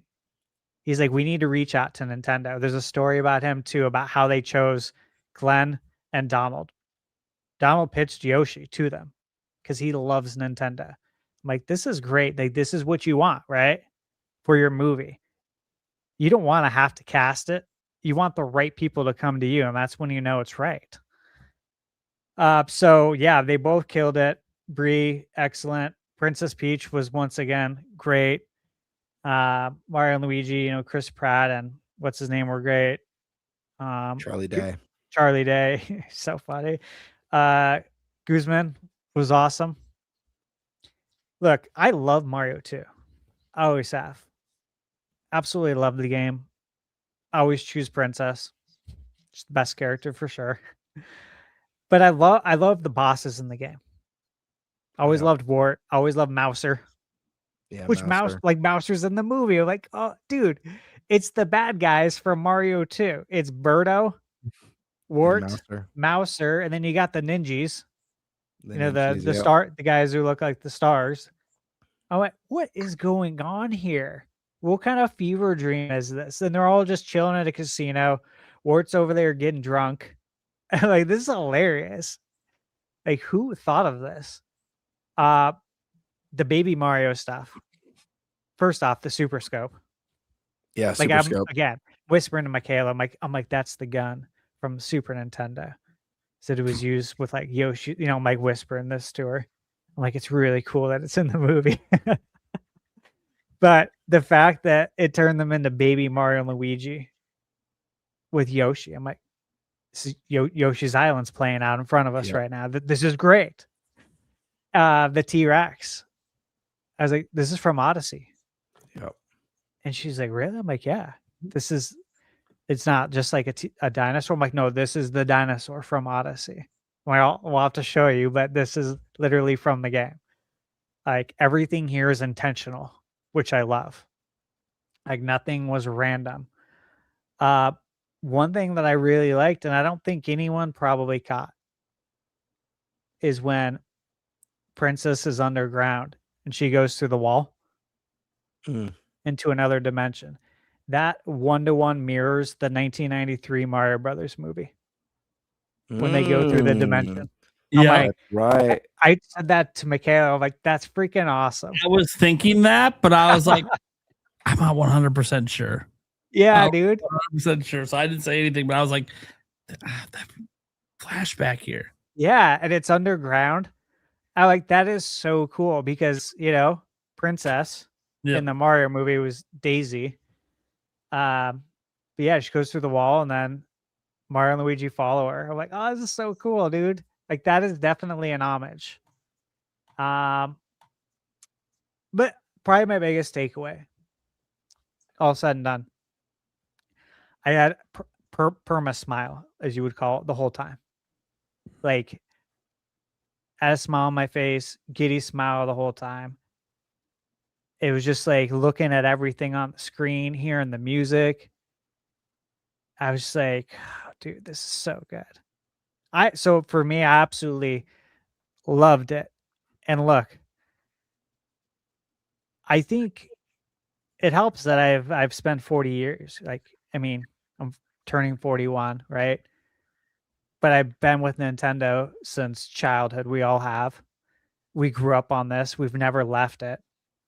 And so to experience all of this, like, we get everything.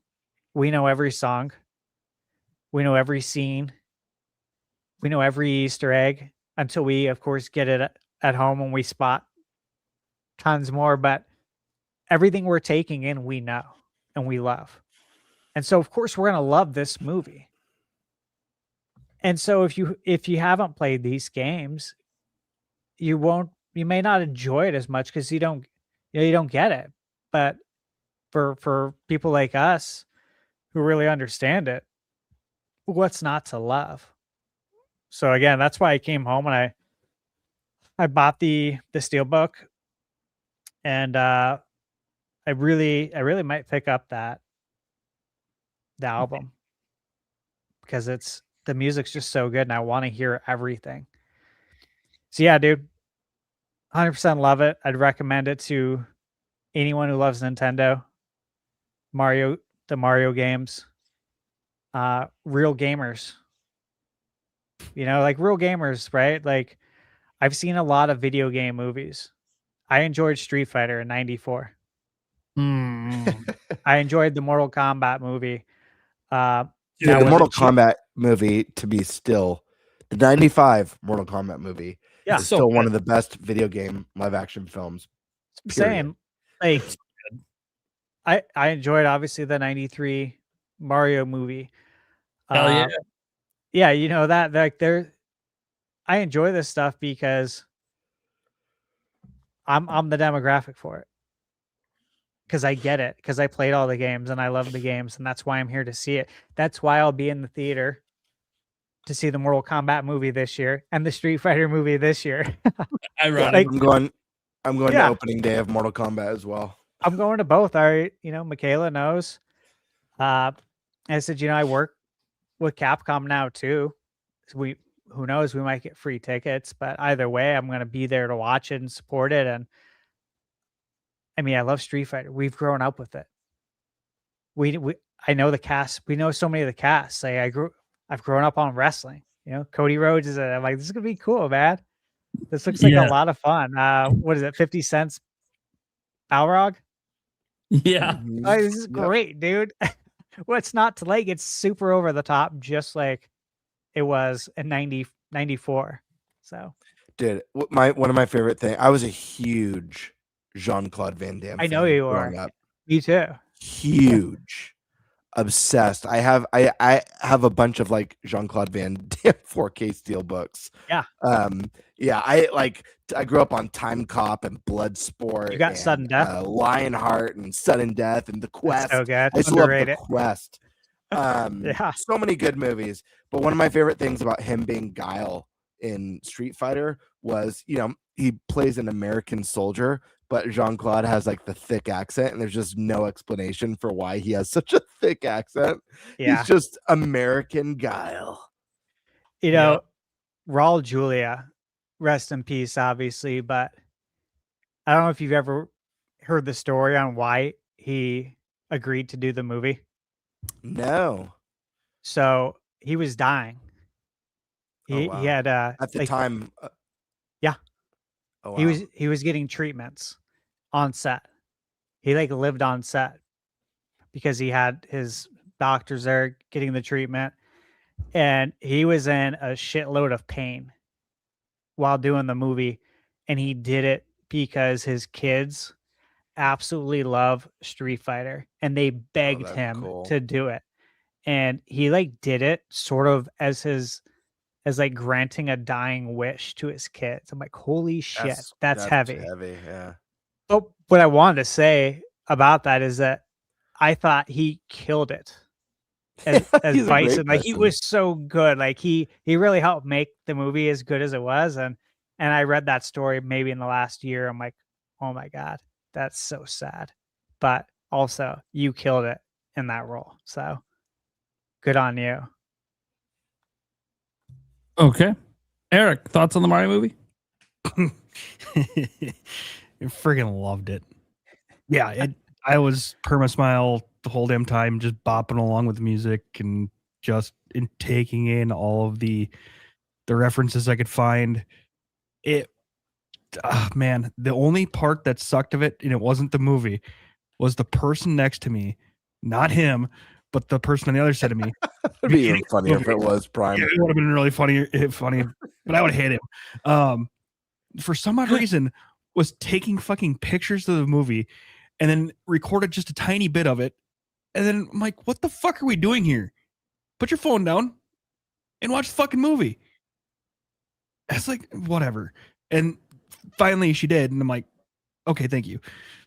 And I was, but that was about the only complaint that I had about, this whole experience. I'm so good at just drowning out everyone around me. There was someone sitting next to me. They bumped into me like 5 times. I couldn't even remember at the time it was happening. I was so zoned in on the movie. Well, I would have been, but she was out here in my field of vision. So it was like, I would have just ended up like this naturally.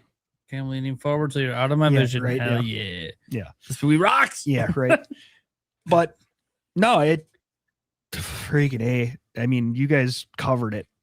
The music, I love music. The music was ungodly. So I was just enjoying, smiling, listening to, the references that they pulled, the different scenes, the matching music to it. And it was just like, oh my God, this is so good. And, again, the one complaint that I have is, it did go fast. I wish it was a little longer. Yeah. They can flesh things out a little bit more, but that was pretty much all I had for complaints. I loved it. Okay. So obviously, we talked about before, you can't ever really get the original Mario movie feeling again. Like, it's really hard to walk in first time on the silver screen in an animated form. Not with pretty much the expectation it's going to suck. At least that's what I had. Because I was like, I'm not the biggest fan of everything Illumination does. And then Miyamoto, like, I love him, but he sucks with story. And the voice acting crew is very Hollywood. I've seen this a billion times before. It'll be an okay movie, but I'm not going to love it. And then I fucking loved it. So happy to be wrong. Went in with all the skepticism. And, it really just started with the opening spectacle of the whole thing. No, I didn't get that feeling again because it's hard to get that feeling again. Now, I still had some moments that were similar, like the original reveal of Star Fox, despite knowing it was coming. Sure. Like, there was a very similar, hey, this is the first time I'm seeing him. I'm going to tell you right now, love Star Fox, love Nintendo. Not a chance in hell I ever thought Star Fox would be on a movie screen in front of me in a theater. Ever. Yeah. And then there he is. There's Fox McCloud. And he's the cocky version of him. Fuck yeah, dude. Love that version of Fox. Let's fucking go. And I'm like, this is so good. That was one moment that I'm like, okay, that gets it. And I know, by the way, that feeling's gonna happen to me again with the Zelda movie. I've been wanting a live action Zelda movie since I was a little kid. My whole life. Yep. But to double down the point, if Zelda's a trilogy, you're not gonna. Yes, your hype and excitement's going to be a 10 because it's your favorite series for the second movie. Nothing's ever going to beat the magic of the very first experience of seeing Zelda brought to life on the big screen. Because that's like a holy shit, I never thought this was possible moment. Savor it next year, all of you and everyone in the audience. I'm going to try when the movie opens. I'd like to say I'm kidding. I guarantee there will be some tears. I might have to wear my glasses just to make sure my contacts get all fucked up. Like especially if they give like Tingle a really tragic story in it. Oh, dude, which would be so fitting. It'd be so fitting for him. Yep. It'd be so fitting if he has like this super dark story. I'm like, yeah, dude. He's got a hard fucking life. I don't know what to make fun of this fucker. Anyways. No, so like the movie, guys, I really enjoyed the movie a lot. A lot of people getting mad at me online, disagreeing with some of the critics or all this stuff, and I'm like, what do you want me to do? Want me to apologize for enjoying something that others don't? That's not going to happen. Yeah, I'm so sorry you couldn't enjoy it. Good, go watch something else. Like the Mario movie, to me, we talked about audiences a bit earlier. I do think it's for two distinct audiences. One of them is just obviously kids, and I say this because. And I saw some of the comments. Well, for any kid over 5, like I'm not saying that kids don't like engrossing stories. Okay, what I am saying is a lot of kids like to watch very fast pace, high action all the time, something new every 5 seconds. This movie does that like it snorted a line of cocaine. Okay, so kids are gonna love it because there's nonstop new happening all the damn time. So kids will just love it because of that. And then obviously the characters are cute. Like I already saw some kids were thinking certain ways about Fox and how he was being presented and being like, oh, I want to be like him. And then back to that. And then he says things, and then like Yoshi comes on screen and you could audibly hear the children like going, "Oh, he's so cute." I'm like, dude, this is fucking great. Like, see here in a new generation fall, because this is something I talked about Nintendo. It was Switch. Once they started posting those stats, they're really having a hard time getting kids in. Well, maybe it's because there's too many options for kids and all that. Obviously, gaming's really expensive right now, so it can be hard to expect a parent to spend $450 on a Switch 2 and then $80 on a game for their kid. Like it gets up there. But how else can you reach the children and make them fans of your IPs? Movies. Yep. You do it with the movies because all kids watch movies. So, and now those kids are going to be asking their parents to go to Super Nintendo World. Oh yeah, they're going to want to go to mean? Super Nintendo World just because of the movies. Then they'll find out that they have to play them as games, just like as kids. Our favorite movies and stuff that showed that had games. We wanted to play the game version of our favorite movie, even if it sucked. We still wanted to play it. I've played Home Alone 1 and 2 and Jurassic Park on the SNES. Lion King, Aladdin, all the Disney ones. Of course, the Disney ones were actually good. I liked Home Alone. Yeah, I have it. I had Home Alone was okay. I had Home Alone 2. And some rough spots in Home Alone 2, but Yeah, not even close to as good. But like that's the thing. Why did we want to get those? Why did they make 10 trillion copies of the really shitty ET? Because ET is a really popular movie. Yeah. And then people bought the game and they're like, this is trash. But no, hey, guys, this movie, so that's like the kid side, obviously the really fast paced. For the adult side, it's mostly I don't know if my mom would be into this kind of movie. But I will say my dad probably would. And it's because the adult side is going to be the ones that grew up with Nintendo. Even if you don't play the modern games today, it doesn't matter for a movie like this. This hits you everywhere across the entire existence of Mario.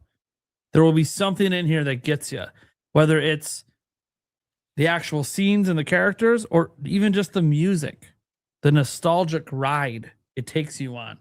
And we often talk, I should say the internet often talks about nostalgia as being like this negative thing because it blinds you. And I'm like, go look up the definition of nostalgia. It's wholly positive. If this movie brings you back to a positive time from your childhood as an adult, I don't know how the fuck that is a negative. Because you know how few things in my life on the daily take me back to my childhood? Yep. I got too many responsibilities and too much shit going on. And if there is a take me back, it's hearing my kid bitch at me about something, reminding myself, oh yeah, I remember when I did that shit. No, I want good memories, positive associations. And that's what this movie's chock full of. So like a big Nintendo fan like me really finds a lot to love about this movie. It also helps that the first Mario movie set the expectation, and Mario itself did. The number one criticism I see across every review of this movie is the story. It's all about the story. How it's shallow, it's rushed, it's this, it's that. Maybe this was just my one. I'm gonna be completely frank. Your kids don't care about it usually. It seems weird to say kids don't care about story, but as a father, and I guess I go speak to mine, where my kids are now older now, 10, 12, 15. I was asking them to tell me if they remember the story for Frozen that they watched 1 billion times. They don't remember jack shit about the story. They remember the songs, though. They remember Olaf wanted to, go to summertime, which would factually melt him. And they think that's funny. Why do they remember? Because it's funny.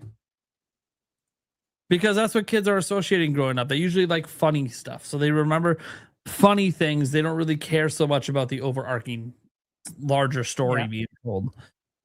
So for kids, that ends up not really being a thing that matters. And then for adults, they do care about story usually. But I guess this is just my expectation of the first movie was mostly just tell a Mario game as a movie. And that's what they did. So it satisfied me. So we're in a sequel. Well, now we're in uncharted territory because I don't think you can just go tell a game as a movie now because you already established things. So give me something original. Well, it's original. And it's also just like the first one. There's not a lot to it. And that's totally okay. Because my expectation is, to be fair, Mario not to have a huge in-depth story. I was going to say, to be fair, there is a story. Yeah, there's a story. Shallow, but there is a story. Yeah, there's a story. And there's enough story for me. Like, yeah. That's the big thing is like, yeah, the story is probably the weakest part of the whole movie. And it feels weird saying this, but for a Mario movie, it's also like almost the least important part. And that feels so weird to say about a movie. And I would not say that about the Zelda movie. But Zelda's different because Zelda's already a more story-driven IP than Mario is. I mean, I'm halfway there with you, but I don't think that just because Mario is so story light in its games that necessarily means the movies don't need a story, because I think the Mario Galaxy actually had a really strong foundation. I think, like I said in kind of my notes of my thoughts on this film, I think there was something really excellent about the father-son dynamic between Bowser Jr. and Bowser. Yeah. I found that extremely enjoyable, and that flashback with them was one of my favorite scenes in the whole movie as just a story moment. And let's just say they didn't do the sister angle, which I enjoyed that angle too, but let's just say they left it out and they really doubled down on the father-son and they played that out more throughout the movie. I only think it would enhance the experience. I don't think it would detract from it. That being said, the lack of story didn't ruin this movie for me in any way, shape, or form. It just didn't have a super compelling story in it. Otherwise, the film was just knockout fun from start to finish. Yeah, nothing wrong with that. But I don't think Mario necessarily doesn't need a story. I just think they made a couple movies without a story, but were so fun that you can forgive or you can let go of the fact that the story is not very compelling. Is where I would land. Yeah. See, from my end, my expectation was always for it not to have much of a story. So it not having much of a story doesn't really matter to me. I think it's more so that why do I play Mario games? I always, because I do love story in video games. There's tons of games that the only reason I even keep playing sometimes is because I want to see what happens next in the story, not because the gameplay is keeping me hooked. But I realized this watching back when the first movie came out, because again, I went into that one really negative on the movie and then complete 360, or I should say 180. And what's interesting that I learned back then is, man, all I really want from a Mario movie, now that I've enjoyed this first one, I just want it to be fun. I felt like I just played an entire video game in an hour and a half. It just needs to be fun, just like the games. It doesn't need to be anything else. And it needs to own that. And the first movie owned that in spades. It wasn't trying to be super in-depth. Yeah, there was character growth, and you pay attention. Mario actually had quite a bit of character growth if you want to get down to the nitty-gritty individual scenes. But in the end, it was pretty shallow. And it didn't matter because it was fun. And so I went into this one now being like, all right, I just have to have a good time. Like, I just need to be smiling and just have a couple moments. And I smiled. I had a couple moments. And one moment, I actually almost had a tear come to my eye, which I actually kind of was shocked by, considering that there wasn't much of a story. But it was just my love for the characters. Like, I had so much fun and so much smiles start to finish. It's like, I don't even care about the rest. I liken this to this is a weird comparison. So we brought up like Tommy Boy before, right? How I got like a 40% by critics or whatever. And I can tell you right now, I know that story frontwards and backwards, right? How the whole thing plays out.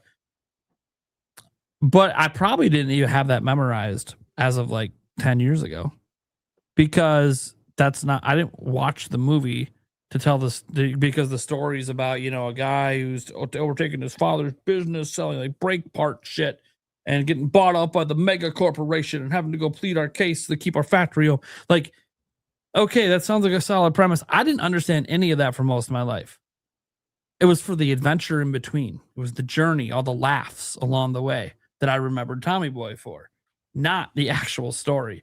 And I started realizing once this movie ended that I'm like, God, that's what it's like with the Mario movies, man. I don't really care about the story particulars. I just care that I fucking was smiling from start to finish. That's awesome. That's like why I like watching comedies and stuff, because like, dude, who doesn't want to fucking laugh? And movies that keep me laughing start to finish, those are the best. That's why I love like Tommy Boy. That's why I love Dumb and Dumber. That's why I love, even like, you want to get to more recent ones. There's Talladega Nights, or a lot of the Will Ferrell movies in general. Step Brothers. That one also reviewed terribly, and I'm one of the fucking funniest movies I've ever seen. Step Brothers did? Yeah. How the fuck did that review bad, dude? That movie is so fucking good. Exactly, dude. So good. Anyways, and again, not everyone has to agree with my opinions on things, and that's totally fine. Like all these professional reviewers, they don't have to agree with anything with movies. I really don't care. I learned a long time ago that my taste does not align with movie reviewers, like at all. I'm not we learned that as kids. Yeah, and I don't think there's. I want to say it's not that I don't think some movies are great that critics also think are great. Yeah, of course that happens. Yeah, it happens. But I'm like, it's not. It's weird to me, I guess, because I kept thinking about like, because I don't really read a lot of reviews in general anymore unless it's related to my job. Yeah, and either I started realizing that like the reviews, have a purpose usually of trying to make you decide if you want to buy a thing or spend money on something. Are you going to buy that movie ticket? But I've noticed with movies that I can already figure that out from the trailers. I don't need some anonymous reviewer to let me know how the rest of the film goes and if they like how it went or not. Because my tastes are not their tastes. So I can already tell. And once I started paying more attention to the trailers, actually watching all of them, because if I'm on the fence, then I got to see every trailer. I can usually tell by the time you get to that final launch trailer if that's a movie I plan to see ever, go to a movie theater to see, or we'll see it the day it hits a streaming service. Yep. But I can tell that already because I have a 100% track record of if I enjoyed the trailers, I enjoy the movie. And that's true basically every time. There's obviously always exceptions where the trailers were the entire movie. There was nothing else to see. That kind of sucks. But yeah, no. So with Mario, my expectations are so low for the story. My expectations are just to have a fun ride. So I think a lot of things with this, and when you guys look at reviews out there, not just ours, but others, it's all about expectations. It drives a lot of the review process. Is what were you expecting versus what you got? And then there's what you want it to be versus what it actually is. Those things can all kind of butt heads with each other when you're doing reviews. Because obviously reviews are a very personalized opinion, but it's an opinion you're presenting to the public to help them. And I think that gets forgotten at times about reviews, is that the whole purpose of review isn't to serve you, it's to serve the audience reading it, but it has to be your perspective. So if you didn't like something, yes, you need to portray that. That's absolutely true. So I have no problem with negative reviews of this movie. There can be people that hate this movie. I guarantee it. I just thought my mom wouldn't like this movie. I don't think she would. Maybe I'm wrong. Maybe she's gotten older. She's just looking for a good time now. Maybe she's got memories of my dad playing Mario. I don't know. So maybe I'd be off of that. But it wouldn't be a movie for my grandma. It wouldn't be a movie for other people. I know they go into it and be like, what a waste. Can we go to a different movie? Like, yeah, there are absolutely people this movie's not for. And I feel like a lot of those people were the ones handling a lot of the reviews. And regardless of me not really wanting to crap on any individual reviewer, it's just when there's such a huge audience score and review score discrepancy. To me, that's always how you can tell that the review outlets were not handing the movies to the right reviewers. Because the right reviewers would be the target audience. And if the target audience is scoring anything in the 90%, but your aggregated reviews are like 50s, 40s, 60s, like you're so disconnected from who these movies are made for. that the reviews become pointless, and then people. And that's what happened to me over time. Is I think it was Beer Fest. So Eric and I went to Beer Fest. I had not read any reviews on it. Yeah. Did you guys drink before?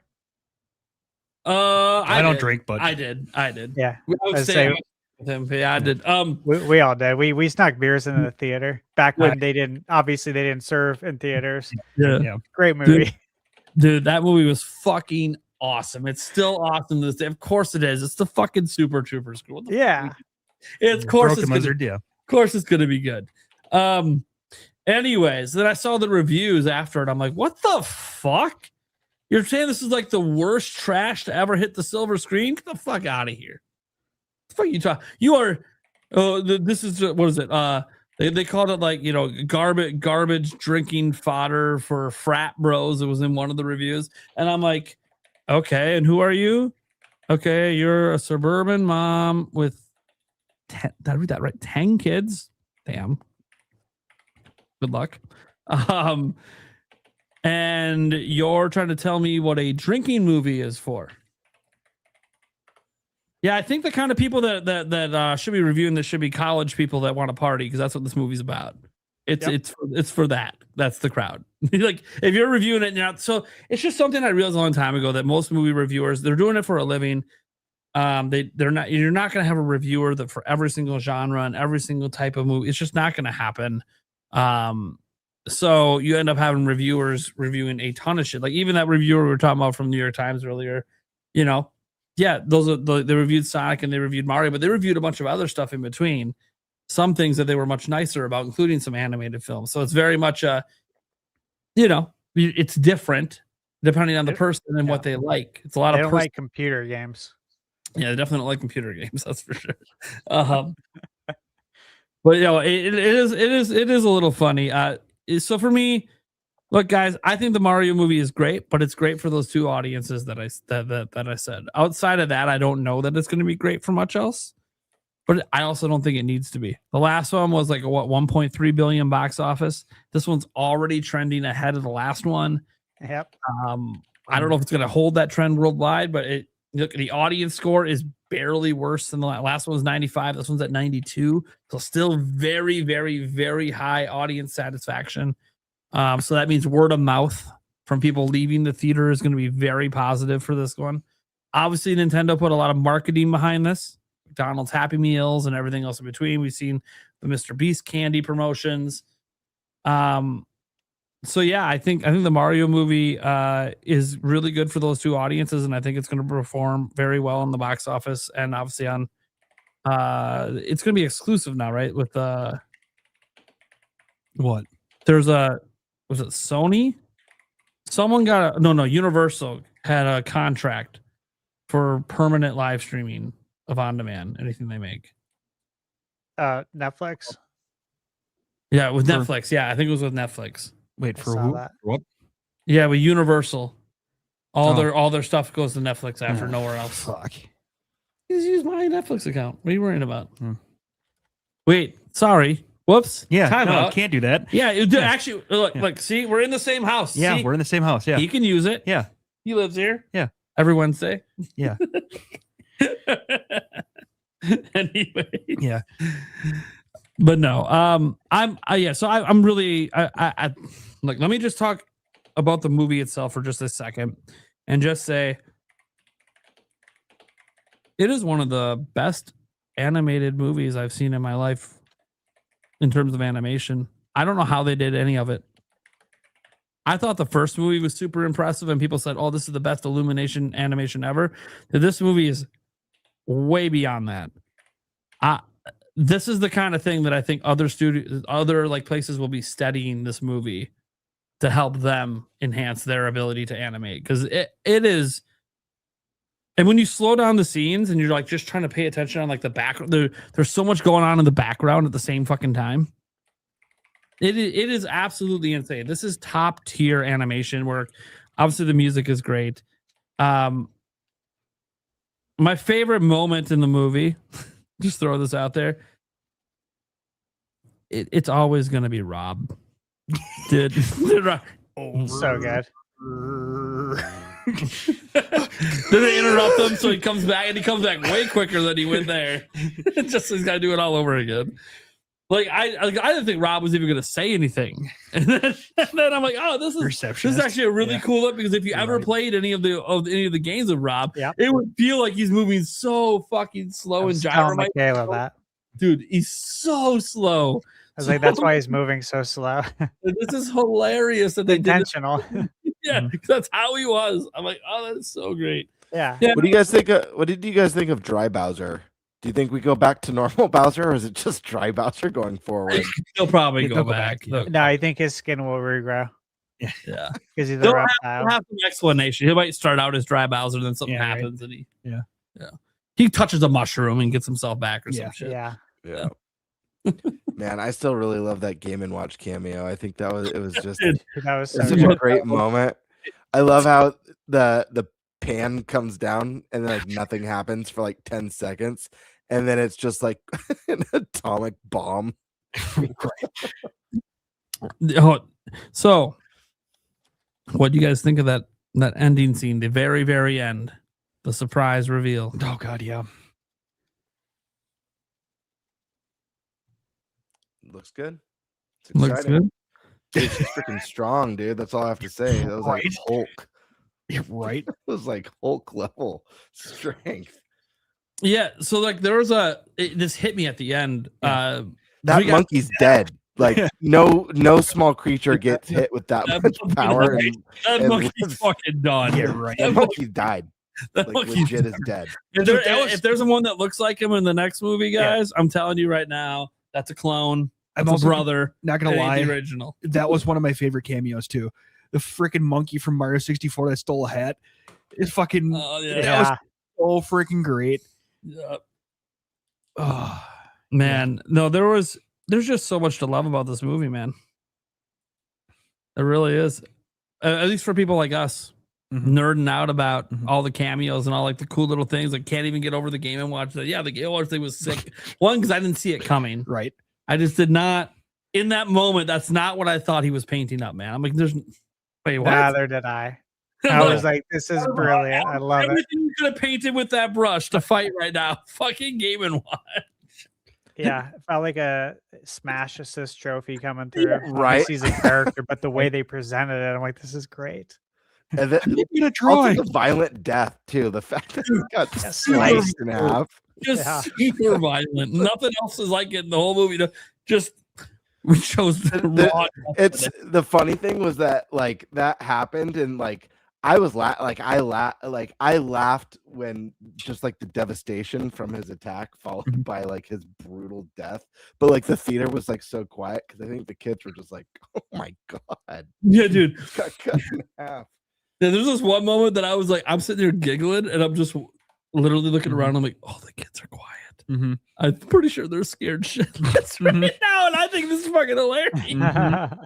I'm like, I'm the only one laughing in the whole theater audibly, so I'm the one that looks like the fucking weirdo right now. You're sorry. Oh, you like that death, don't you? I'm like, yeah, it's fucking hilarious. I do want to double down on a prediction for the third movie. When we found out this was going to be called the Mario Galaxy movie, we talked about some of the thoughts and predictions that we might see in this movie, and I predicted that the third movie, that Bowser's going to be the villain in the Mario Galaxy movie, but that the third movie, the main villains will be Wario and Waluigi, and there's going to be a deal with the devil storyline where Mario and Luigi have to team up with Bowser to stop Wario and Luigi. Yeah, and I'm doubling down on that prediction. That's what I think is going to happen. I got a prediction. So there's an unresolved storyline in this movie involving a certain character, the really great voice actor. Talk about Wart. Wart wants to get his revenge, right? And he's calling Bowser and Bowser Jr., but they don't answer. And then at the end, in the very, very final scene, Daisy shows up in the same town that Wart's in. Something there. There's something there. Wart won't be alone. Sure. There's going to be someone with him, whether it's Wario or there'll be something. There'll be somebody with him. And I do think that team up with Bowser could play a role in trying to defeat all of that's going on. I do think that we may even have Bowser Jr. involved with that team up. I have no clue. At this point, I don't know how you separate dad and son now. Maybe Wart. Let's just be honest. You touch them on the nose, they vanish somewhere else. That's how. Maybe Wart. Maybe Wart is the one who kidnaps Bowser tracks Jr. down. No, I was gonna say tracks down Wario and Waluigi or creates clones. You know, they're like clones gone wrong. Yeah, there you go. Yeah. Oh, and it would be interesting too, because this is how you also do the team up. You could have like Bowser Jr. get kidnapped by him and somebody from Mario's side as well. Mm-hmm. And then they're both just pissed. They're like, what the fuck? Mm-hmm. You save our people. This might already be more story than there'll ever be in that third movie. So probably should stop there. But I do think there's something with the war. Obviously, there is something with the Daisy for sure. It's in the final scene. Obviously, I was waiting for her to talk because I'm like, oh, you never gave us a voice actor for this. Oh, you don't actually talk yet. Okay. Mm-hmm. Okay. But they're saving that for the next movie. That's obviously going to be a character featured in the next movie. And you assume will be the one that Luigi is swooning over. Well, based on fan lore over the years. Did you guys here's one bullet point I put down that I feel like is gonna tie into that. So when Luigi's talking to Mario and he's like, yo, you need to ask the princess out. And then ask her if she has a sister for me. A friend for me. A friend for me. And I'm thinking Rosalina. Yeah. No, a friend. I'm thinking oh, Daisy. Yeah. We go that because I mean that's the official yeah. lore. So I'm like, so they're gonna get together in the next movie. Mm-hmm. Yeah. That's why she's there at the end. Yeah. You totally But got how do that. they know each other? How does Princess know Daisy? I guess because she's a princess of that kingdom, and that's how that's all gonna tie in. Yeah. And guys, I think Wart's playing a role. I don't think we've seen, like, here's the thing. The gates have been opened out of Galaxy stuff. So I don't think we've seen the end of Galaxy stuff, guys. Like the next movie might not use Galaxy in the name, but like some of the concepts could still be around. The Gateway, what's it called? The Gateway Galaxy? Is that what it's called? The Gateway Galaxy is now a official multiverse hub. Yeah, basically, yeah. Like it's basically they have a multiverse hub now established in the Mario universe because the Gateway Galaxy leads to different universes and galaxies. Yep. So it'll be interesting. Really, really, really happy with this movie, guys. I don't like even when you guys like bring up cons, and I'm like, I just don't care. This movie's so good. I didn't have any cons. I rarely leave the movie theater and want to immediately rewatch the movie, and that's what happened today. Yeah. There was one thing that I thought they missed an opportunity on, and when they come back and the castle's gone, I was really hoping that they would say that the castle was with another princess. Yeah, that would have been great. I know. I thought that was gonna happen too, actually. All right. Oh, and then one last thing. How about that freaking goddamn demented Luna? Oh my god, the mid-roll credit. So good, yeah. Oh, that was a really great scene. I love that Luna. Just so freaking. Yeah. That was the scene. Dark. That was the scene I was laughing at. But the kids in the right? theater were like laughing my ass off too. Yeah. Like jaws to the floor, and I'm like, then I realized I'm like, okay, for a little kid, that was probably pretty fucking dark. That Luma's fucking crazy, and I freaking love that it. Luma. That Luma's MVP. I love that. Yeah.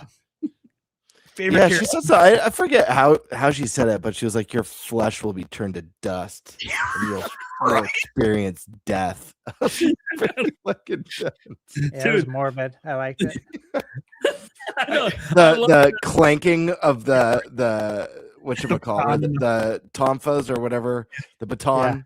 Yeah, the baton on the thing. Yeah, I'm surprised that they kind of hinted at a mid-roll scene in it with some of the trailers, because we had seen that Luma just briefly in one of the trailers, and it's like, wow, they actually hinted at a mid-roll. That's awesome. Well, they know that that's a fan favorite Yeah. character that basically had like 2 lines in the entire last movie. Don't matter. Everyone matter, it remembers was those freaking lines. awesome. Well, not only that, it's crazy. I don't know about your guys' movie theater experience, but when I went into mine, my theater had a ton of Yoshi buckets. I was very surprised. They must have had like 20 of them available, but they had sold out within the first few days of the Luma buckets. 0. I asked, I was like, hey, you guys got the Luma buckets? They're like, oh, those were gone instantly. Gone. So I don't know how it is. Obviously, Nate, it looks like Yoshi wasn't available at your theater. I don't know if the Luma ones were, but I just thought it was interesting that they had so much Yoshi. And I even told her, I was like, I'm surprised the Yoshi didn't go first. She's like, yeah, it was weird. For whatever reason, the Luma ones are just insanely popular. They're cute. Yeah, our theater they light up too. Literally, we had literally nothing at all. And the crazy part is that our theater went all out for the SpongeBob stuff, but not for this.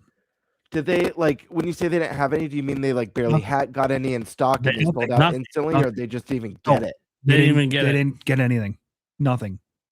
That's really dumb. Uh-huh. Man, I'm gonna take my kids again over the weekend. If there's a bucket, I'll get you guys a bucket. If you want. I was not happy. Yeah. I already knew. I knew that. Yeah. I knew it beforehand. And you told me beforehand, but I kept hoping. I'm like, well, maybe they'll have the soda cups or something. No, nothing. I told you nothing. I told you nothing. Was let me have hopium. Yeah. I know. I kind of gotten to know one of the managers, and I know. They told me, and I was like, fuck. It better not be that way for Zelda. Yeah, right. Or I'm fucking, you know what, Stash? Your birthday is that day, right? I'm just going to fly out and watch it with you. Right? Yeah. Your theater will have the good shit. Fuck. Yeah, right. Yeah. Like, this is different. I didn't even need to. Mario, guys. I love Mario, but Zelda's different for me, guys. I was surprised. I got to be honest, unless like, and I apologize, your guys didn't have any. I don't know how it was for you today, Stash, if they had any buckets at your theater still. I was really surprised. It was weird. So I went to the one, went there first, and then went to the gym because I didn't want to be late. They opened at 11:40. I got there at like 12:10, and they said we had so many, and they were estimating they'd be sold out by no later than 1. So within 45 minutes. I was like, oh, great, I got one. And then I go to my theater to go see it, at 4:15. We walk in, see Yoshi there. So I could have got it at my theater is my point. Yeah. It's just crazy because, like, if you guys saw I don't know if you guys saw the headlines, they were right around shortly before the podcast started. Breaking records opening day, opening Wednesday. Even more, I think the original movie was 31 million. Yep. It did. Yeah. This one's at 34, 35. Yep. And it's like the biggest. 38. The biggest went April. This was 35 to 38. Yeah. Yep. So it's gnarly to me that there was buckets available. I don't know if they just did insane stock for a lot of theaters, excluding Prime's theater and Eric's theater. Because for our theater owns all the theaters around us. Pretty much. So one doesn't have it, none of them do. The thing that's weird is I saw the movie. I went to see opening night Alien Romulus with my daughter. And that was the first time I was interested in a popcorn bucket. They had the xenomorph head. It was really cool looking, and it had like the little mouth that would come out. And I was like, oh, maybe I'll get my first popcorn bucket. And when I asked if they had any available, they told me they sold out a month ago. So I don't know if that's just like lower inventory. Could be. Or what it is, but just based off of the numbers that Mario's doing and how busy the theater was, like I'm surprised they had any. Well, they might not have any anymore. Sorry, just to bring this up real quick. Speaking of popcorn buckets, apparently for the Michael Jackson movie, one of the popcorn buckets is his hat. The hat, and just you put the popcorn in the hat. I've seen that. It's freaking awesome. Whoever thought of that was freaking genius. It's a great It's like perfect. It's a ball. Sorry, I had to bring that up. All it was right. awesome. All right. I still like the Now You See Me, Now You Don't one where the vanishes the Yeah, popcorn. the vanishing popcorn. Yeah. I know how it works, but it's still pretty cool. Right. And like it fools people every time. Yep. Okay. Anyways. All right, guys, we got a couple more of these super chats and we get the hell out of here. Winter Man says that Rosalina Peach Twist made my jaw drop. I had seen that Miyamoto and the director of Galaxy were trying to discuss when they were making Galaxy the relationship of it, but they couldn't ever settle on anything. So like, let's just throw out this movie now. So that was just one thing that had happened to see today too. That I thought was pretty cool. Yeah. So it was a little interesting because the Rosalina Peach Twist, for a while, okay, correct me if I'm wrong, for a little bit before it was just said out loud, thought for a second that Rosalina was actually Peach's mom. Or vice versa. Yeah. Because it really felt like a motherly role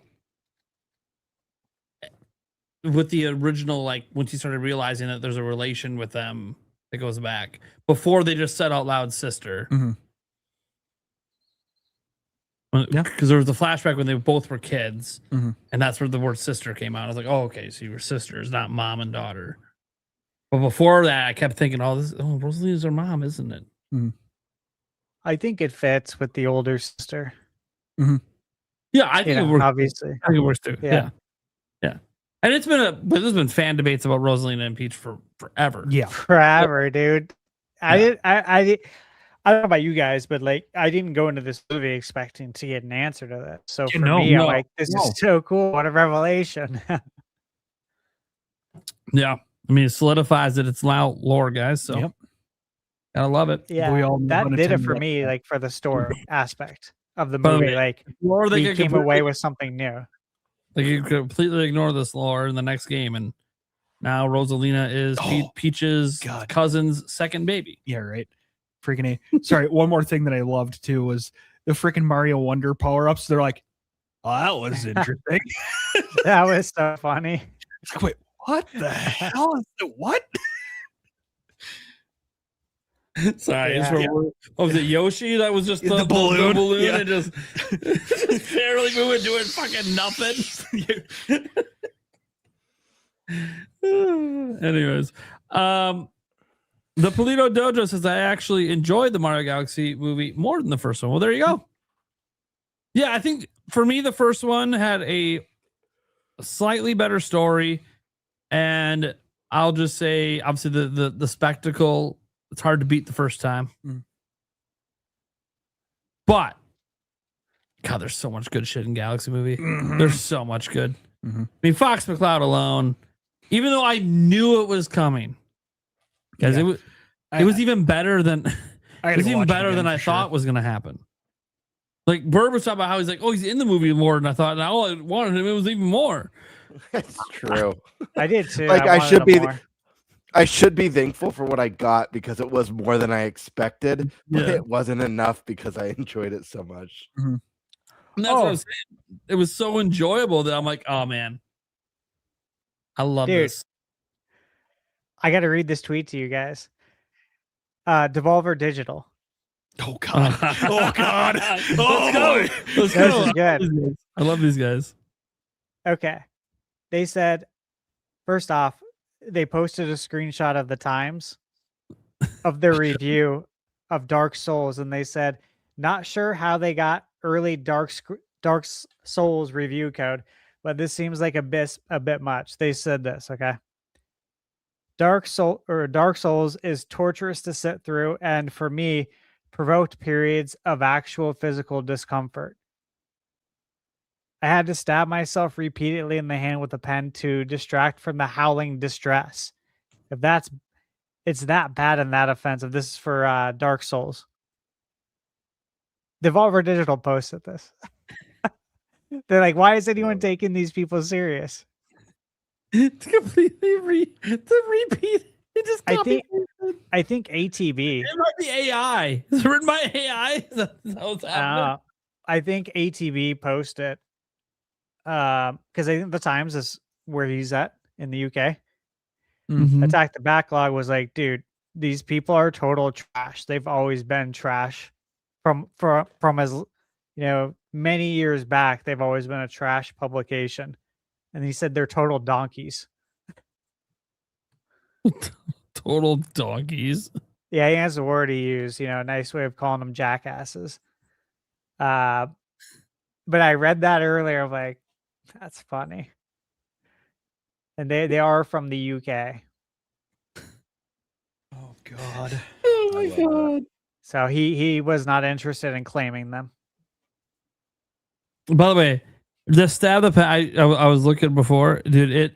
It's the exact same set, word for word across multiple reviews. Like, what are we doing? What are we doing? It is very stupid. weird. Like, I get it. Obviously, for this author, it's just like a thing you do. That obviously doesn't mean you did it literally, and your audience just waits for you to say it or some shit. I don't fucking know, but it's in like every other fucking review you write. The reviews have no substance whatsoever. They talk nothing about the movie. It's literally just like 6-paragraph rant and then a score. There's nothing to it. It's weird. I wonder if it's all AI. Yeah, maybe. That would explain why there's nothing, because AI wouldn't have seen the movie yet. It's hard to say though, because ATV said they've been around forever and that they've always been trash, like going back years. Hmm. So like this seems like a normal occurrence. I don't know. Nah. I don't know.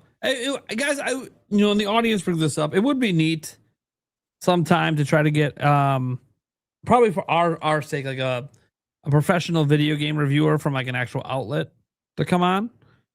Because I think it could be an interesting conversation just to talk about the review process there compared to say how Stash does it as an independent. And just kind of have a general conversation about that kind of thing. I think because one that also lets them be able to answer some of the critiques that we have of their stuff at times, and actually see if they're willing to say anything about it or not. They might not, because they're representing an outlet as well, so they might just have to go mums the word on lots of stuff. But I think that would be a very interesting thing to do. So guys, I'm friendly with a lot of journalists out there, so I could probably find someone. Probably someone that'd be willing to come on and talk about it. I'm just trying to think, like, how big would the outlet have to be for people to take the conversation seriously? Because if it's just a smaller independent outlet, well, that could just be like us. They're not going to gain any extra. Like, you guys probably want that insight from the big industry that we sometimes make fun of for the reviews. Yeah. I wonder if I can get anyone from IGN. Trying to think if I could pull that one off. Who I know over there. I don't know. Just a food for thought. Sorry, just thinking live on what would this be a really fucking cool thing to do. All right. That would be interesting. And then Polito Dojo did say it was the Super Metroid ship design. So please let the Super Metroid remake rumor be true. Mm-hmm. There you go. There you go. Yeah. I can't wait to rewatch it at home. Yeah, when was that? Because I'm actually going to be taking my kids to the theater to see the movie. When are they saying that scene was where we see Samus's ship, so I can keep an eye out? Isn't that right after the cantina? I don't know. I think it was right before. It's right before. Right before Fox was showing. Got it. I think from what I've understanding. Yeah, I missed it. But it's in the same scene as the Pikmin. Got it. Yep.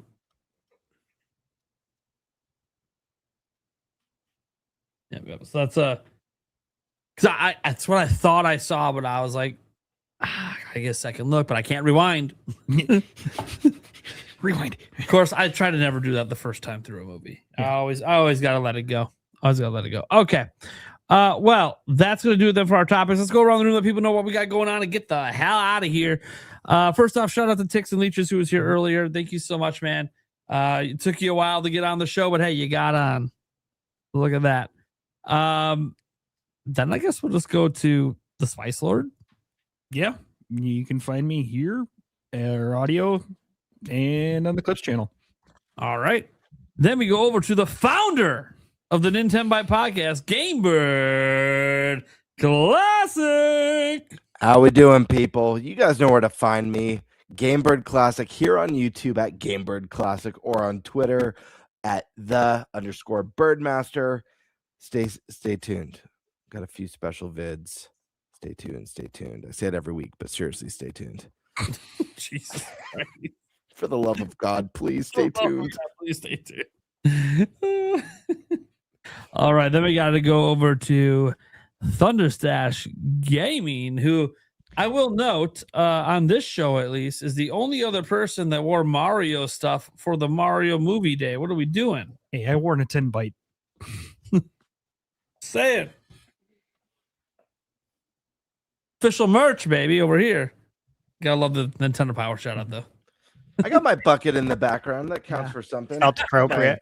Yeah, I My couldn't get warp pipe pen holder. You have the warp pipe pen holder. Nice. All right, so what I got going on, let's see. First off, since last saw you guys, I put out a lot of reviews. Yeah, you did. Holy shit. Yeah, it's been nonstop. So Mega Man Star Force Legacy Collection on Switch.